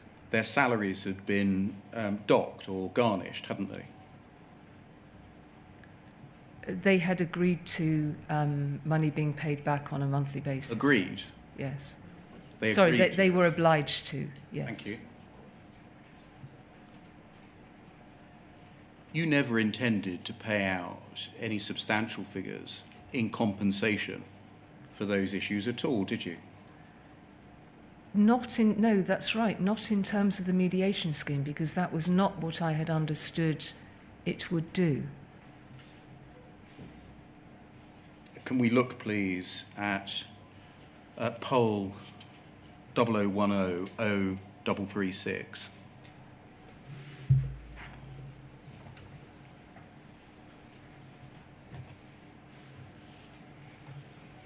This is a note in 2014 of the 24th of February 2014. And if we look at page 2, we can see it's Chris Oyard, your interim general counsel's note, back to page 1, of a meeting between you and him on the one hand and Messrs Warmington and Henderson on the other. Yeah. In paragraph 2, it's recorded as follows. It was noted by you that the projected level of claims was currently around, I think that's £100 million. Yes. In response to which, Second Sight noted their back-of-the-envelope calculation was the order of £25 to £50 million. Your record is as observing this was a long way from the figures that were in mind when the scheme was established, which were much smaller and more of the nature of a token with an apology. Yes. When the scheme was established, it was your intention to make mere token payments, wasn't it? That was the point in the previous email, is that we were looking at smaller... We could not possibly have paid out token payments for the cases that we now know about. At the time the scheme was put in place, and the advice I was given is that this is the way that it would work. And as we got into more and more of the detail and the claims came through, we were suddenly faced with a potential bill of 100 million.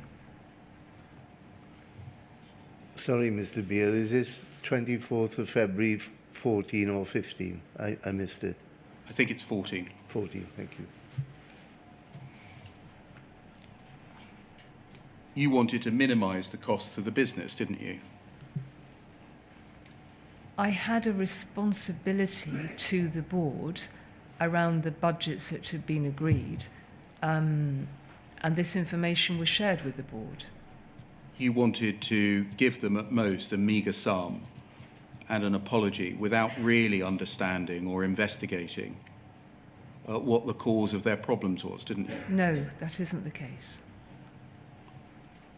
All types of cases were welcomed into the scheme, but my understanding at the beginning of it was very different to what it turned out to be. Everyone was welcomed in so long as they had a pat on the head and a token payment when they left. I agree that it sounds like that now. That was not the case at all.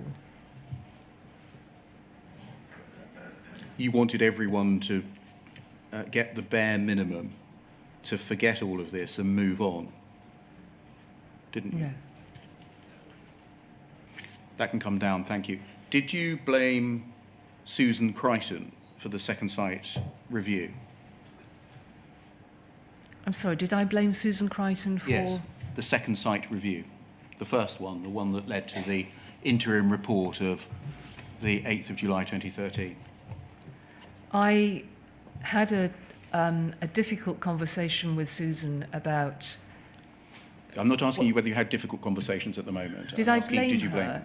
blame Susan had two responsibilities on that. She had the legal oversight as a general counsel, and she was, as she herself has said somewhere, responsible for the delivery or the oversight of the project. And if the project hadn't worked out as had been originally planned, she had some accountability for that part of it. I didn't blame Susan, that wasn't my style, and you will see in documents that I tried to help her through this. I challenged back to the board when they asked whether or not Susan should lead it going forwards, and my view was that yes, she should. I then put in place some additional help, and I met with her. The board appeared to have blamed Susan for the Second Sight review. Was that in getting Second Sight in the first place through her previous relationship with them, i.e. choosing the wrong people, or a failure to manage them once they had started their work, or both? I think it was, and I want to be careful not to use the word manage in the wrong way, but I think it was the latter rather than the former. I don't ever recollect anybody saying that it was Susan had brought Second Sight in and that was the root of what the board saw the problem to be. Okay, so they weren't blaming her for choosing the wrong team? I don't think so, no. Can we look, please, at poll 00381629?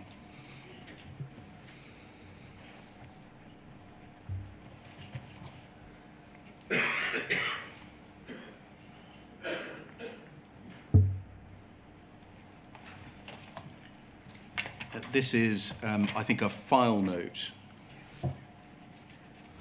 of a number of meetings with Susan Crichton, Yes. and then some reflections by you on those meetings. I think Yes, the this first is wrongly dated the 30th of September. That should be the 30th of August 2013. Is that right? That's right.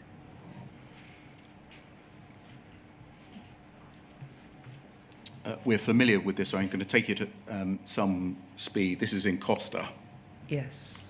on the Goswell Road. First paragraph, she'd asked me earlier in the week how I felt about her continuing in the business, what job I was expecting her to do. I was slightly surprised she raised the issue again. We'd already had a conversation where I said I wanted to help her restore her reputation after the board discussion. But was her reputation such that it needed to be restored? That was what she felt. Yes. Well, I suppose that would have been a fair reflection on her part, because the board had asked me whether she was the right person to lead it going forwards. I think that I had reassured the board that I thought that she was. Second paragraph, Susan was very, very angry. She yelled at me.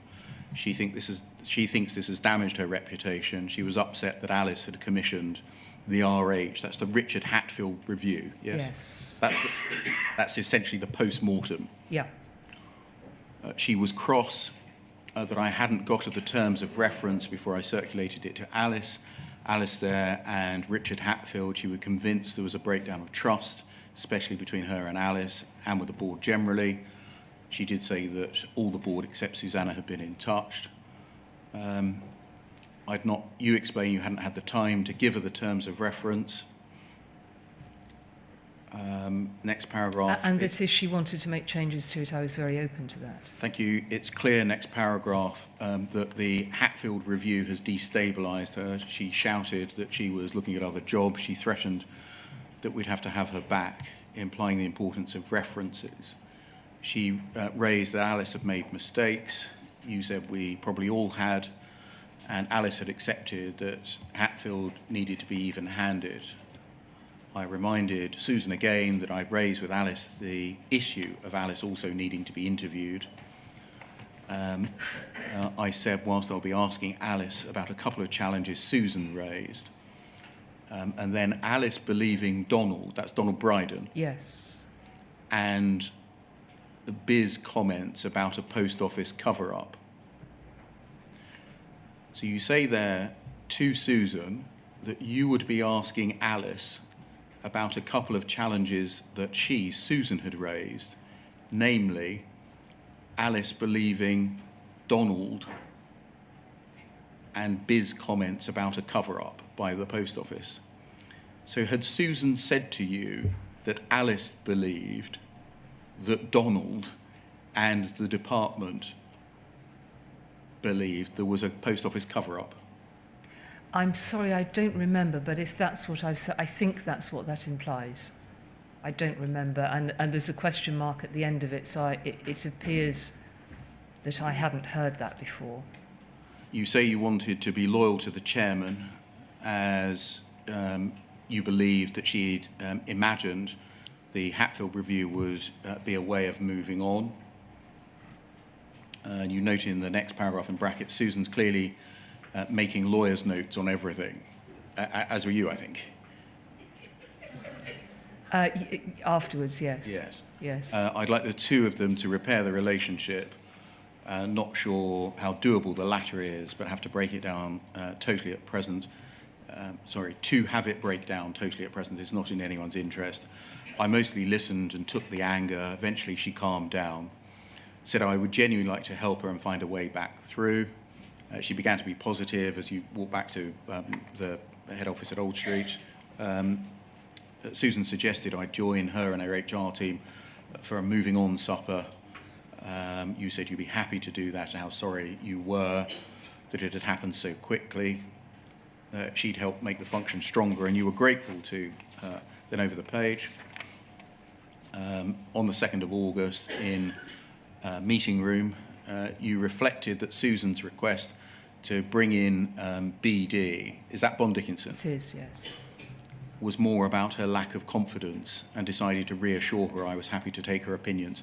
What was that about, bringing in Bond Dickinson to do, or about what? I don't recall. I think previously she'd mentioned about... I'm not sure.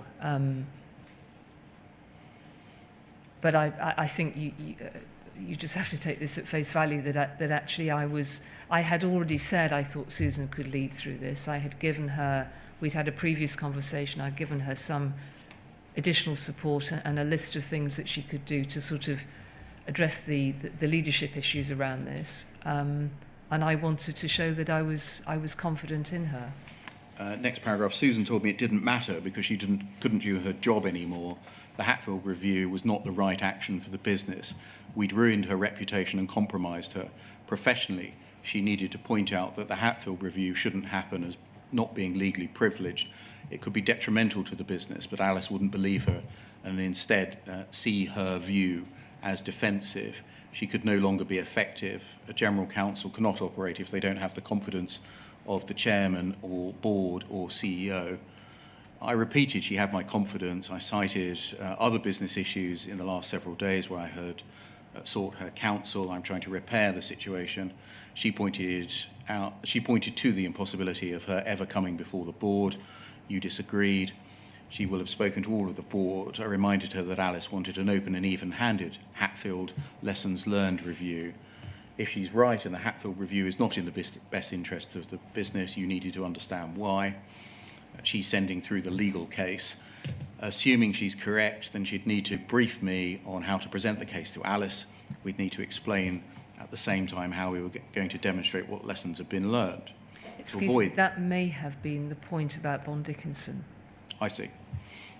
Hatfield is due to see Susan and Angela on Wednesday morning. If I'm going to stop or pause the review, I need to stand him down from those two meetings. Seeing her in her current frame of mind will not help the business or her. As Hatfield is a past colleague of Alice, there are a couple of lessons to be learned here too, then it would be sensible to tell Alice first. You wondered if Susan was overreacting to the Hatfield review. She could be right. She'll undoubtedly make the legal case against it. Emotionally, she may just throw in the towel if we decide to press ahead. This may also be her way of saying she can't cope with much more pressure at present. If she leaves in the short term, that'll be a major setback. She's stabilised the project. She's demonstrating she wants to right the wrong, my words, not hers. Importantly, the external stakeholders have responded positively. She has the confidence of the internal team. I need to find a way of calming this down and buying time to think carefully. We can do a lessons learned internally. And if we do it ourselves, then there could also be some reconciliation. How we handle this will say a great deal about the values of the business. And then reflections. Susan was very emotional. Excuse me, may I just make a comment? The line you haven't read is possibly important. Neil was Neil McCausland, who was the senior independent director. And I was obviously going to talk to him about Susan.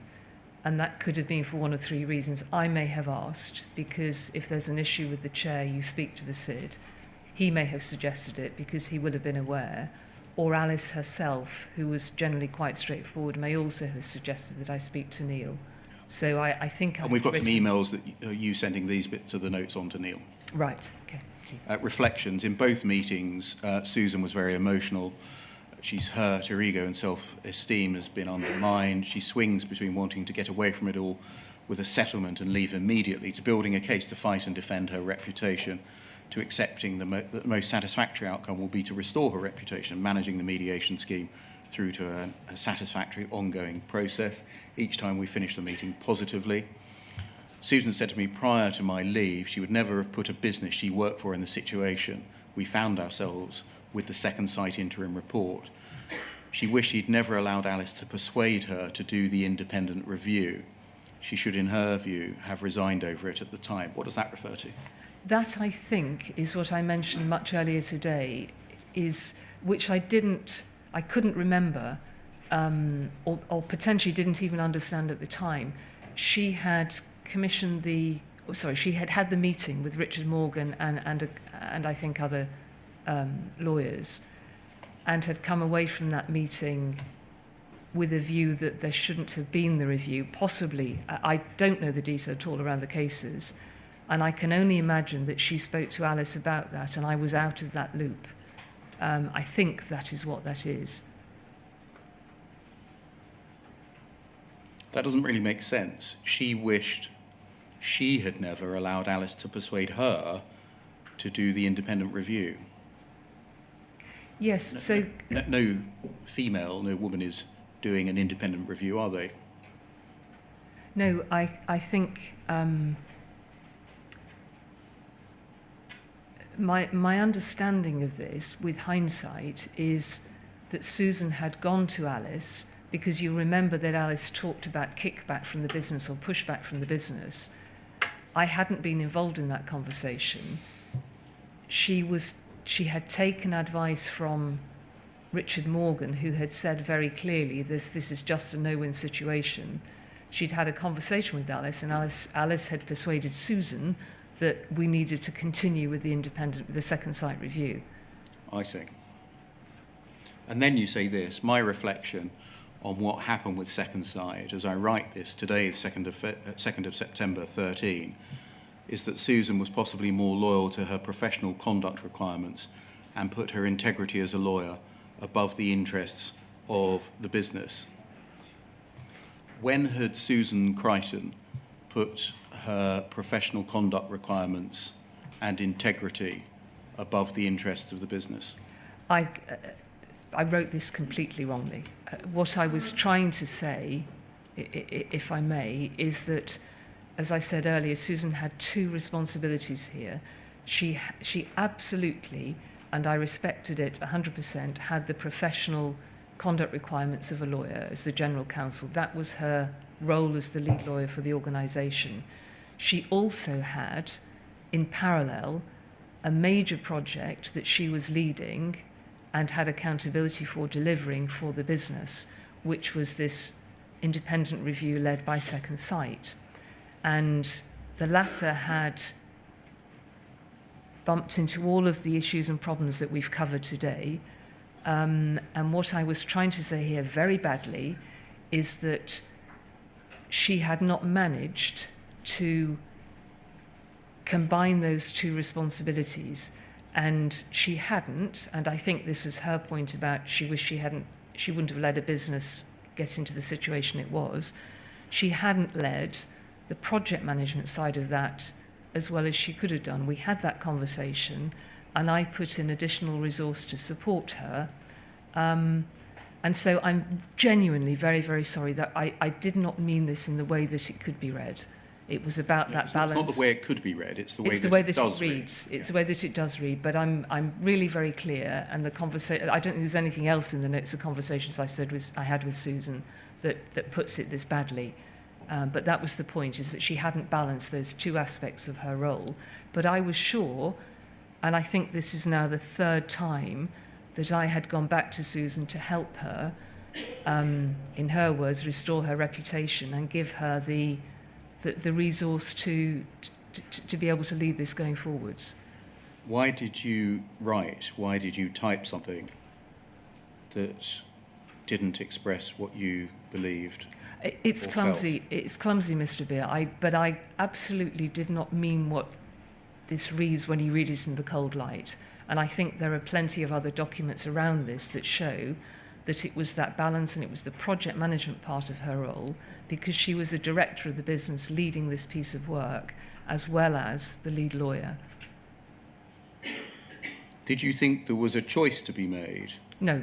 Between, on the one hand, a lawyer's professional obligations and their integrity, No. and on the other, the needs of the business? And Susan Crichton had made the wrong choice. No, I didn't. Why did you type it then? I'm sorry. I've tried to explain, because she had these two areas of responsibility, and I think that she neglected the business side, and focused, as she had to do all of the time in her job, on the legal side. And that's what I was trying to say. I wasn't at all trying to say that she either hadn't done the legal side or that I thought she shouldn't.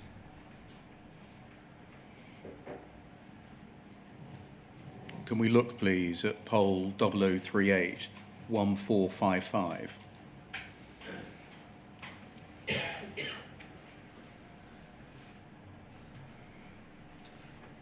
This is a note of a meeting slightly earlier, 31st of July 2013, between Alice Perkins and Susan Crichton. Can we look at the, you're not present, No. but you were sent this note. Yes. At C poll 0038 1460. If we look at the bottom of the first page, please, the bottom two paragraphs. The board had been unsighted on the issue. They'd naturally been alarmed when they found out what had happened, and the fact that the board paper had been so bland and had not helped to build their confidence in the handling of the affair. There'd been the possibility of a discussion on a board call the previous week, but because we had needed to discuss issues in relation to the strategy and funding negotiations with the government, which required board decisions, these had to come first, and we run out of time for the second site issue before people had to leave the call. In the course of what followed, the following points were made.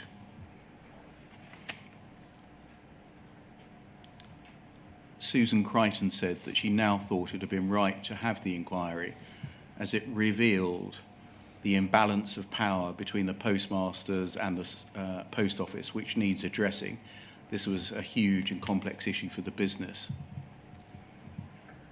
Alice Perkins, commented that I thought that although the outcome had in some ways been good for the post office, the way the process had been handled had been deeply flawed. I'd backed Susan Crichton's judgment on the appointment of Second Sight because we did not want to appoint one of the big four. She seemed very confident in them, and given her strongly stated opinion to having an inquiry in the first place, I'd wanted her to feel some ownership of the process. Once we decided to go down that route, we'd lost control of the process. I'd lost confidence in Simon Baker early on, but had been told repeatedly he was good and capable of handling the role. I said we should never have got into a position where we didn't see the draft of Second Sight's report until days before its publication, complete version Friday before Monday publication. I understood that Second Sight's investigation had to be independent, but in the civil service, there would have been someone marking it who was close to all the key people. Second Sight, James Arbuthnot, JFSA, and knew what was going on. By the time I'd found out that Second Sight had in effect changed the terms of reference to which they were working, it was too late to retrieve the situation. The organisation and people in it should have had proper time to consider Second Sight's findings and respond to them. Susan Crichton questioned my understanding of the endgame and said the post office had seen the report days earlier. She'd been contacted by the CEO while unwell about this and had come back early from holiday to handle it, which had not been ideal.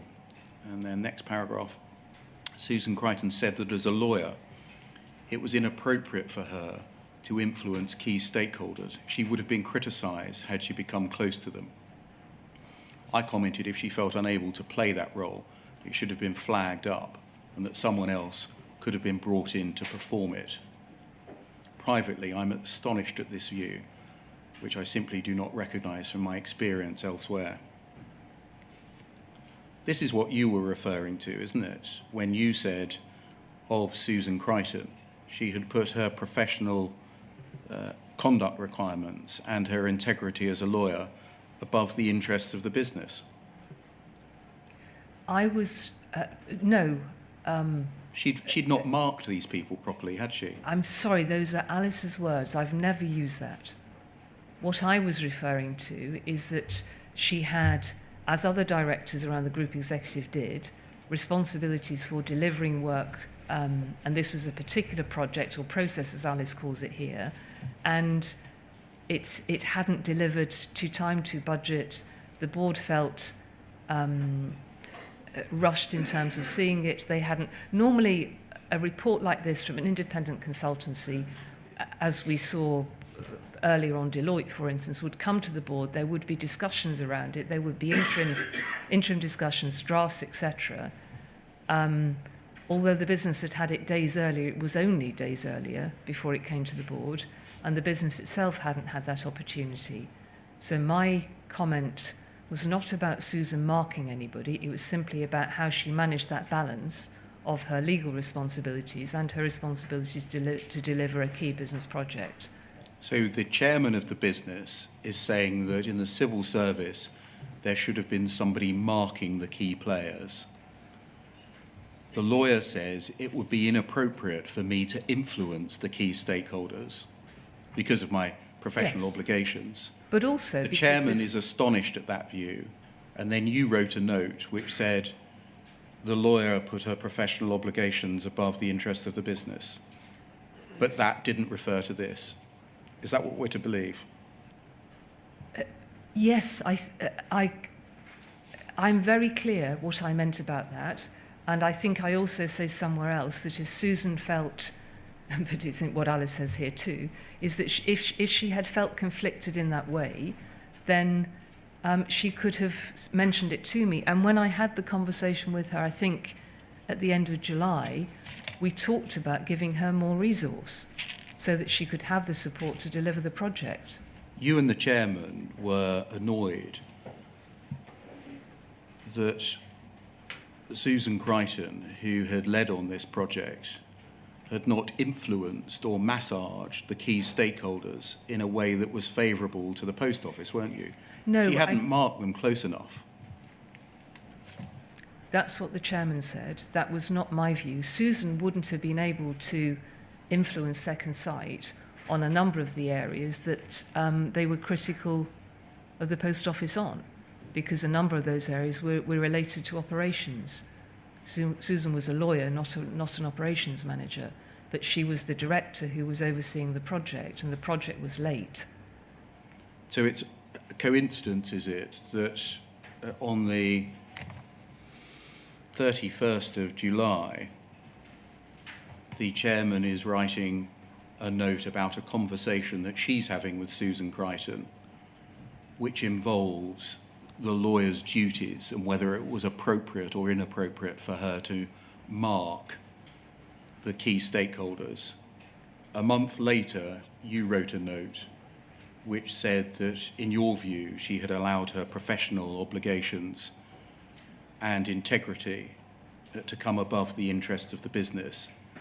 But that note didn't refer to this at all and was, in effect, a misunderstanding between you and the keyboard. Between me and? The keyboard you were typing on.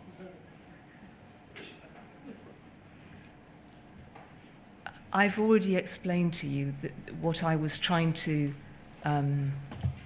convey in that comment. I would, and I don't think Alice Perkins would either, have wanted Susan to compromise her professional code. But Alice can speak for herself. My view, I was being heavily criticised by the board because the business hadn't delivered this project to budget and to time, that there were serious complaints within the report, that the business said it hadn't been able to deliver its evidence on. And the individual who was overseeing that work from the business point of view was Susan. And that was all I was trying to say, is that she needed to be able to do both, and I was happy to support her to do that going forwards. Thank you. Can we turn to a fresh topic, please, which is about the Post Office's attempts to control the narrative? You tell us in your witness statement, it's paragraph 765, there's no need to turn it up, that, quote, the most important outcome for you and the board was to ensure that the Post Office complied with its legal obligations. And you tell us that you genuinely do not believe there was any culture within senior management at the Post Office to prevent the investigation of complaints within about Horizon. Rather, we had to do everything reasonable to investigate the complaints, correct? Yes. Can we turn up, please, poll 0029 4854?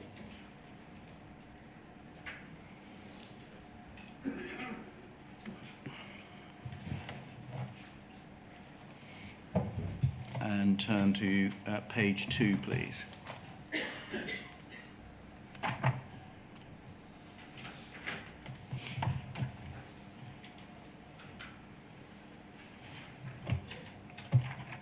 And if we look down the page, please, to the foot of the page, we'll see an email from David Simpson to a group of people. We'll later see, I think, that this email gets sent on to you about Horizon and Private Eye. Yes, I'm actually copied. Oh, yes, you're in on this copy. Thank you. And tell us who David Simpson was. He was the communications director for Royal Mail Group. Mike, Suzanne, Rebecca, the new edition of Private Eye out today has, as expected, run an article attached about Horizon and the criticisms made by some former subpostmasters. The names of the subpostmasters featured are very familiar, and the claims made against Horizon are the ones we've seen many times before. The article mentions shoesmiths and a possible legal action. And then, not surprisingly, Private Eye has not run in full the very short statement we gave them. We think we should write a letter to Private Eye for publication, making two simple points. The fact it's the courts and not the post office that convict people, and the point we made in our statement that the courts have upheld the post office's position in each court case. The draft should say, sir, the post office takes meticulous care to ensure the Horizon system in branches nationwide is fully accurate at all times. We do this because public money is entrusted to the post office and our customers, and so postmasters rightly expect the post office fully to account for every penny. We have full confidence in the Horizon system. There have been, in square brackets, a small number of cases involving a small fraction of the post office network where court action has been taken over missing sums of public money. In every case, courts have consistently upheld the post office position that the Horizon records are accurate and reliable. When former sub-postmasters have been convicted of theft, it's of course the courts that have convicted them, not the post office, which has had to provide sufficiently robust evidence of proof, otherwise the cases would have failed. And then further up the page, please. Susan Crichton says, thank you, my own view and experience, I wouldn't write. This is old news and we don't want to prolong the story. And then your view at the top of the page. Susan, I understand and it's a fine line, but I disagree. We need to be front foot and counter anything that has a reputational impact. It is a goal of mine that all press, even local press, perhaps especially local press, should be scoured for negative comment and refuted. I would only not do so only if Shane or Alana's view it's likely to cause more trouble than it's worth.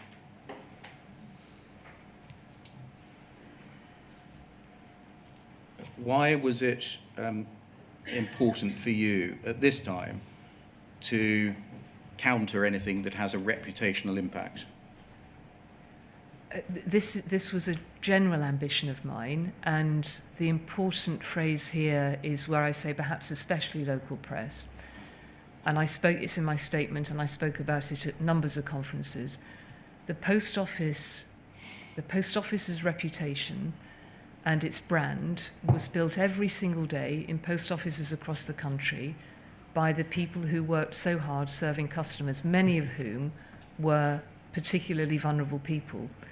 And so it was important to me that where the post office was misrepresented, that should be corrected, and especially at a local level, because local post offices were so important to people. I think I said yesterday, the reputation of Post Office Limited had no weight at all. It was irrelevant. It was the reputation of the post office, your local post office, and that's what I'm trying to say here. It's an ambition to make sure, because when, over a number of years, post offices have been very much a sort of second cousin to Royal Mail within the group. And what we were trying to do now is to start to build Post Office its confidence and to recognise the importance of it in communities. And I think that's what I mean here about that. And was that your general instruction to the business? Contest all and any negative comments? I don't think it's a general... It was an ambition, well, only if they were inaccurate. In the Post Office's view? In the Post Office's view, yes. And so that's why it was a goal to scour local press for negative comment, leaf through newspapers and online, actively find negative comment and knock it down. It wasn't... I didn't commission a piece of work as a result of this. I'm simply stating an ambition for the business here to try to portray the Post Office in a positive way, particularly locally. What did you mean by that local press should be scoured? Oh, I think it's a hypothetical statement I'm making to try and illustrate how important it was that the Post Office was portrayed in the way that people loved it and trusted it. It really was Maybe was. a very important... I'm sorry? Maybe was.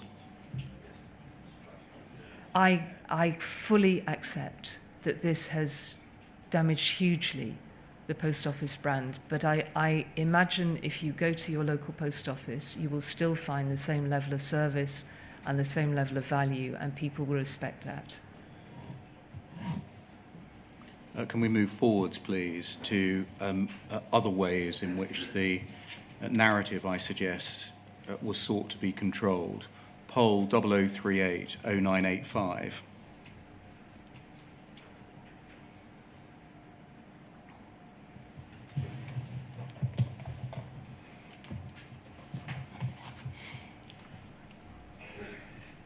If we scroll down, please, we'll see an email from you to a group of senior Post Office executives, amongst which was Susan Crichton, saying my engineer/computer literate husband has sent the following reply to the question, what's a non-emotive word for computer bugs, glitches, defects that happen as a matter of course? Answer, exception or anomaly. You can also say conditional exception or anomaly, which only manifests itself under unforeseen circumstances. Does that help? And Mr. Davis replied at the top, I like exception very much. Did you consider the terms computer bug, computer glitch, or computer defect to be emotive? I shouldn't have engaged in this at all. Again, that's an answer to a different question. No, I realise that, but I want to say very clearly, we should have said bugs. Did you consider the word computer bugs, glitches, or defects to be emotive?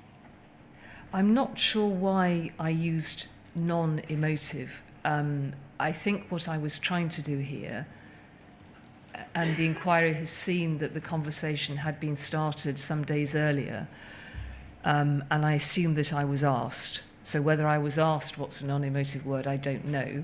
In my own mind, this seemed it isn't now, I fully accept that, but it seemed a reasonable request because the two bugs that we were dealing with, and this is wrong, but I understood at the time to be not, as I've mentioned before, the word red herring was used. They were two bugs which had been fixed. The business had responded to them appropriately, and I didn't think that what I was trying to do was to avoid what often happened with the Post Office, and I imagine still does, was misinterpretation of something in relation to the second site work and the Horizon computer system where it had been dealt with, and my understanding of the way it was explained to me was that that had been done in the way it should. I should have said bugs. I should not have sent the email. I should have said bugs, and so should the rest of the organisation. Did you and your senior Post Office colleagues call these things bugs, glitches and defects during your internal meetings? Or did you call them exceptions and anomalies? I think we've seen numbers of different descriptions. Before this time, did you call them bugs? There was certainly, I think when Alwyn Lyons phoned me to tell me about it, I think she said we found 2 bugs. Or, I'm not sure. But, Why did you ask your husband for non-emotive words for computer bugs, etc.? because we were looking to find a different word than bugs. Yes, but why? Because, as I've just tried to explain, wrongly and stupidly, and we should have said bugs, we were trying to keep the proportionality, I thought, around 2 issues that had arisen that were not anything to do with the systemic impact on the system or the second site interim report. Did you initiate this discussion, or was it one of the recipients to your email? I think it had been initiated beforehand, because I think the inquiry's seen a note from Alwyn, but I don't necessarily want to suggest that it was Alwyn initiated it. But her note where she talked about incidents was a few days before this. Did this become part of the Post Office's communication strategy? The words were picked up, yes. Anomaly was picked up, an exception was picked up. Strategy is probably too strong a word, but yes, the words were adopted. You were seeking to manipulate language here, weren't you? Yes, we were seeking to use language that I thought described better the situation and avoided confusion and conflation with something that I viewed as completely separate. You thought that using the word anomaly or exception would help people to understand that a problem with a computer, which was a bug, a glitch, or a defect, had limited impact. Yes, because that was how I understood it, that these were anomalies or exceptions. They were bugs. And why do you think you got this wrong then? Now, you said, sorry, you shouldn't have asked this, you shouldn't have done this. But if what you're saying is true, it was entirely appropriate. It was, and that was why that was why I engaged in doing this. So why are you apologising? Because with hindsight, it was wrong. But why with hindsight? What was wrong? If what you're saying is true, that you'd been told that these 2 bugs had this very limited impact, they were red herrings, why are you apologising? Because what I've learned since is that there were many other bugs in the system that affected restricted numbers of branches that equally could have been described as anomalies or exceptions. And in fact, what these were manifestations of was an instability in a system that I wasn't aware of. You were involved consistently over the years in the development and agreement to the Post Office's media strategy in relation to Horizon, weren't you? Yes, the communications director worked to me. So this email can come down. Can we look, please, at poll 0011 1694?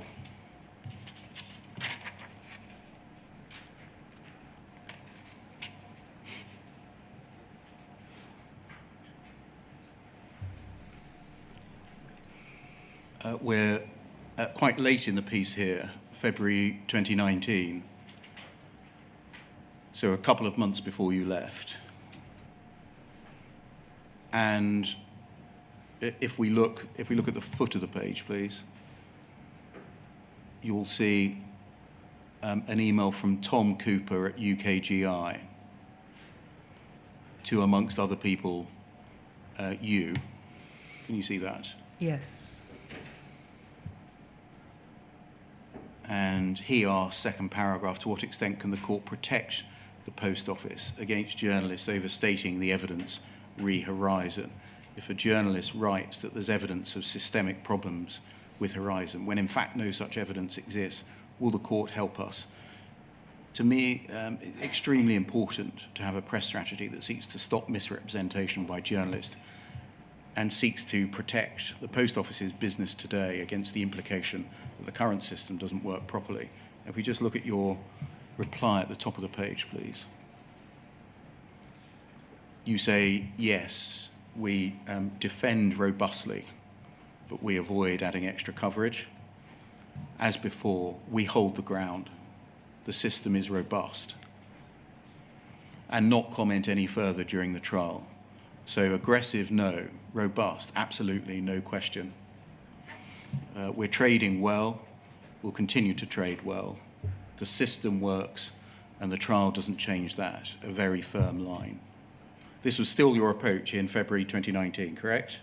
It was. The system that I was referring to here, though, is the system that was introduced, I put 2010, but actually it was 2017, I think.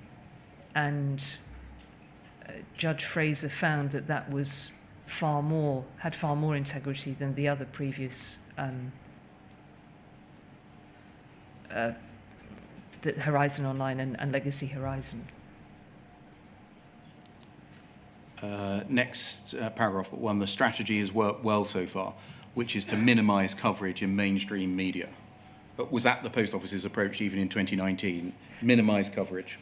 Yes, I think it was, because there was always this concern, as Tom Cooper himself said in his email, about trying to manage misrepresentation in the media, and that so that the chronology wasn't confused between Legacy Horizon and the current Horizon.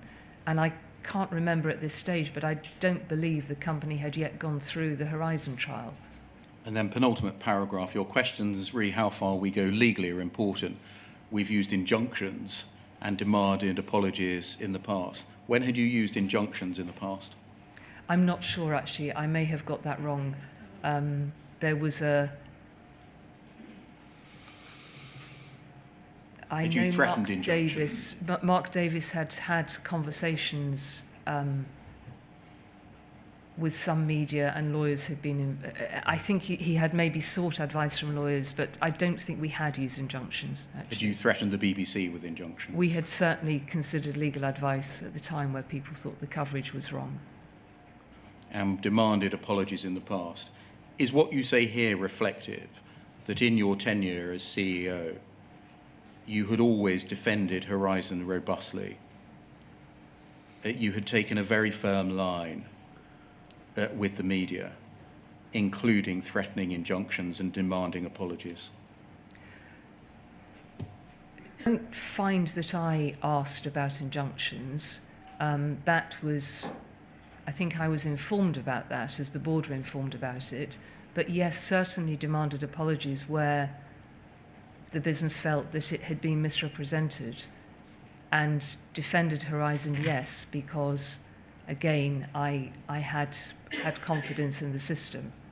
I regret that hugely now. Can we turn to poll 00184390?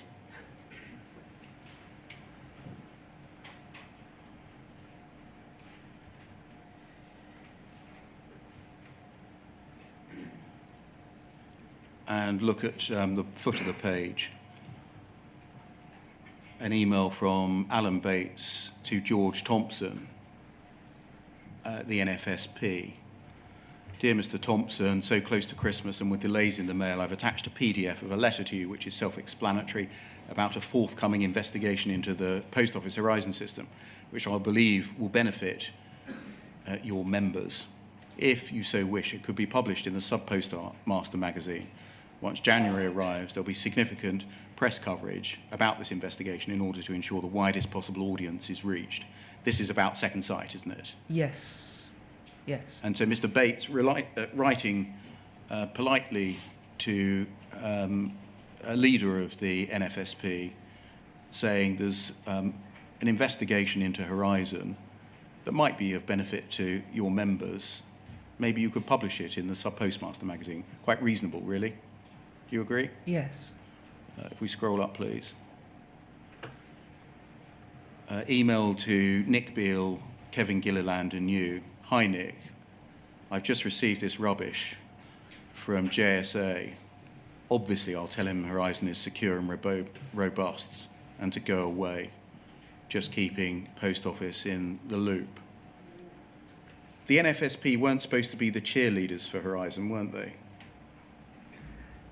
The NFSP, including their executive council, were all subpostmasters, and they would have fallen into the overused statement about the majority of people didn't have problems with Horizon. So I imagine they reached this conclusion from their own personal experiences. Really? Or were you just happy to have a tame and pliant NFSP in your pockets? It was very helpful to have the General Secretary of the NFSP saying that Horizon was secure. I didn't use Horizon every day. His wife did in their post office, and his colleagues were also running post offices. So for me, I don't agree with George's style, but this is Rubbish. very much, yes, with hindsight it is, isn't it? But George was quite independent of mind. And who paid the NFSP's bills? At this stage, I'm not entirely sure, but the Post Office certainly made a contribution towards them, I think a little bit later than this. They lost their status as a union. Penultimately, can I quickly address your approach with government and MPs? You tell us, this can come down, sorry, in paragraph 42, that there were no government representatives on either the Post Office board or the Royal Mail Group boards when you first joined the Post Office, but that had changed by the time you became MD. No, by the time I became Chief Executive. I see. So in 2012? In 2012, post-separation. And can you recall who they were from time to time? The first government non-executive director was Susanna Hooper, who became Susanna Story. Was that between 2012 and 2014? I think so, yes. Then it was Richard Callard, and then it was Tom Cooper. Mr. Callard, 2014 to 18, Mr. Cooper, 18 to 2023. Right, thank you. You tell us in your witness statement that the Post Office Board met with government officials in SHIEX and UKGI, and that their non-executive directors were active in their challenge and contribution to board meetings. Is that right? Yes. In your view, were SHIEX and therefore the government aware of the views of Alan Bates and the Justice for Subpostmasters Alliance through the Post Office? Yes, I think so, particularly because the work had been started by Alice Perkins, and Alice was personally quite involved and would often join in briefings of the board, so I'm sure they would be. And also there were, at an executive level, fairly regular contacts with officials in SHIEX, what then became UKGI as well. Were they aware of the interest and activity of Lord Arbuthnot in the cases of individual subpostmasters and with the Horizon system generally? I believe so. Aware of the involvement of Second Sight and the work carried out by them? Yes. Aware of the concerns which the Post Office had at the time about the nature and quality of Second Sight's work? Yes.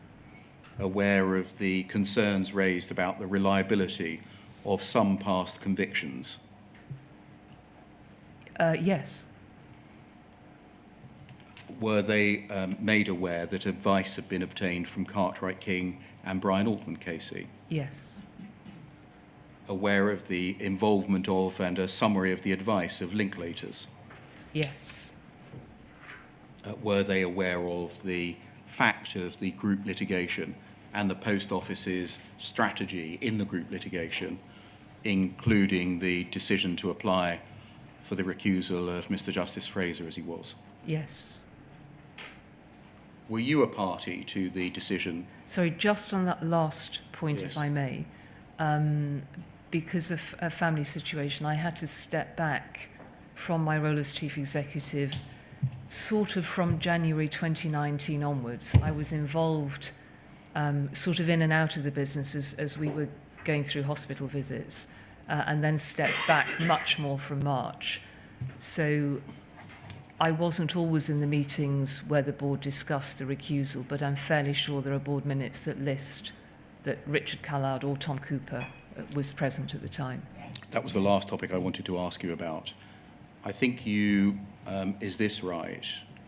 Although you make the point that you just have, that through personal circumstances, your involvement in the strategy and direction of the group litigation diminished in the course of 2019.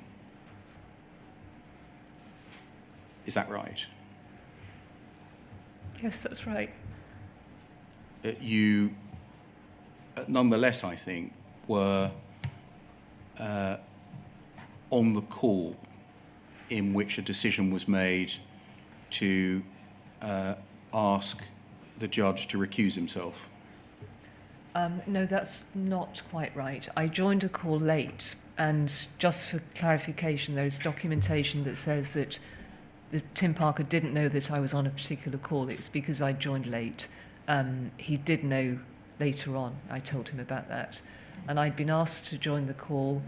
I think he and possibly Tom Cooper had to recuse themselves from that decision, which was taken later than the call. And I'd been asked to join that call by Al Cameron and by Ken McCall, who is the SID. And you joined silently, is that right? I joined silently, yes. Without anyone Yes. knowing that you had joined? Ken McCall and Al Cameron and possibly Jane McLeod knew, but I wasn't sure that I was going to be able to join it at all, and I didn't take part in. I left the call, and the discussion about the recusal took place either later or on a different call or a different meeting. Can we look, please, at PVEN 400505?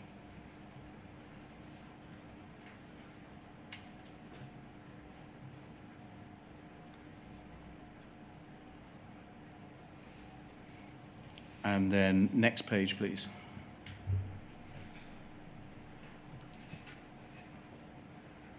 I think these are a series of communications between you and Jane McLeod, is that right? Yes, that's right. Are they texts or some other form of communications that you cut into a Word document? I think. I imagine they were texts.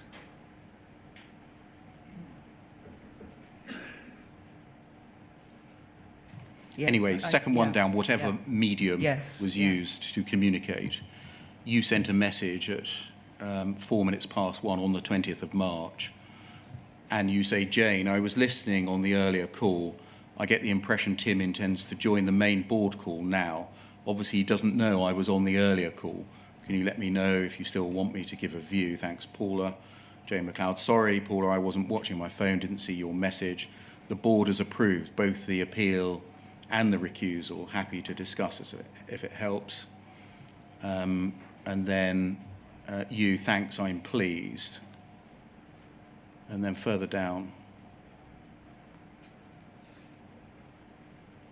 apologies, been running around getting things going.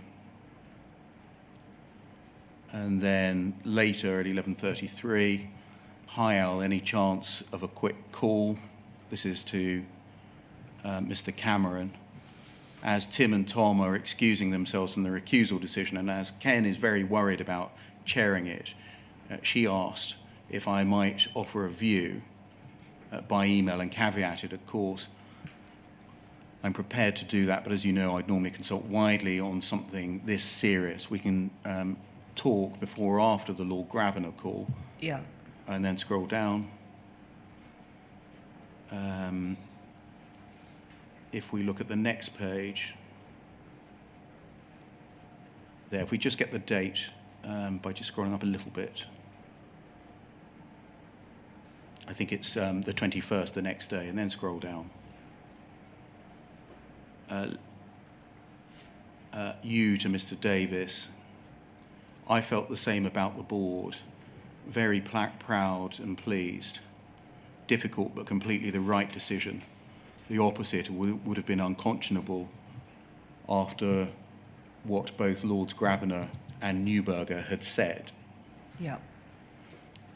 Had you listened to what Lords Grabbanner and Neuberger had said on the call? I only listened on one call, and I think that was presumably the Lord Grabbanner call. I had conversations with, these would have been phone calls because I wasn't in the office, with Al Cameron, I think Ken McCall, and Jane MacLeod. So I may have heard what Lord Neuberger said through them. Not directly, but indirectly. I don't think so, yes. Yeah, indirectly. Overall, was the board keen to take these decisions, to recuse and to appeal? It was really difficult. I mean, I've said this here. It was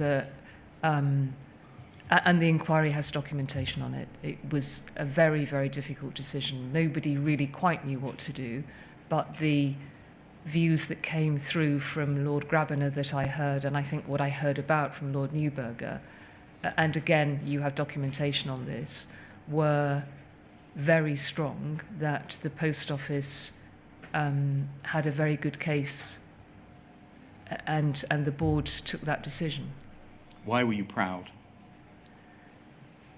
Because I think it took so I knew the colleagues around the board table. This was about the people around the table, not anything more than that.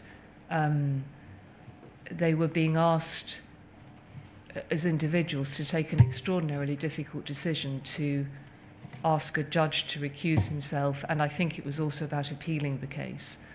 And they're decisions that nobody in their professional life wants to be involved in, frankly. They're very, very difficult. And why were you pleased? Because I think had I been involved in the conversation, I probably would have arrived at the same conclusion. Thank you. Thank you. Ms. Vennells, they're the only questions that I ask. You'll be asked some questions tomorrow by call participants. Thank you. And speaking of tomorrow, Mr. Beer, I understand that you've agreed a timetable with the co-participants. We needn't address it now, but it's all in hand. For personal reasons, I will not be participating in the room, but participating remotely. But I fully expect that the excellent behaviour which has prevailed throughout the course of the day will continue, notwithstanding I'm on a screen as opposed to sitting here. I have an easy means of controlling you all, even on a screen, but Mr. Beer will act as my adjutant, or whatever the correct army term is, in ensuring that things go smoothly. That's tomorrow. Just one or two other announcements. Firstly, some people are aware, in fact, you may all be aware, that the lady you've heard about, Miss MacLeod, is not willing to come and give oral evidence to the inquiry. I think I indicated to co-participants through the Secretariat or my legal team that we would provide an explanation for that. If I haven't done that, I'm now telling you that we will provide an explanation in writing, which should be with you tomorrow.